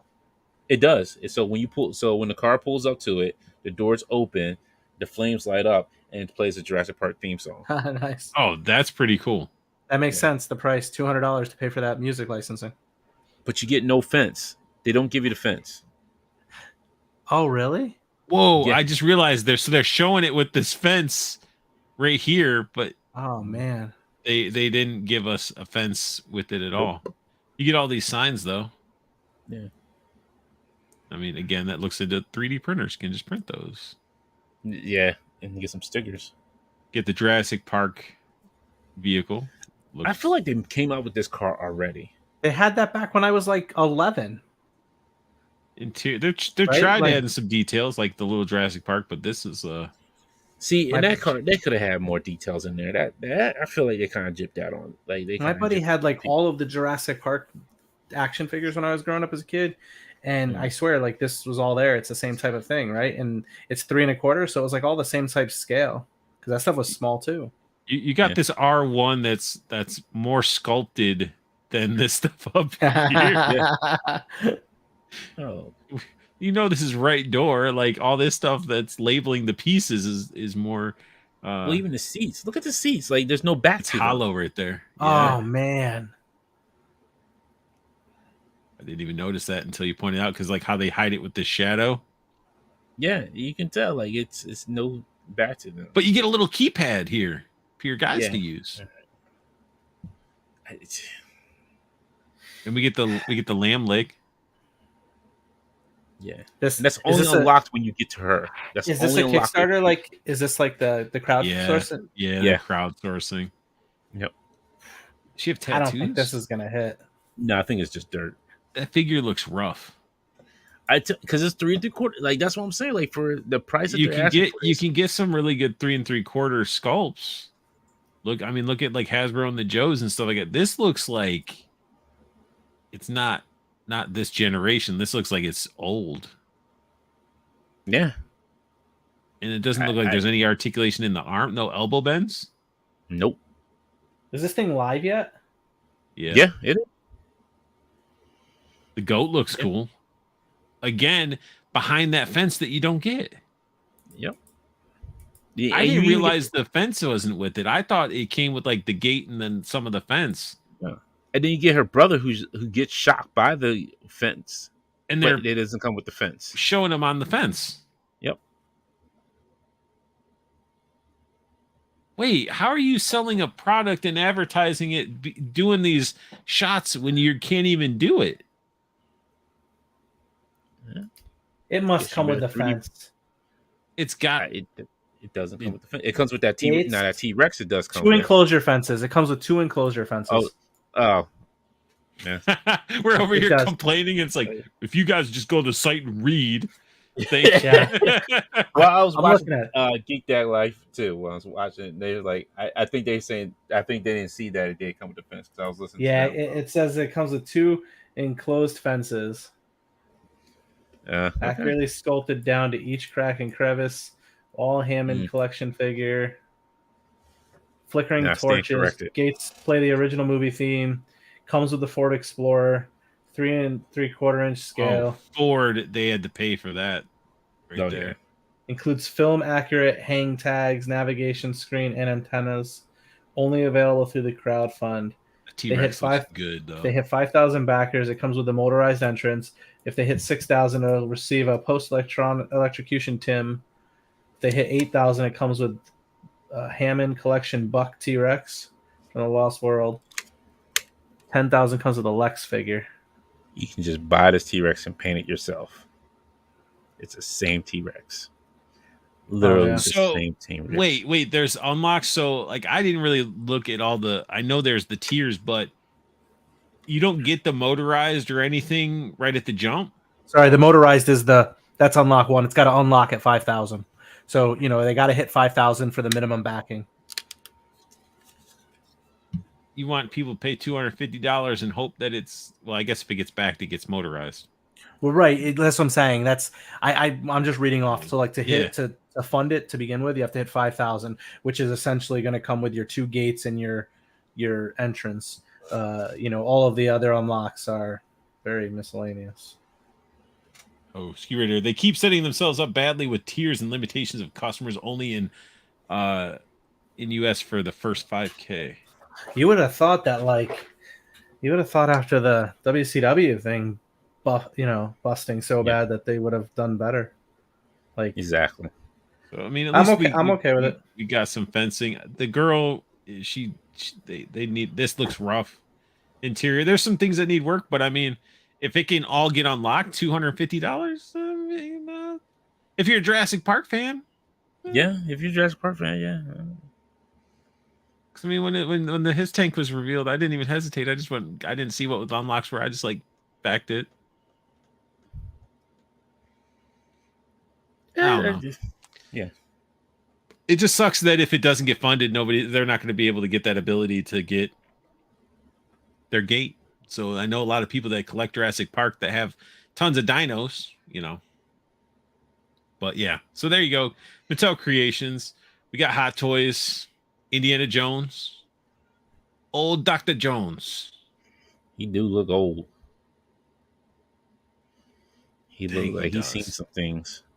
He is not using a whip and swinging anywhere. He is not raiding any tombs except for preparing for his own. Exactly. It's Hot I do like Toys. that I mean, the base looks awesome. Yeah. Deluxe version exclusive, so you got to get the exclusive, pay more money to get this base. But if you're going to invest in this and you're an Indiana Jones fan, why wouldn't you want that base? Yeah. Oh, that's slick. Specialized figure holder. Look at that. Slips under his pant leg. He won't be falling anytime soon or tripping over his own steps. Oh, Deluxe version. It looks good. And I'm sure that whip probably has a wire built into it. Yeah. I'm not that heavy hardcore of an Indiana Jones fan that I feel like I need a Indiana Jones figure. But it's still cool. Cracking one open with the boys. Still drinking out of a can. No mugs. I mean, I'm drinking out of a cup now. Like McDonald's Coke is the way to go. I mean, I don't know who's making who made this toy, but I mean, the quality's there in the. It's Hot Toys. Oh, Hot Toys. Yeah. You're gonna get your quality with it. Like, what is it, $100 fig? $200 fig? More? Oh God. I mean, what's Hot Toys start at? Like $350? Sometimes you can get like something at like $250. I think that's what I got my Spider-Man at. Is at $250. So I mean, they're 1/6 scale though. Yeah. So they're a lot bigger. I think detailed, like they're worth it. Yeah, they put the love into it. I don't have Hot Toys. I have some Sideshow G.I. Joe figures that are just phenomenal. If they do stuff that's a character or something that people like their Star Wars stuff looks amazing too. Oh yeah. But it's like you get your money's worth when it comes to Hot Toys. Yeah. And then we got Mezco Con 2023, another Indiana Jones, but a Mezco one for your 1/12 scales. I hate the face sculpts. I think this is like $350. I can't justify it. I think it's like either $350 or $250.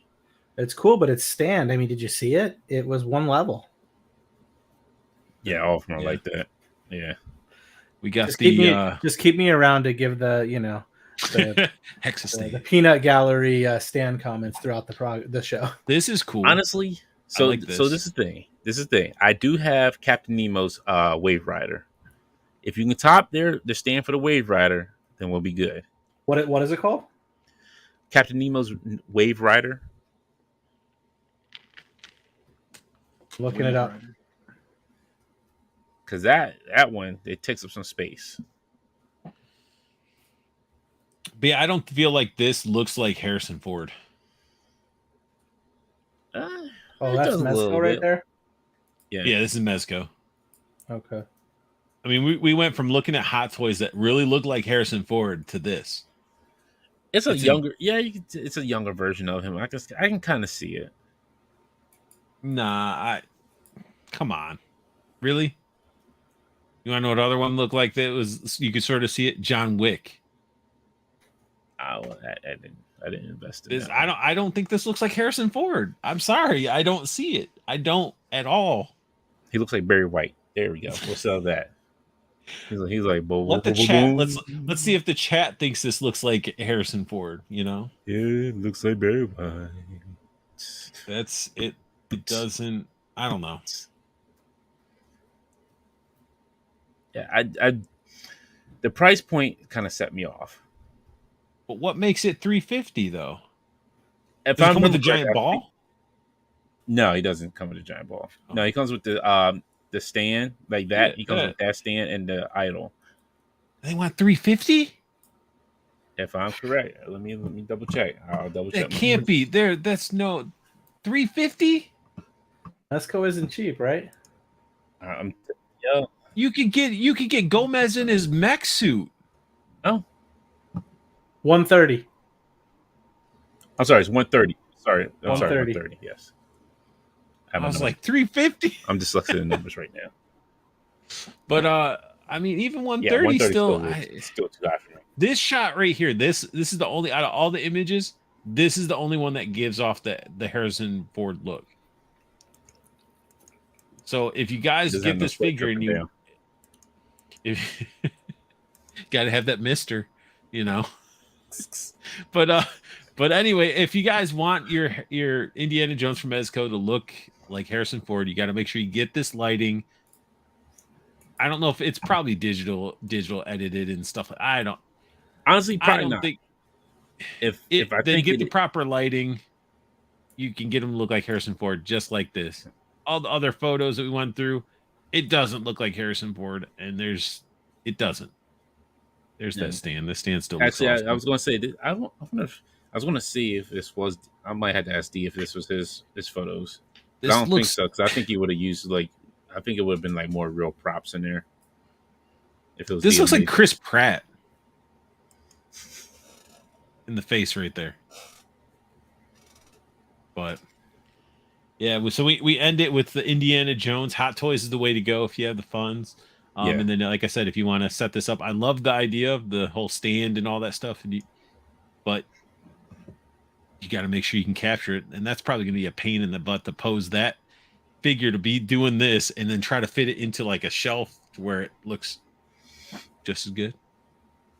Yeah, but I'm surprised for the darts. Yeah, it comes with 4 darts that fit. I think I showed the we skipped there. Okay, right there. Yeah, I'm surprised they didn't show that in the pictures, like the darts flying. What are you going to do with them? Shoot them out of the gun? They fit. Well, no, they said it fit into the torch. So must have some pinholes in there. Yeah, I guess so. It'll fit in there, so you don't lose them. I guess. Dude, go back to that face skull one. That is Chris Pratt on the far left. That's exactly. I will say the one that's on his head right there looks like Harrison Ford, but that one right there is not even the same guy. That's Chris Pratt playing Indy. Yeah, that one, even this one looks like a Chris Pratt. Yeah, that so I guess this head sculpt fun. would be the only one. No, this is the starting of that expression, and it finishes with that. That's exactly what that is. That's what these bugs got caught in. But how did he end up getting it on his back is my question. But yeah, he might have burped it like a baby. He put the coat on after. He was putting the coat on after. Oh yeah, he didn't realize he. Yeah. But tonight's show is in the movie. Sponsored by the Froggy Geezers Misfits Army. Never forget how to play. Nice little shot of a collection. We got variety of everything in this, and this is honestly a good representation of how you should be enjoying your figures. Mix and match. Who cares what's on a shelf? Just enjoy it. It looks good. Mix and match. You don't have to be like, you can't put this with this. You can't have a John Wick dog mixed in with AWOC. It's not allowed. No, play with your toys. Display them how you want. Have fun. Exactly. And that's really what it's about, being a collector and what we do. I'd say the only thing missing there is that I can't see the guys in the back, and it'd be so much better if they were standing a little higher. So you think if Hexastacks that would go there? Yeah. I'm just saying, like, if I could see the John Wick with the crooked face there a little bit better, and I think Black Knight or something, I think maybe back there. I'm not sure. Knight. Yeah, if I could see them a little bit better. Yeah. I can't even see who's behind the Fortnite, or not even. I don't even know who that is. That's Marvel Legends right there. Oh, that's a Marvel Legends one. Actually, I've seen that. My son, I think, has that one. But whoever's behind that, I can't tell. But man, if they were just tiered, yeah. See, look at that Hexastack added to your collection, July 10th, coming to a theater near you. Like this, but holy crap, we've been going. This is fake copyright right here. And see, because you use those duty stacks, not the Hexastacks, this is what you get. You get your figures that are falling and breaking. Only invest into Hexastack, Dante. Did we not learn anything from the first half of our show? He says. But But yeah, guys, we've been going for 4 hours, a lot longer than I was even expecting. I do want to again thank you, Mr. Wonderful, for taking the time out of your day to not only talk about your product and future Kickstarter that's coming again July 10th, but that you hung around and talked figures and had, hung out for that long. I was really surprised. Yeah, man. Thank you. Somebody would have tapped out normally, be like, hey man, I gotta go. I gotta, I just pee in a bucket right here, so I don't have to get up and move for 4 hours. But it was definitely a blast. I can't wait to see July 10th hit and see the reaction everybody's going to have. I understand the whole keep it quiet, stuff like that, but sometimes you just need to get on top of that rooftop, get on top of that mountain and just scream and just let people know, because you're not going anywhere. Yeah, I mean, my big thing for it wasn't, and the recommendation on that was a total valid one, right? Like, keep quiet and then come out. And I definitely thought about that, but I have a hard time keeping my mouth shut about things. And two is, like, especially when I'm passionate about it. But like, the bigger piece was, I backed a bunch of things on Kickstarter. I bought that range 3D scanner, did that on Kickstarter last year, and I got a robo mower if you want to see it in transformer in my backyard. I've got a video on Instagram. I did that on Kickstarter. So I had backed a number of Kickstarters, but the big thing for me was I'm going to be coming out to a community that has communicated with me in the chat, but they don't know who I am. So I was concerned that, trying to come out with something that's asking you to spend your money on not even a toy, right? Like, not even the idea of a toy, but like an accessory. I didn't want to come in blind and be like, who's this guy? Mr. Wonderful, so I wanted to get out there. I appreciate you and the many others that have had me on shows and those that are having me on the shows to just give me the opportunity to hang out, talk about my product, slip it in there, randomly throughout the show, wherever there was an opportunity. And then, enjoy the conversation about something that, not all of us are fortunate to have somebody next door or down the street that we can talk about our toys with anymore. So, having the opportunity to get on here and chat with you guys in the chat too, I appreciate it. So thank you very much, Art and Dante. Pleasure meeting you. Hopefully we'll interact again soon. Definitely. And then everybody, all of Mr. Wonderful's Hexastack stuff, all this stuff will be down below after the stream. I will update the description. And then also once July 10th hits, it will update with the Kickstarter information as well. Mr. Dante, I took 4 hours of your life standing in for Cox Create. Anyway. But Cox Create, I don't think would have made a 4 hour stream. Unfortunately, not to say anything. He just works and gets off of work, comes in, does the stream, and I really stretch his energy out of his life because, yeah. But I told him, I was like, hey, don't worry about rushing to get on today. I was like, I'll find somebody, and sure enough, good old Dante. I was like, you know what? We can get Dante on here. He has no life. Let's bring exactly. At night, I have no life. But no, actually, I need to take something off the printer off it right now. Where can people find you before you go grab that stuff off the printer? You can always find me every Friday night on the Infinity Equation at 8 o'clock. This week, it'll be Just Jay joining us. Mr. Just Jay Hernandez will be hanging with us once again. It's been a while. And then not this upcoming Sunday, but the next Sunday, we'll have IE Creators again. I do apologize because I forgot who the guests are that we have at that time. But, you go if you're willing to learn more about 3D printing, making dial making, being just creative general. That's the show for you. And then we just have our weekly show every Friday, 8 p.m. Awesome. And I'll link your information as well down below so people can find you. So everybody definitely find me. Yeah, they'll find you. But yeah, seriously, everybody that's been watching, anybody watching on the replay, definitely go check the description. Show some support. We're here to be those kids next door to talk figures with and to just have fun. Just like Mr. Wonderful showing up. We both had our condors, come in and then gave him the idea for that holster. So that's what it's about.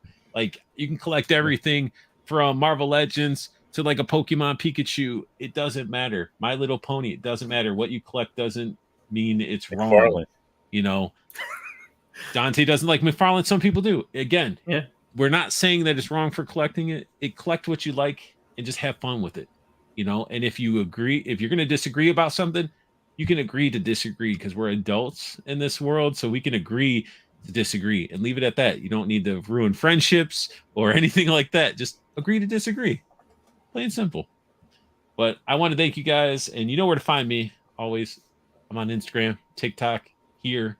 And as I say with all my videos, all my streams, I want you guys to have the best luck hunting, keep on collecting, and have a beautiful day.